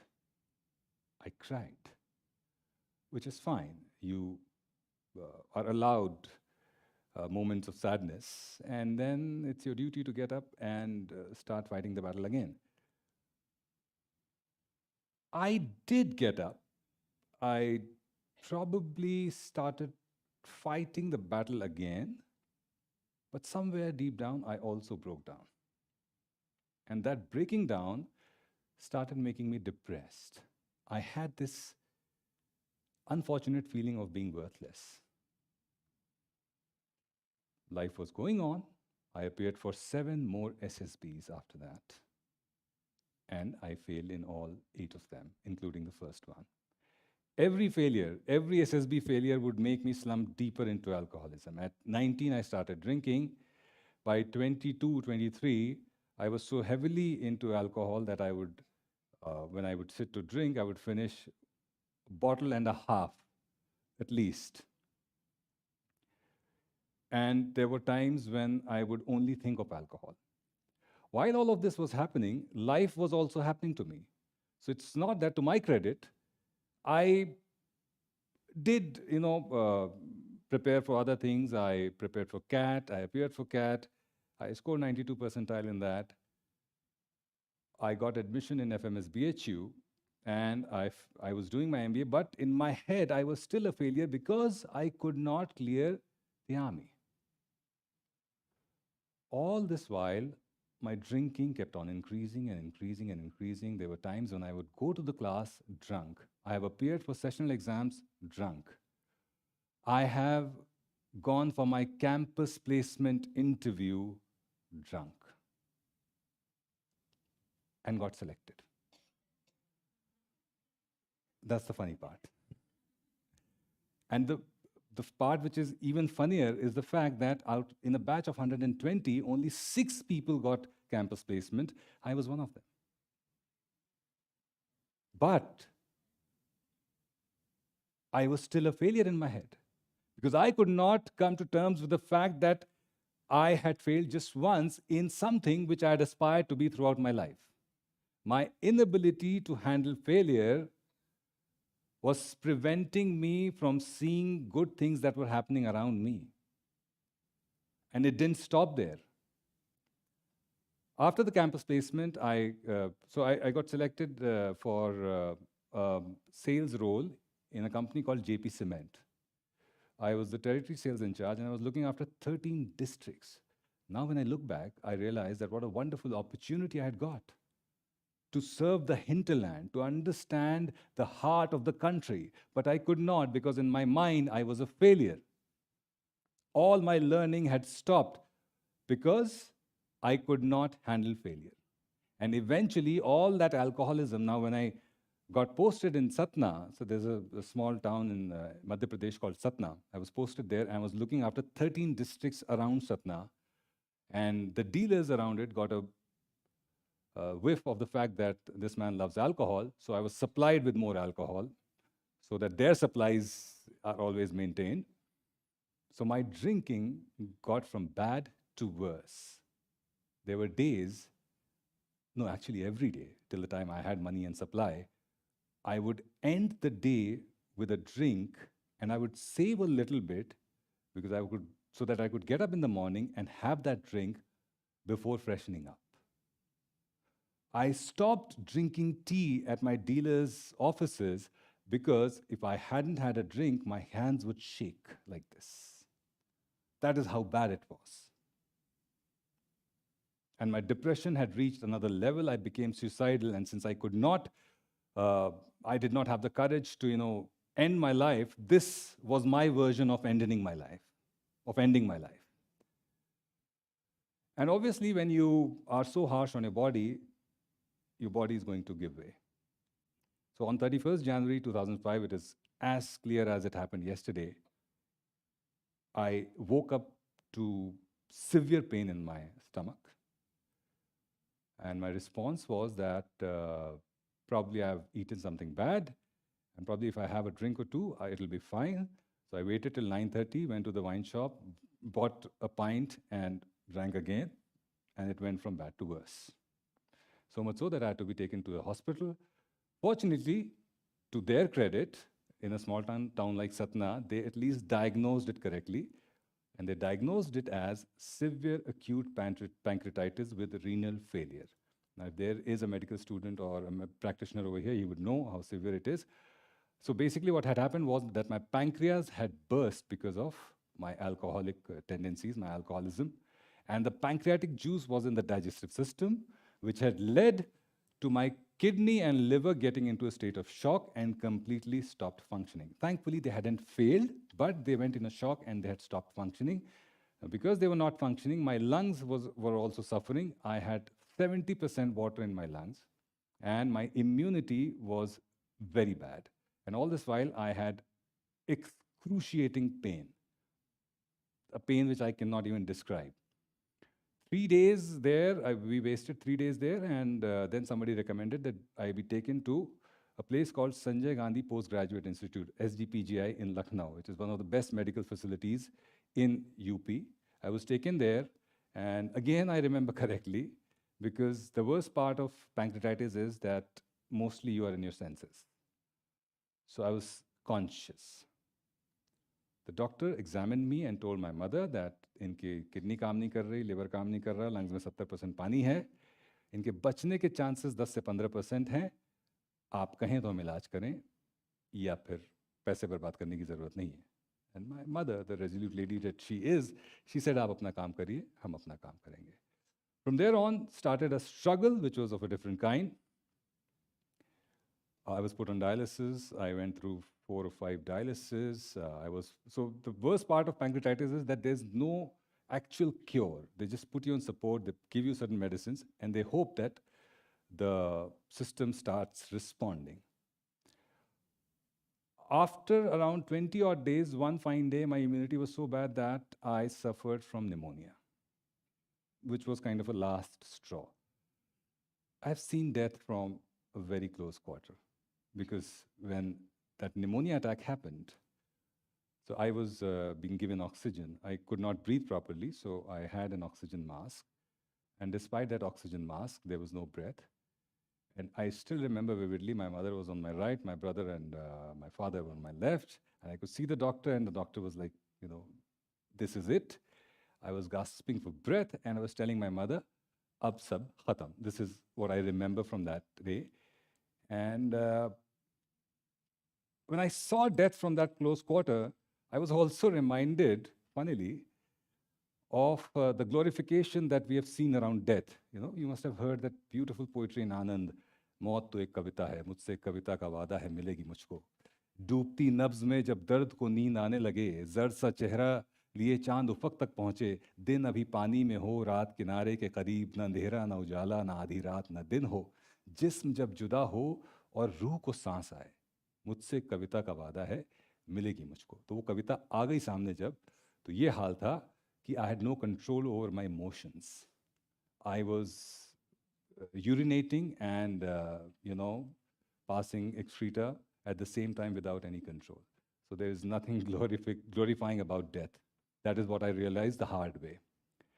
But fortunately, somehow, I survived. And beyond that, third day from that day, my organs started showing some response. The doctors were also amazed that from a creatinine level of 8.3, the creatinine level came down to around 4.2 or something on the third day after this incident happened.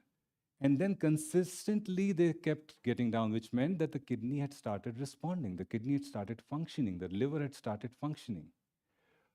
My oxygen was removed, I think, on the 25th day. And the feeding started happening on the 28th day around.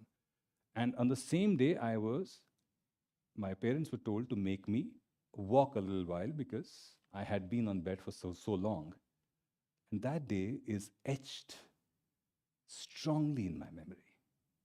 I remember I tried to stand up, I could not. So my brother and my mother, they, supported me and took me to a window. That was the first time I saw sunlight in those 28 days. But that sunlight changed my life. I can see that happening right away in front of me. And that is the day I realized that I had been a victim of my own thought process. Somewhere, there are times when we all become victims of our own thought process. We fail to see the positives happening around us. I survived.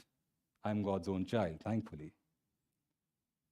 And thankfully, I made a meaningful career after that. Just being an MBA, I worked in the corporate space for 5 years. Then suddenly I realized a passion for voicing. At the age of 32, I changed career. At the age of 33, I became a part of a phenomenon called Big Boss. At 45, I'm acting in TV shows, in web series, working with the biggest actors and directors that we have in the country. Only because on that day, when I saw that sunlight, my thought process changed. I realized that failure is just a very, very minuscule part of our being. Successes boosts ego. It is failure that builds characters. And that is what we fail to realize in our endeavor to achieve success. And that is what I failed to realize in that phase of my life. I am lucky that my thought process, my perspective changed, and I am standing here to tell my story. We fail to realize that some things in life are meant not to be. We just have to leave it at that. अगर सब कुछ मिल जाएगा जिंदगी में तो तमन्ना किसकी करोगे? कुछ अधूरी ख्वाहिशें ही तो जीने का मजा देती हैं. And this fear of failure is the biggest impediment in achieving our full potential. Why? Because there are a lot of times when we think of the outcome and we stop ourselves. दुनिया में सबसे बड़ा रोग मेरे बारे में क्या कहेंगे लोग? कि अगर हम फेल हो गए तो हमारे बारे में वो क्या कहेगा? How does it matter? So ladies and gentlemen, I request you to stop celebrating success so much, to embrace failure as your best friend. Whenever you encounter failure in life, just think to yourself that probably something very good is about to happen because it is the darkest just before the dawn. I'm Vijay Vikram Singh. Thank you, B, for being such a patient listener. Thank you very much.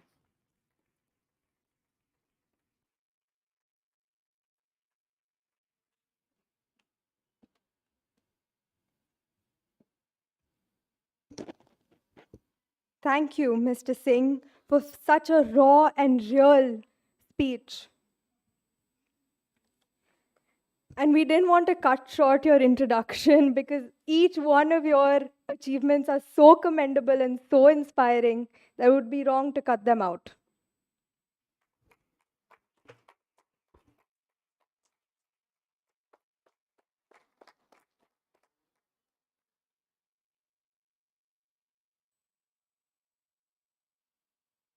Thank you, ma'am. Now, to energize the audience, we have a special performance by Srijan Kutte playing the flute from grade 10. I'm sure he will leave us all awestruck.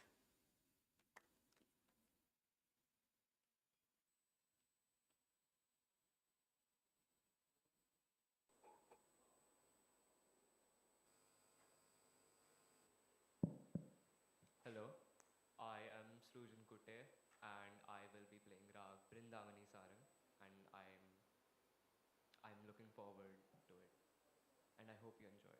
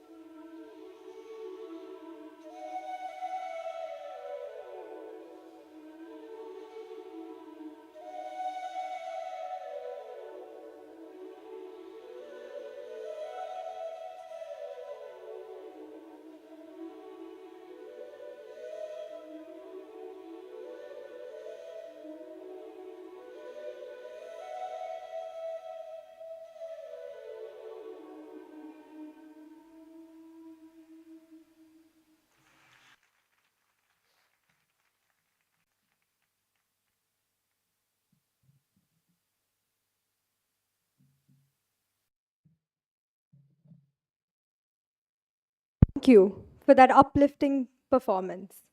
Now, I would like to welcome our next speaker, Miss Arushi Rohala. She is an extroverted student from grade 11, an aspiring economics major, who is an ardent admirer of classic literature and spends most of her free time watching Audrey Hepburn and Grace Kelly movies. She has been a departmental head at numerous student led social welfare organizations and profoundly enjoys interacting with activists and advocates. This trait also reflects in her position of vice head girl of ElPro International School. Her experience in this field has helped her comprehend the Gen Z mentality in detail. With her talk, she wants to concentrate on Gen Z activism and the mistakes its members are making in the name of change. Her talk is not only an informative presentation, but also an eye opener for change makers. Let's welcome Ms. Arushi Rohala.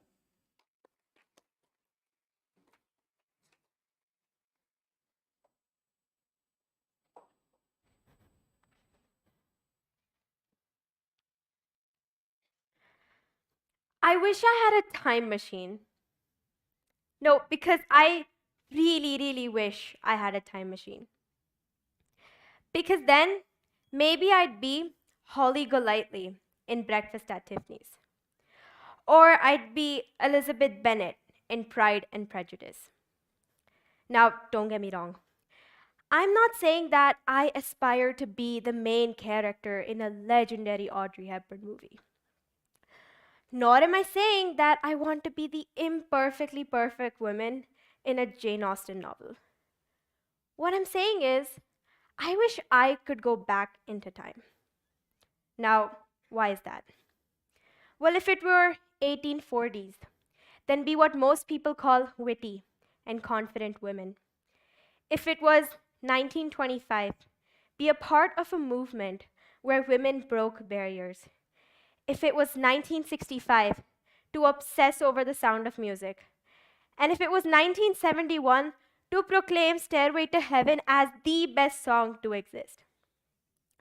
Now, I'm starting to see a lot of confused faces in the audience. Who is she?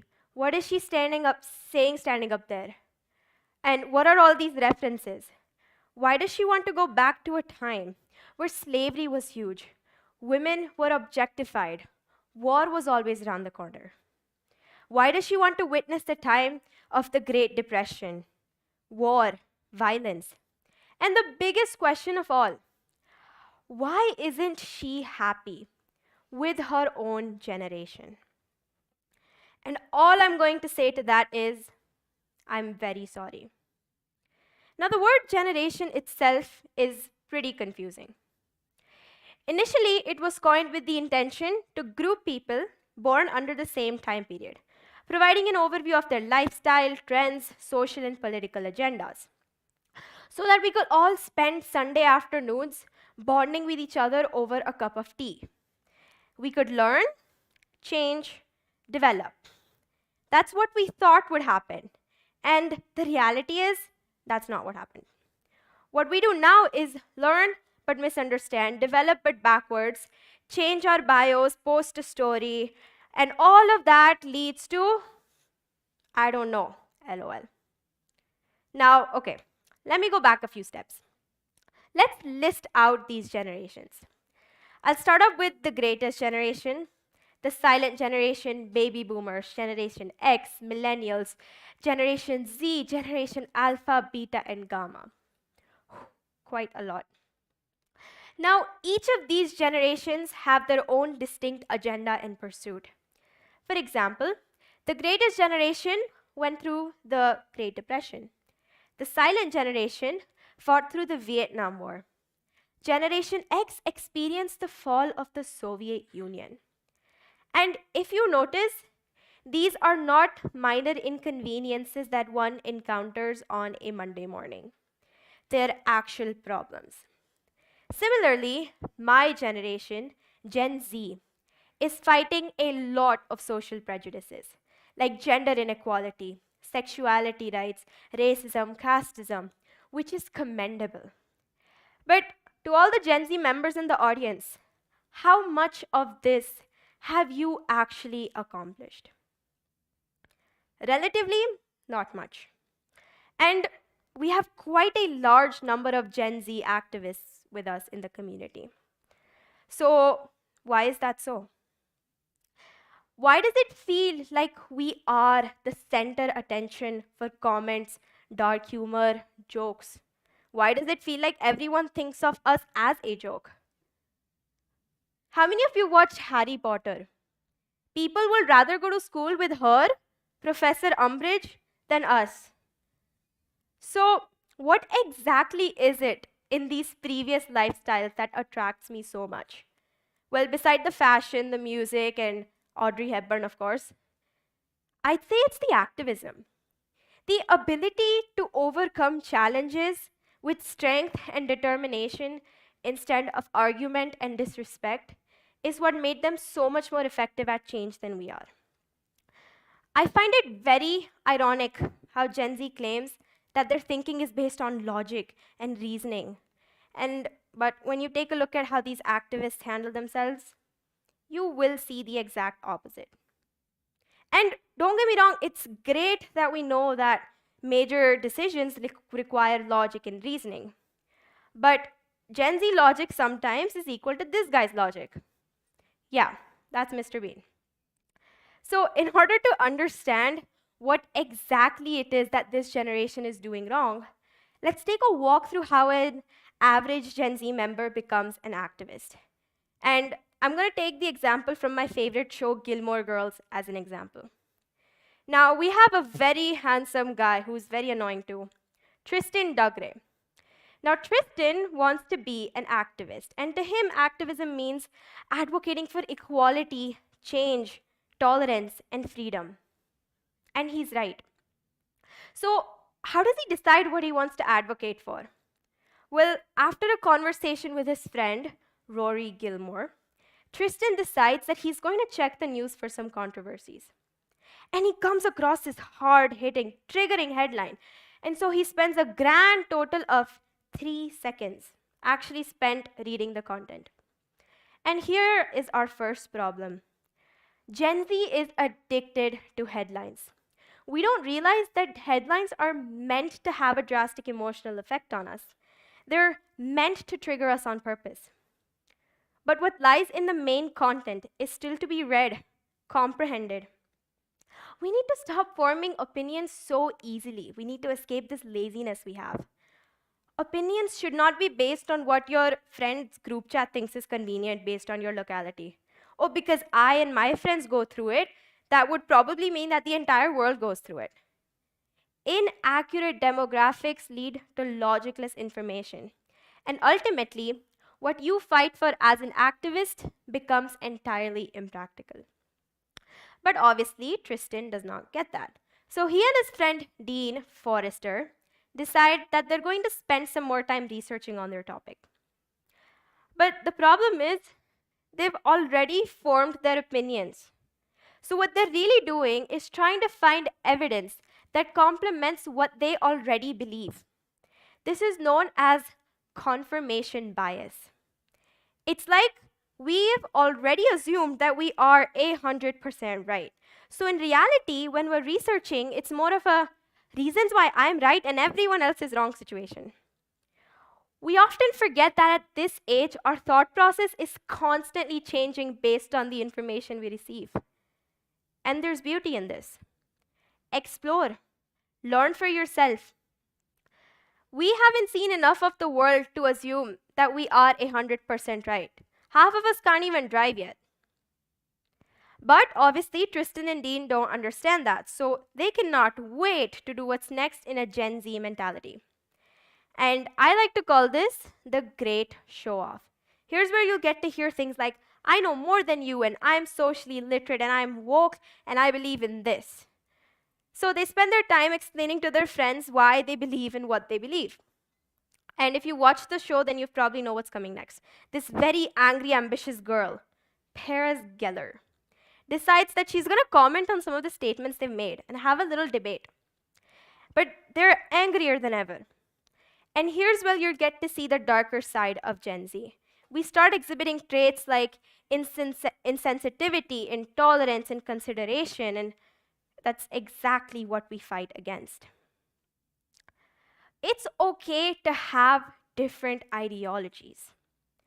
Tristan's first step itself was so obnoxiously huge. He formed an opinion without knowing anything. If he were here right now, I'd say to him a very famous Jane Austen quote: "How clever you are to know something of which you're ignorant." Gen Z eventually turns into the opposite of optimistic. We become narrow minded, intolerant. So, why? It's almost as if these youth activists want everyone to agree with them, and that too instantly. And what's sad is some of their opinions aren't even their opinions, because we have normalized the concept of herd mentality, which is forming your opinions on the lines of what everyone else thinks should be right. So, answer this. Do unpopular opinions even exist? Or are they just statements that we're too afraid to let out?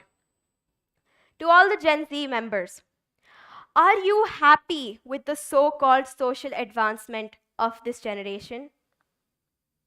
If not, why aren't you letting it out? Maybe it's because we also have the concept of cancel culture, which is basically socially degrading the identity of someone whose views don't align with the common belief. Basically saying that just because you don't agree with me, you don't deserve respect. On top of that, we're narcissistic and we don't even realize it. We preach trends like main character energy and dark feminine and all of that stuff. And we don't realize it's nothing but narcissism.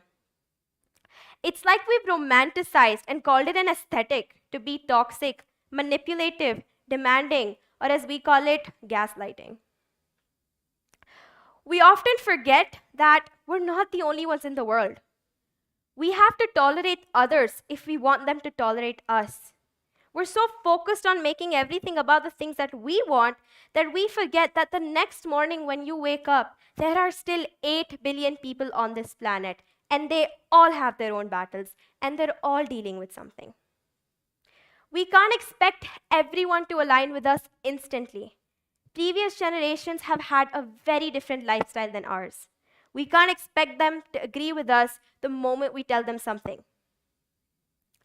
A lot of Gen Z activists are too busy playing the victim card. They think that everyone is against them, and if anyone even says the slightest things that don't correspond to their views, they're being excessively harsh. You'd have people blaming their mental health and saying stuff like, "I just can't deal with something for some reason," instead of people actually taking efforts to improve it. And wait, the biggest problem of all is something I still have not addressed. Our goals itself are so impractical. It's like we're taking a huge leap without actually understanding the steps that we need to take in order to get there. And now, with this anger that all these activists possess, we have everyone canceling each other, everyone's arguing, herd mentality doesn't work, no one knows who to believe anymore, and in the end, we have mortified each other's pride. This is a Jane Austen reference, by the way. So, where in this giant process did we achieve anything, except for the fact that people get really angry when they argue? And how do we even work on this? The answer is cliche, very cliche, but also very effective. Baby steps. You don't need to come across a hard-hitting headline just to be an activist. Inspiration lies in the small, in the corners. We haven't seen enough of the world. There's still a lot more for us to learn. We can't demand immediate results. It's like we're handing a 90-year-old the latest phone and telling them, "Tell me about its HDR display," the next morning. It doesn't work like that. And eventually, we get to the part where everyone thinks of us as a joke, the "I don't know" LOL. Previous generations have gone through a process that is systematic, progressive towards development. They didn't jump to conclusions like we do. Effective activism consists of patience, logic, respect, consideration. Gen Z needs to start focusing more on the practicality of things. Instead of protesting on the streets and being disrespectful to adults, we need to work on finding actual solutions that aren't based off just a few factors. Change is not an overnight phenomenon. It is a progressive process. It takes time. And so I'd like to conclude with a very famous quote by Blair Waldorf herself. Have a little faith, and if that doesn't work out, smile and try again. I tweaked it up a little. Everyone in this auditorium, I'm sure if the unpopular opinions are let out, most of them will be absurd. But what if we find one that everyone wants to say, but just can't say it for some reason? Imagine how much of an impact it could have. We need more people like Roman Holiday and Grace Kelly and Mark Twain, and I'm sure half of you don't even know who these are. But I assure you, these people are more than just people in black and white pictures. They're people who valued simplicity, who valued small steps. So here's an unpopular opinion for you from my side. Maybe, just maybe, Gen Z activism isn't doomed after all. Thank you very much.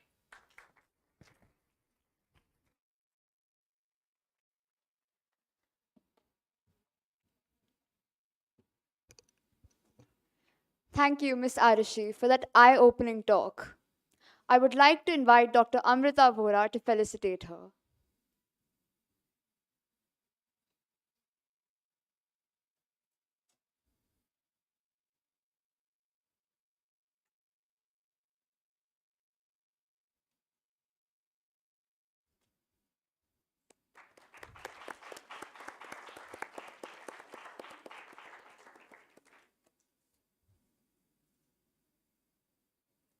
Thank you, ma'am.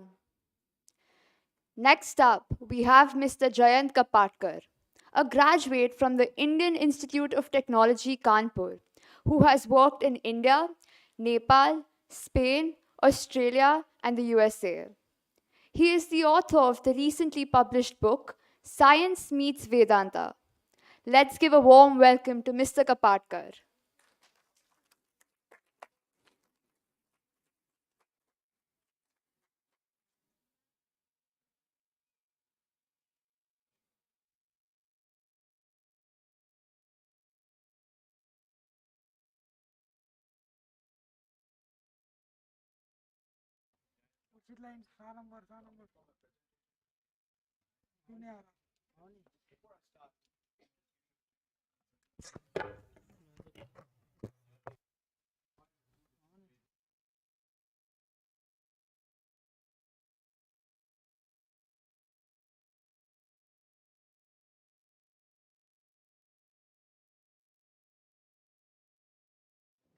Hello. Now it's better. Yeah. Shall I start off again? Good evening, everyone. My name is Jayant Kapatkar. The topic for my presentation today is Science Meets Vedanta. Before I start, I just give you a brief introduction about myself. My life can be divided into two distinct phases. One is pre-2005 and post-2005. Pre-2005, I led a pretty typical, normal life. I went to school, went to college, pursued a career, and I did raise a family. But I must say I was very fortunate to go to some of the best institutes in India for education. I did my graduation from the Indian Institute of Technology. I passed out many, many years back, 1971, as an electrical engineer. And then I did my MBA at the Faculty of Management Studies in University of Delhi. This good education background helped me pursue a career which took me all around the world. I started my career with Philips in India. I worked in Calcutta for about 6 years in their office in Calcutta. Then Philips transferred me to Kathmandu as their representative in Nepal.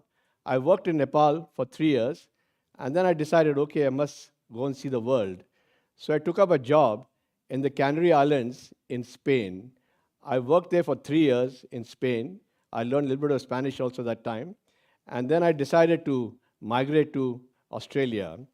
I lived in Australia for 13 years, and the job which I started in a company which I started in Australia, I decided then to migrate to the US. I went to the US, I lived in the US for 20 years. So overall, I spent about 40 years traveling all around the world. And about 3 years back, I decided I must come back to India. So I come back to India now. I live in Pune with my wife, Maya. Post 2005, when I was living in the USA, my life took a very different direction. I decided my spiritual journey started in 2005. I started attending classes in Arshabodha Center based in New Jersey. This ashram main focus was to teach the knowledge of Vedanta. Now, if you ask me what is Vedanta, if you want to understand Vedanta in one sentence, it's a knowledge to discover your inner core. So discovering your inner core was the main focus of Vedanta. And this ashram was teaching us to understand your inner core. My teacher, Swami Tadananda, was a teacher par excellence.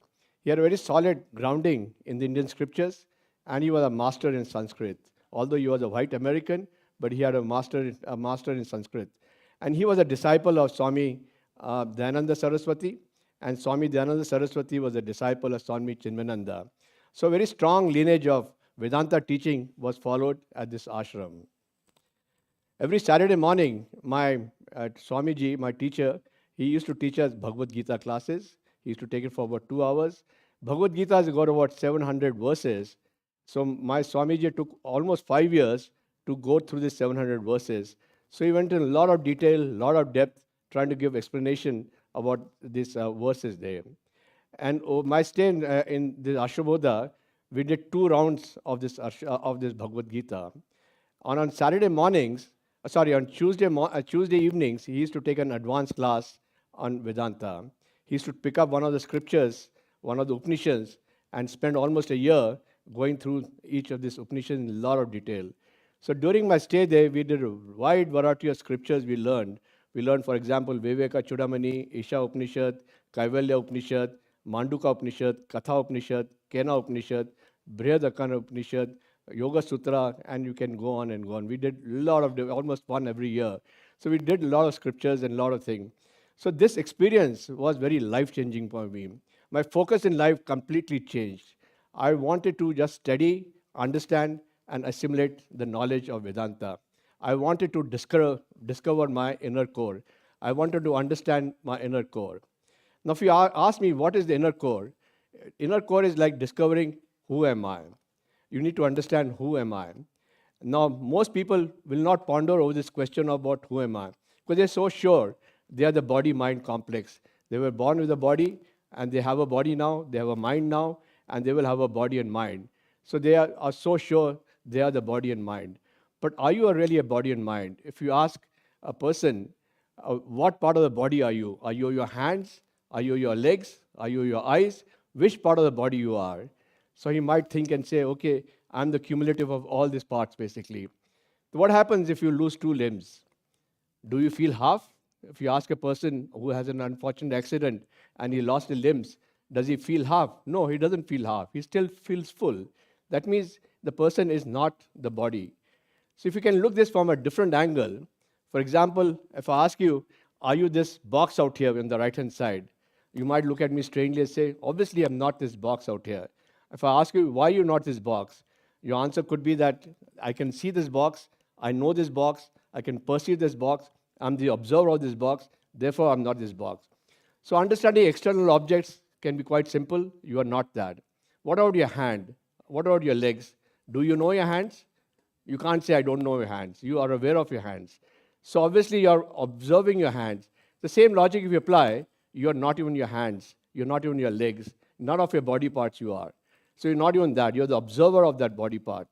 Then you might say, I'm my mind. Then I'll ask you a question. Do you know your thoughts? You cannot say, I'm not aware of my thoughts. You perceive your thoughts. You know your thoughts. You know every thought which goes in your mind, you are aware of it. Since you're the observer of your thoughts, you cannot be those thoughts also. Then you might say, okay, I might be my ego. Ego is something which is closer to you, which is, I think, quite close to everyone. But the ego also, if you understand ego properly, ego plays many different roles. In the morning, sometimes you're a father, sometimes you're the son, you go to the office, you're the boss, you're a subordinate, you meet your family, you're the brother, you're the sister. If you meet your friends, you're the friend. So your ego plays many different roles during the day. And you are aware of each of these roles. So you're not even the ego. So then what are you? You are the observer of all these parts. You are the inner core which is observing these things. So that is the inner core you need to discover. And that what Vedanta teaches you is Sat Chit Ananda. That's your innermost core, and which is so totally different from your body, totally different from your mind. You're the observer. You need to understand that inner core, basically. And that inner core, if you understand, is the most powerful thing in the world. It has all the powers, it has all the intelligence, all the knowledge. I see a lot of people talking about knowledge. The inspiration which comes out, it comes from your inner core. Inner core has got everything in it. And that's what people need to understand. So during this study, I started also reading about a lot of science. Being an engineer, I was always fascinated by science. So I started reading a lot of books about science. And I came to encountered things like quantum physics and the theory of relativity from Einstein theory. I found quantum physics to be very intriguing. You sometimes have an object which is a wave, and sometimes you have an object which is a particle. Isn't that very intriguing? When it is a particle, sometimes it's a wave. What about entanglement, which is a very hot subject these days? Some 3 people got Nobel Prize just a few months back, where you have 2 particles, they can be far apart on the 2 ends of the universe, but they communicate instantaneously. Why it happens, science has no clue. And this is what intrigued me. Or for example, the theory of relativity, of which Einstein proposed, where he said, wherever there's motion, time slows down. Faster the motion, slower the time.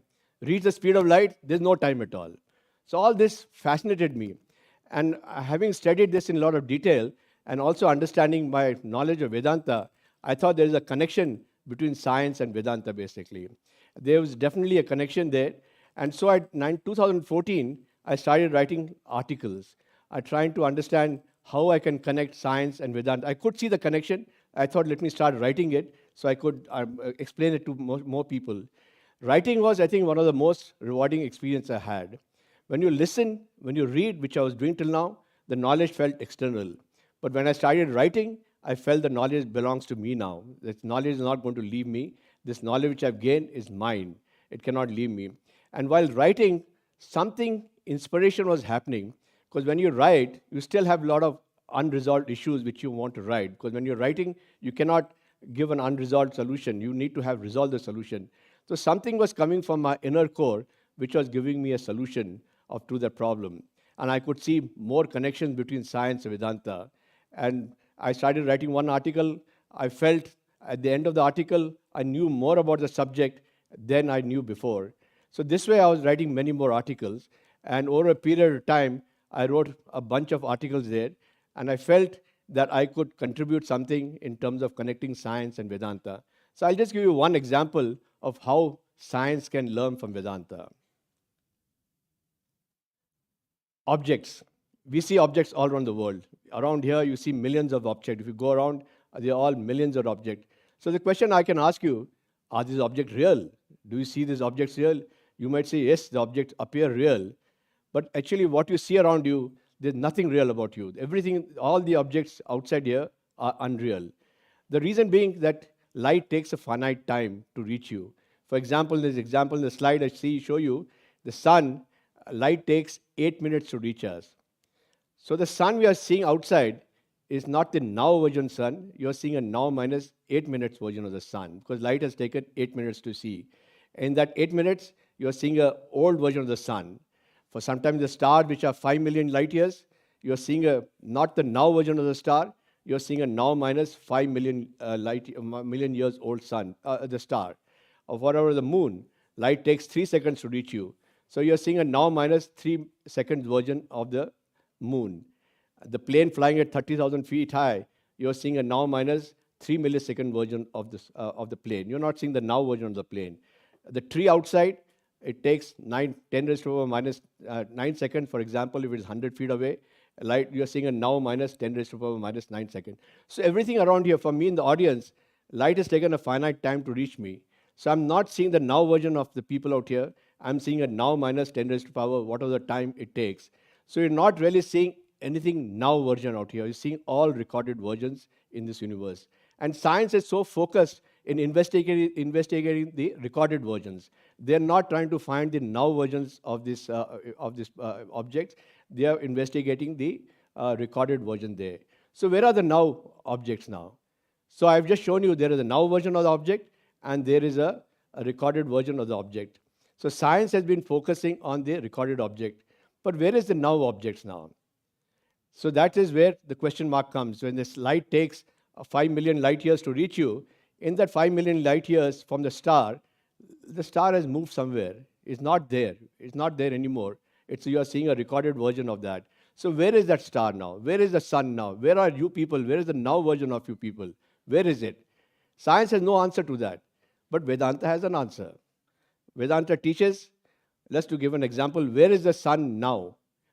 Well, like I mentioned to you before, light takes 8 minutes to reach us. You are seeing a now minus 8 minutes version of the sun. So where is the now version of the sun? Let's take an example now. For whatever reason, the sun can move, and it moves half the distance now. So now light is going to take 4 minutes to reach you. So what version of the sun you're seeing? You're seeing a now minus 4 minutes version of the sun now. And for whatever reason, the sun can move much closer to you, and it takes 30 seconds to reach you. So you're seeing a now minus 30-second version of the sun. Sun comes much closer to you, almost on your face. You're seeing a now minus 1 second version of the sun. So where is the sun, which is light will take 0 seconds, where you can see a now minus 0 second version of the sun? Where is that location? If you extrapolate it inwards, the only place where the now version of the sun is inside your inner core. So the sun, which is right now, the now version of the sun is within you. And that way, if you apply to each and every object around you, you will realize that all the now versions of everything is within you, in your inner core. And your inner core is projecting a sun, which is now minus 8 minutes version out there, or the star, which is now minus 5 million years. It's a very radical idea, very radical concept, but that's the only truth there. Because the inner core is the most powerful thing in this universe. Everything depends, the infinite energy, everything depends on this inner core. All the intelligence, all the knowledge, all is within the inner core itself. In many articles written, space, how does space start? Space starts from your inner core. Where does the energy come from? Infinite energy the universe has. You'll be surprised to know that infinite energy is within your inner core itself. Origin of time, where does time come from? The time source is your inner core.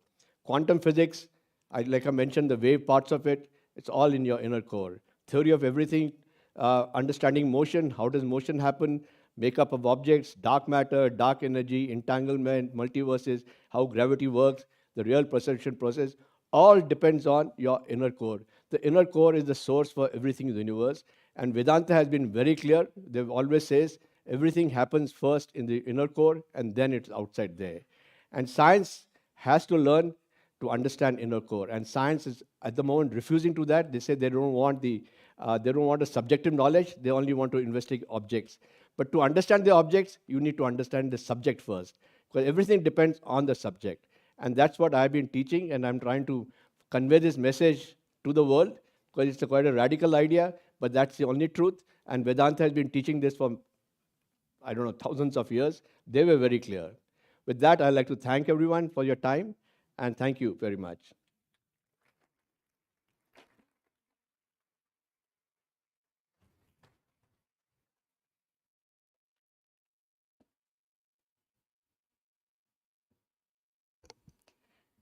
Thank you for those enlightening words, Mr. Kapatkar. I would now like to call upon Dr. Amrita Vora to felicitate Mr. Jayant Kapatkar.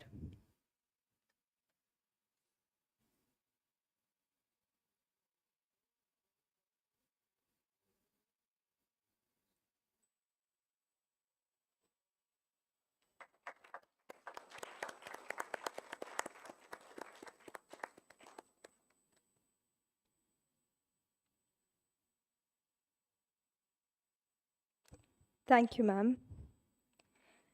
It's hard to believe we are at the last TEDx talk for today.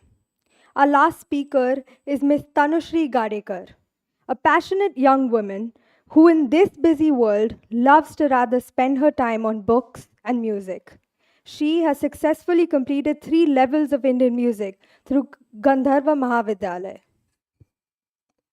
She actively participates in extracurricular activities such as Model United Nations and also often publishes articles in the school newspaper. She has a big place in her heart for animals and especially cats. She would be speaking upon self-transformation through atomic habits, where she would love to share secrets to a better quality of life. So put your hands together for Ms. Tanushree Gadekar.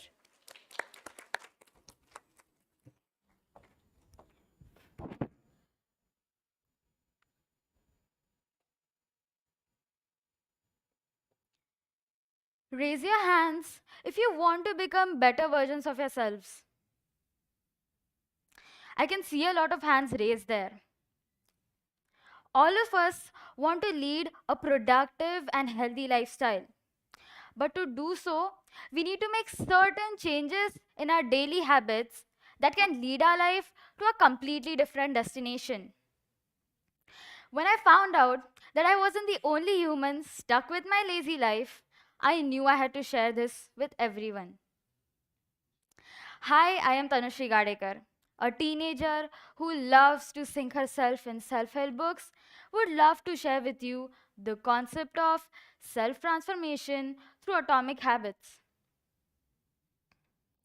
So, why do we want to become better versions of ourselves? Well, we all want to live a great quality life. And a quality life can only be achieved if we find success in everything we do.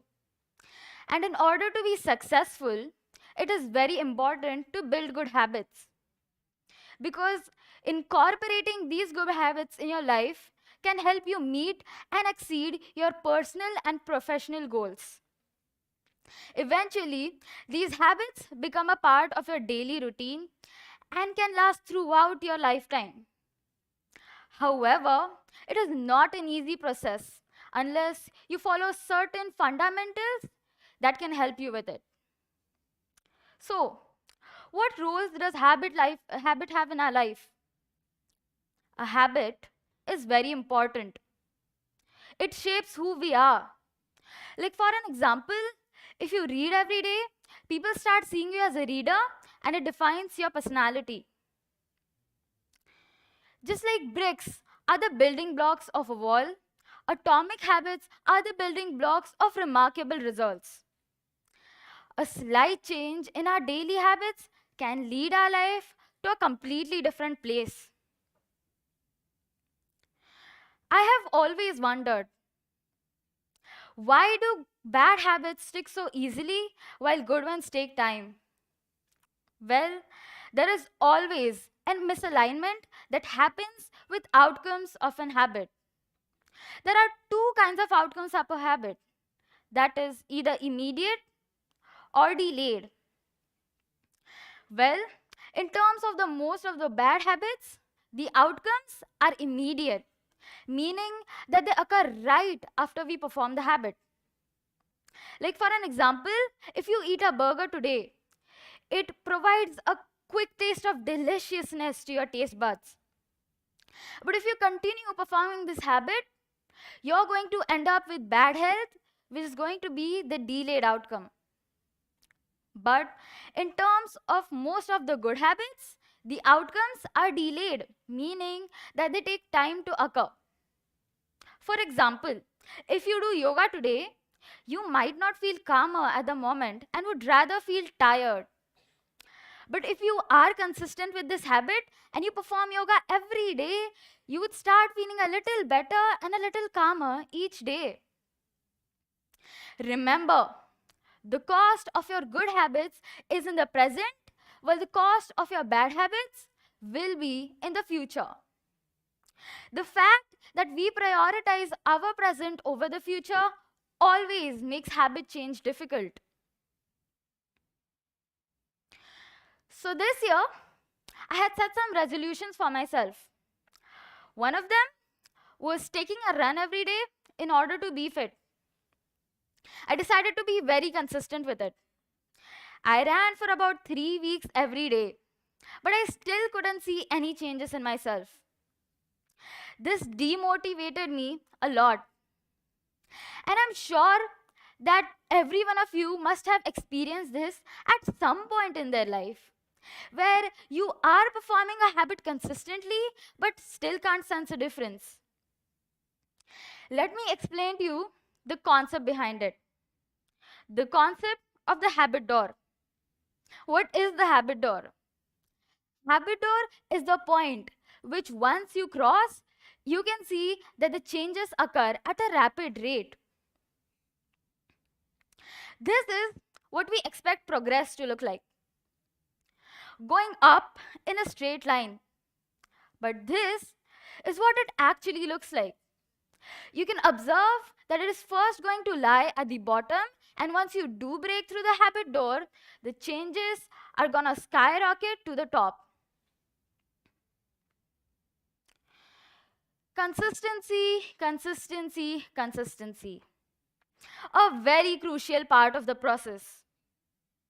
It is impossible to succeed without consistency, which reminds me of a quote by James Clear. Success is the product of daily habits, not a once in a lifetime transformation. It is very important to be consistent with these habits. But as you all know, consistency is very tough. But let me show you some ideas that can make consistency easier for you. First one is getting rid of the objects that trigger the habit. Now, for example, if you want to become a healthier person and a packet of potato chips is just lying on the kitchen counter, it is going to trigger you to eat junk, right? You can rather place fruit baskets on the tables and the kitchen counters so that you're going to get triggered to eat healthy. Same goes with the people that surround you. If you are surrounded with people that have a habit of eating junk on a regular basis, you are absolutely going to get triggered to eat junk too. So make sure that you're surrounded with the right people. The people who rather trigger your goal than triggering the habit that you're trying to cut off. The next idea is fake it till you make it. Now, I'm sure that you've heard this quote like a million times already. But let me show you how powerful this is in the journey of habit change. Again, if you're trying to become a healthier person and you just drive through a fast food joint, well, here you go again. You're going to get triggered to eat junk. But what you're going to do is you're going to think of what a healthier person would have done if they were in your place. They wouldn't have stopped to get some fast food, right? And that is exactly what you're going to do. You are going to fake as if you're a healthy person already, which forces you to take up healthier choices, which later add up, and you finally make it as a healthier person. The next idea is habit stacking. Imagine you do cycling every day. What you're going to decide is that I will have an apple every day I come back from cycling. You can observe that you are stacking a new habit over a pre-existing habit. This increases the chances of your new habit to occur more. In lockdown, I had decided that I will work out 30 minutes every day before school. So, I was very motivated on the first day. I did work out for 30 minutes, but I got so tired that I failed on the second day itself. Why? What mistake did I make? This one incident of my life made me realize that our body easily performs the habits that are not very tiring and less time consuming. Taking this concept in mind, I started off again. But this time, only 2 minutes maximum of workout for the first week. I know that's a really short time. But later on, I did stretch my workout time for about 5 minutes to 10 minutes, adding up to 30 minutes. And guess what? It works. It is very important to understand what habits our body performs easily and what needs a lot of motivation. So I want you all to analyze yourselves and understand your body. By the way, haven't you all noticed that there are a lot of good habits common amongst the successful people? Understanding these habits for success and importance is going to help you to determine which habits to include in your life based on your unique goals and aspirations. Well, I hope that the talk of a once helpless teen has helped you all today. Thank you.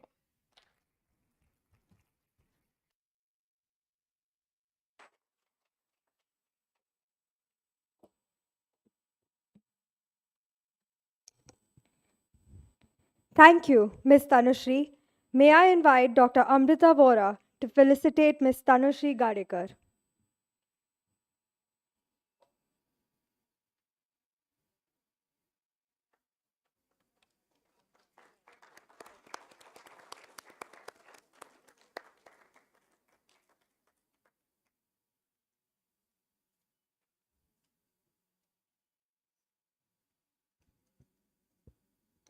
Thank you, ma'am. With this, we come to the end of our event. Once again, we would like to thank everyone in the audience for attending the third edition of the TEDx ElPro event.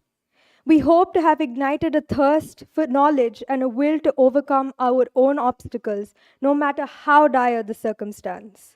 The past year has presented many challenges unique to each individual, and we sincerely hope that you leave from here feeling inspired by each of our speakers' experiences and stories.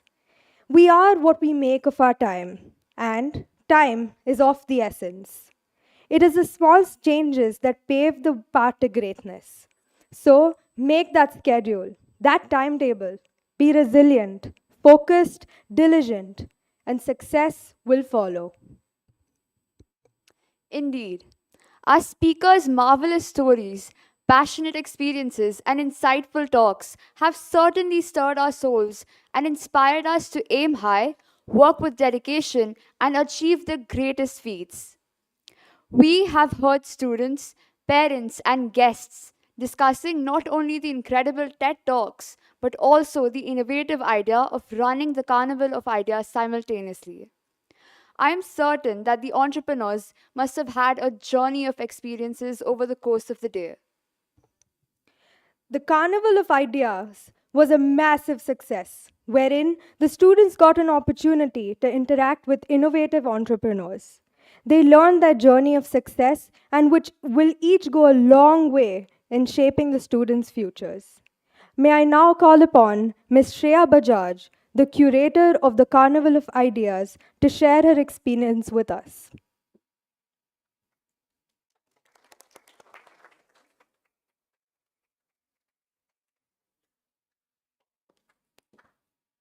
Hi, good evening, everyone. How are you doing today? Thanks for patiently, listening through the entire event, hearing everyone's experiences and learning from them. Really appreciate you being here.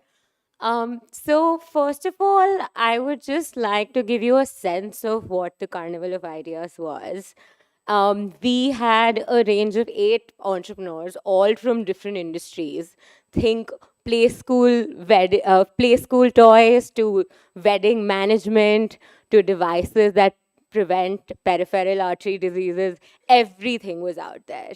And I would like to thank these entrepreneurs for taking time out of their busy schedules to come in and sow the seeds of entrepreneurship within these students. So thank you so much, 8 of you.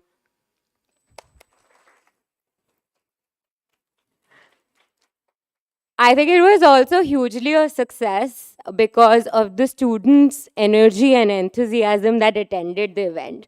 If you had a chance to look at it during the break, you would see how the stalls were buzzing, and suddenly when the break got over, it would just like calm down a little bit. So you could see the kind of energy the next generation of leaders and entrepreneurs are going to bring, not only to these stalls, but also to India and to the world in the future. So thank you so much for inspiring them.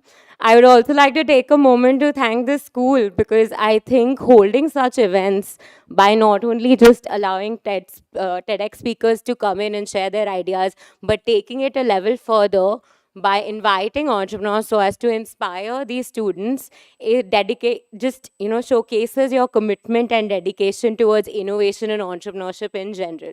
So thank you so much to the organizing team, Amrita ma'am, Sugandha ma'am, Anansh, Udit sir. Thank you so much for giving us the opportunity to interact with these young brains, because I think it's at least been a decade since most of us passed out of school. So thank you so much. And finally, I would also like to thank all the speakers that inspired the audience, which actually brought them out and inspired them to hear more from people who established these businesses. You have to understand that these businesses range from national to international scale, but just to showcase how a small idea inspired something really big is very, very important, and that stands right with the theme of today, which is small ideas can be really big. So overall, I'd just like to say that this is just the start of your journey, and it's only onwards and upwards from here. Don't ignore your gut feeling. Don't ignore any problem that you see or any idea that you think of. Just hold on to it and start working towards it, because life is not a linear journey. Thank you so much.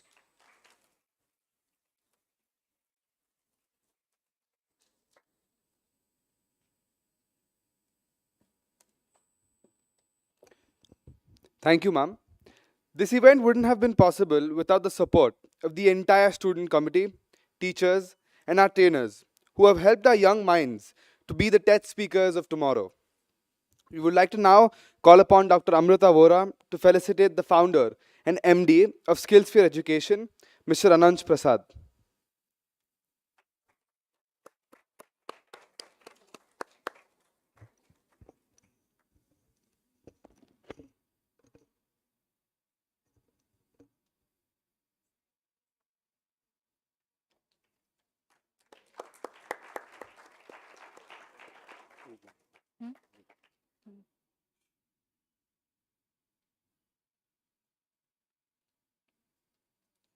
Followed by Miss Pranjali, the trainer from Skillsphere Education.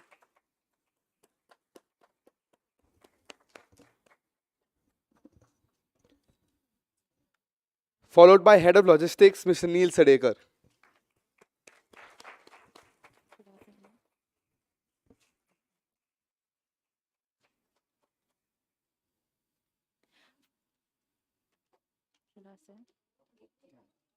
Followed by the organizing committee and the reporters.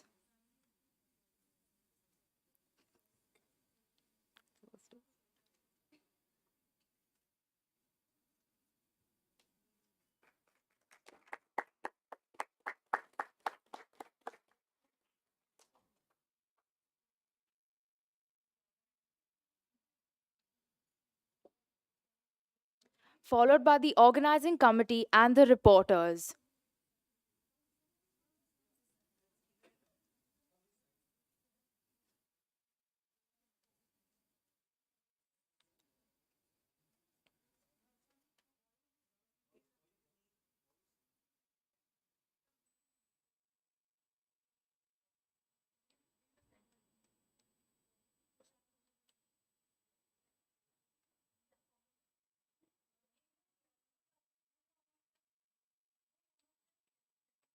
Can you say Pandit the anchors?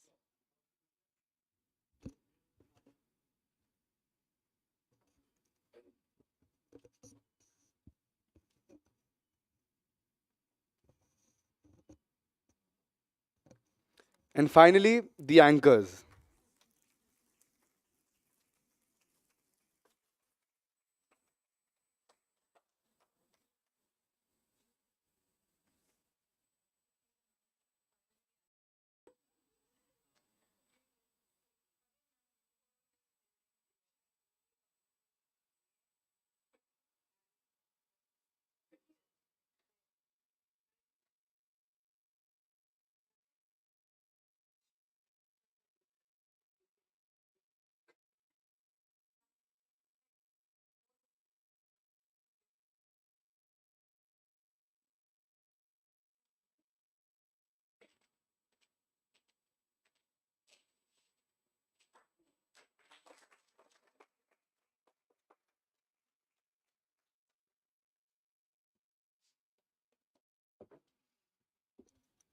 Every story has an end, but in life, every end is just a new beginning.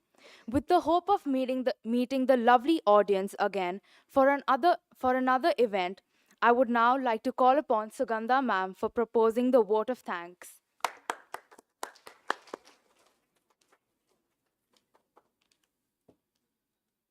Thank you, Tanvi. Thank you, Prakeet. Wow, congratulations to all of us for witnessing the third edition of TEDx ElproIntlSchool School. As I take on the podium today, I have this elated feeling of happiness, exuberance, probably showing around as a halo on me, who knows, probably. But we've heard some amazing talks today, amazing ideas, great confidence on display, like confidence par excellence, everybody. Wouldn't you agree? For our student speakers, performance, guest speakers, everybody. So a huge round of applause to all of you. Before I get on to the formal task of proposing the vote of thanks, Tanvi, with your permission, I'd like to just share a short story. We're talking about ideas here, right? So let me go back to the time when this idea started. In one of the most progressive offices that I have been in, where we explore thoughts, we discuss ideas, and that is Amrita ma'am's office. So we spoke about what opportunities, how can we just excel at letting children, get groomed in public speaking, and then what bigger platform than TEDx? So there it started, the grilling effort of getting the TEDx license, application processes, understanding how to go about it, submitting about 2 or 3 applications, Anansh, before we finally got the license. Yeah, I think you and I know what we've done to get the license. So, the process of actually receiving this was great learning for all of us. I still remember the night, because, well, US time zone, that I just randomly woke up in the middle of the night and I saw this email from TEDx stating that our license has been granted. I had goosebumps, and I still do. And I was just waiting for the clock to strike a decent hour so that I can call up Amrita ma'am. I'm pretty much sure she's awake at 2, but still, I just thought that I shouldn't. So I waited till about 6:30, and I made that call to her. I said, "Ma'am, we've got it." And she was like, "What?" I said, "Ma'am, we've got the TEDx license." And from that day to today, I think we all celebrate it in unison and a lot of pride. So the first edition took place on 6th February 2021. From there to now, a lot has changed and a lot remains the same. Now to get on to the task of thanking people behind this, I'd like to actually first begin with thanking all the guest speakers. Thank you so much for giving us your time, your ideas, your stories that have left all of us inspired, right from the students to the parent community to the teaching community, the audiences who were watching your live, and the fact that your talks have the potential to reach millions and for the millions to get inspired. I can't thank you all enough. Thank you so much for gracing the TEDx ElproIntlSchool School stage. We really remain grateful for that. Thank you. Moving on to me being biased here, our absolute favorite student speakers. Give me a show of hands for all of you who loved the student speakers. Yeah? I think all of them were brilliant, right? The confidence, the well-researched ideas that they presented, it just shows what Elproites are all about, yes? And we know for a fact that they have a long way to go. So kudos to all of you. I think they are here. So come on, give a huge shout out to yourself. Many, many congratulations. I'd like to take this opportunity to thank all the parents of our brilliant student speakers, because I know that you all have put in equal amount of hard work and effort in ensuring that the children were ready to deliver their talk on stage today. We are in absolute appreciation, and we hold this entire synergy in the highest esteem. And thank you, all of you parents, for contributing at your end. Thank you. Pranjali Magar, can't see you, but thank you so much. You've been excellent. Thank you for being the favorite critique of the student speakers. They are confident. They are elder sister. I just love it. None of them want to talk to me. They all just want to be around Pranjali. So congratulations, Pranjali, and thank you for doing a great job. Thank you, Anansh, the guest at TEDx ElproIntlSchool School, so he wishes, because the moment he comes, he just assumes responsibility without me even saying a word to him, and ensures that each and every detail is being looked into. I honestly always just throw him forward for the tougher tasks. I don't do it. Everybody is intimidated by Anansh Prasad. So it's great help that way. Thank you, Anansh. You know that you mean a lot to the family, and you are family. So thank you so much, Anansh, for everything. To the most amazing organizing committee. Where are you all? Shout out. I can't see you because of this pillar. They've been on their toes throughout. I think we all, as a team, take pride in the fact that this school allows students to run an event like this. Honestly speaking, we are nobody. It's them who have actually done this entire event, and I owe it to the wonderful OC. Thank you so much, all of you.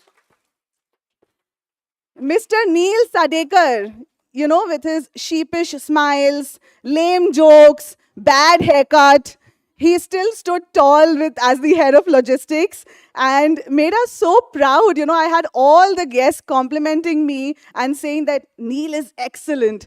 My God, Neil, that was hard to believe, but you made me proud. So congratulations.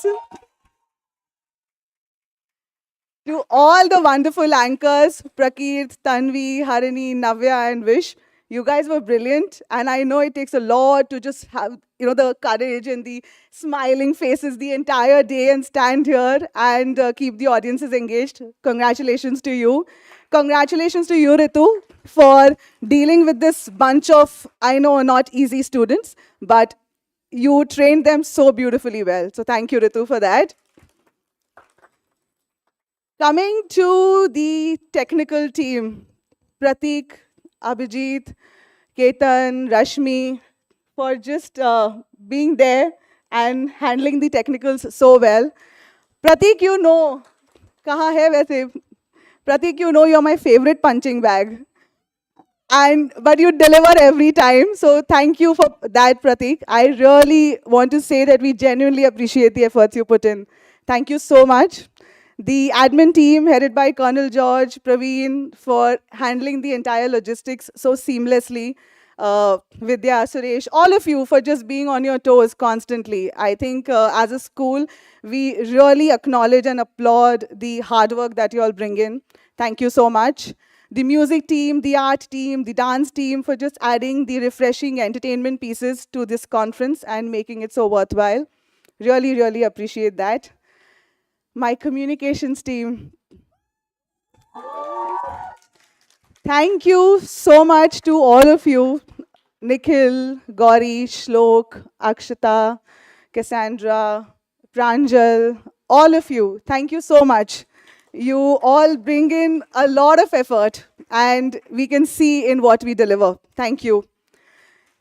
Dipti, my strongest support system, who understands my unfinished sentences, my very bad handwriting, very bad, trust me, and just is there to ensure that I stand tall here today. So if it was not for what she does with the team, I don't think I would be standing here delivering the vote of thanks. Thank you, Dipti. Thank you so much. We've seen it all, I think, from here to there. I think you and I know the best how we've grown. So thank you to you. Thank you to the entire academic leadership. It's unsaid, right, that without your support, nothing can be done. You guys are brilliant at what you all do. Kakuli for being such a wonderful host to all the guests up there. Priya ma'am, Richa ma'am for assuming the responsibility out there and just helping me with whatever. The name list is long, I always say that, but thank you, all of you. Uzma, for just somehow understanding that I need her. She just appears when I'm thinking of something is going wrong and I need help, and she just appears out of somewhere. So thank you, Uzma, for that. Really, really appreciate it. Natasha, for just, I don't know, again, just being over proactive in nature to, मैं कर दूँ? नहीं भाई नहीं करना है, you know, but she's just ready to help. And Natasha, I really appreciate the quality. And I want to say thank you to you for that. Procurement and stores team and Sanjana for being the absolute rock star in facilitating everything. Really, really appreciable. The entire AV team, Fayaz, Anay, for being on their toes, constantly live streaming, capturing good shots. We owe it to you to make this conference beautiful. Jeetu and team for handling the sound and mic. Thank you so much. We are so glad that technical glitch नहीं हुआ ना ज़्यादा, एक आध बार हुआ बस, वो ठीक है, वो चलता है. In an event like this, that works. So thank you to all of you. Thank you so much. I think, yeah, I don't know if I'm missing anybody, but thank you to all of you. I'll come to the more, people who are silently there as a support system, and that is Pallavi Mukherjee. She's the one that I generally use as a prop for scaring people. So, wherever I know that, acha, ye kaam nahi hoga, Pallavi, please handle. So, Pallavi, thank you. You know it, that there are things that I can't manage, and you do that for me. So, thank you for that. Really appreciate it. Mr. Hansaria, I hope he's here. Oh, he's there. Well, Mr. Hansaria, would I be standing here delivering this talk if it was not for the support that you have given me? Honestly, I don't even feel competent enough to thank you, because all of this and more has Siddharth written all over it. So thank you, Siddharth. Like I said, I don't think I should be thanking you, but I'll keep it simple. I really genuinely hold the bond, the understanding very close to my heart. And I thank you for being there for me always. Thank you. And from Siddharth and I to that one person who has always put so much of faith in us, so much of trust, and who has always backed us by saying that one line, so what? We goofed up. We tried. Ma'am, we can't thank you enough for giving us that confidence. Even if we goof up, we tried. And when we succeed, it's all because of you. Thank you, Amrita ma'am.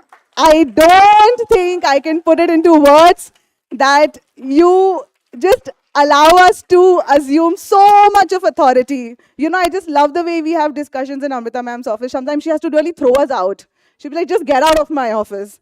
So that's the comfort, that's the bond, and that's the culture that you have brought in, the culture of camaraderie and teamwork, the culture of hard work and discipline, and the culture of succeeding with style. Thank you so much, Amrita ma'am. We owe it to you always. And on that note, I'd like to sign off as a very, very proud convener of TEDx ElproIntlSchool School until the next year, where we meet to hear about more ideas. And till then, let's keep spreading ideas, let's explore innovation, and let's just keep alive the spirit of spreading good thoughts and good stories. Thank you, everybody. Have a very good evening. The audience are requested not to leave, as our school team has managed to compile all the fun and excitement we've had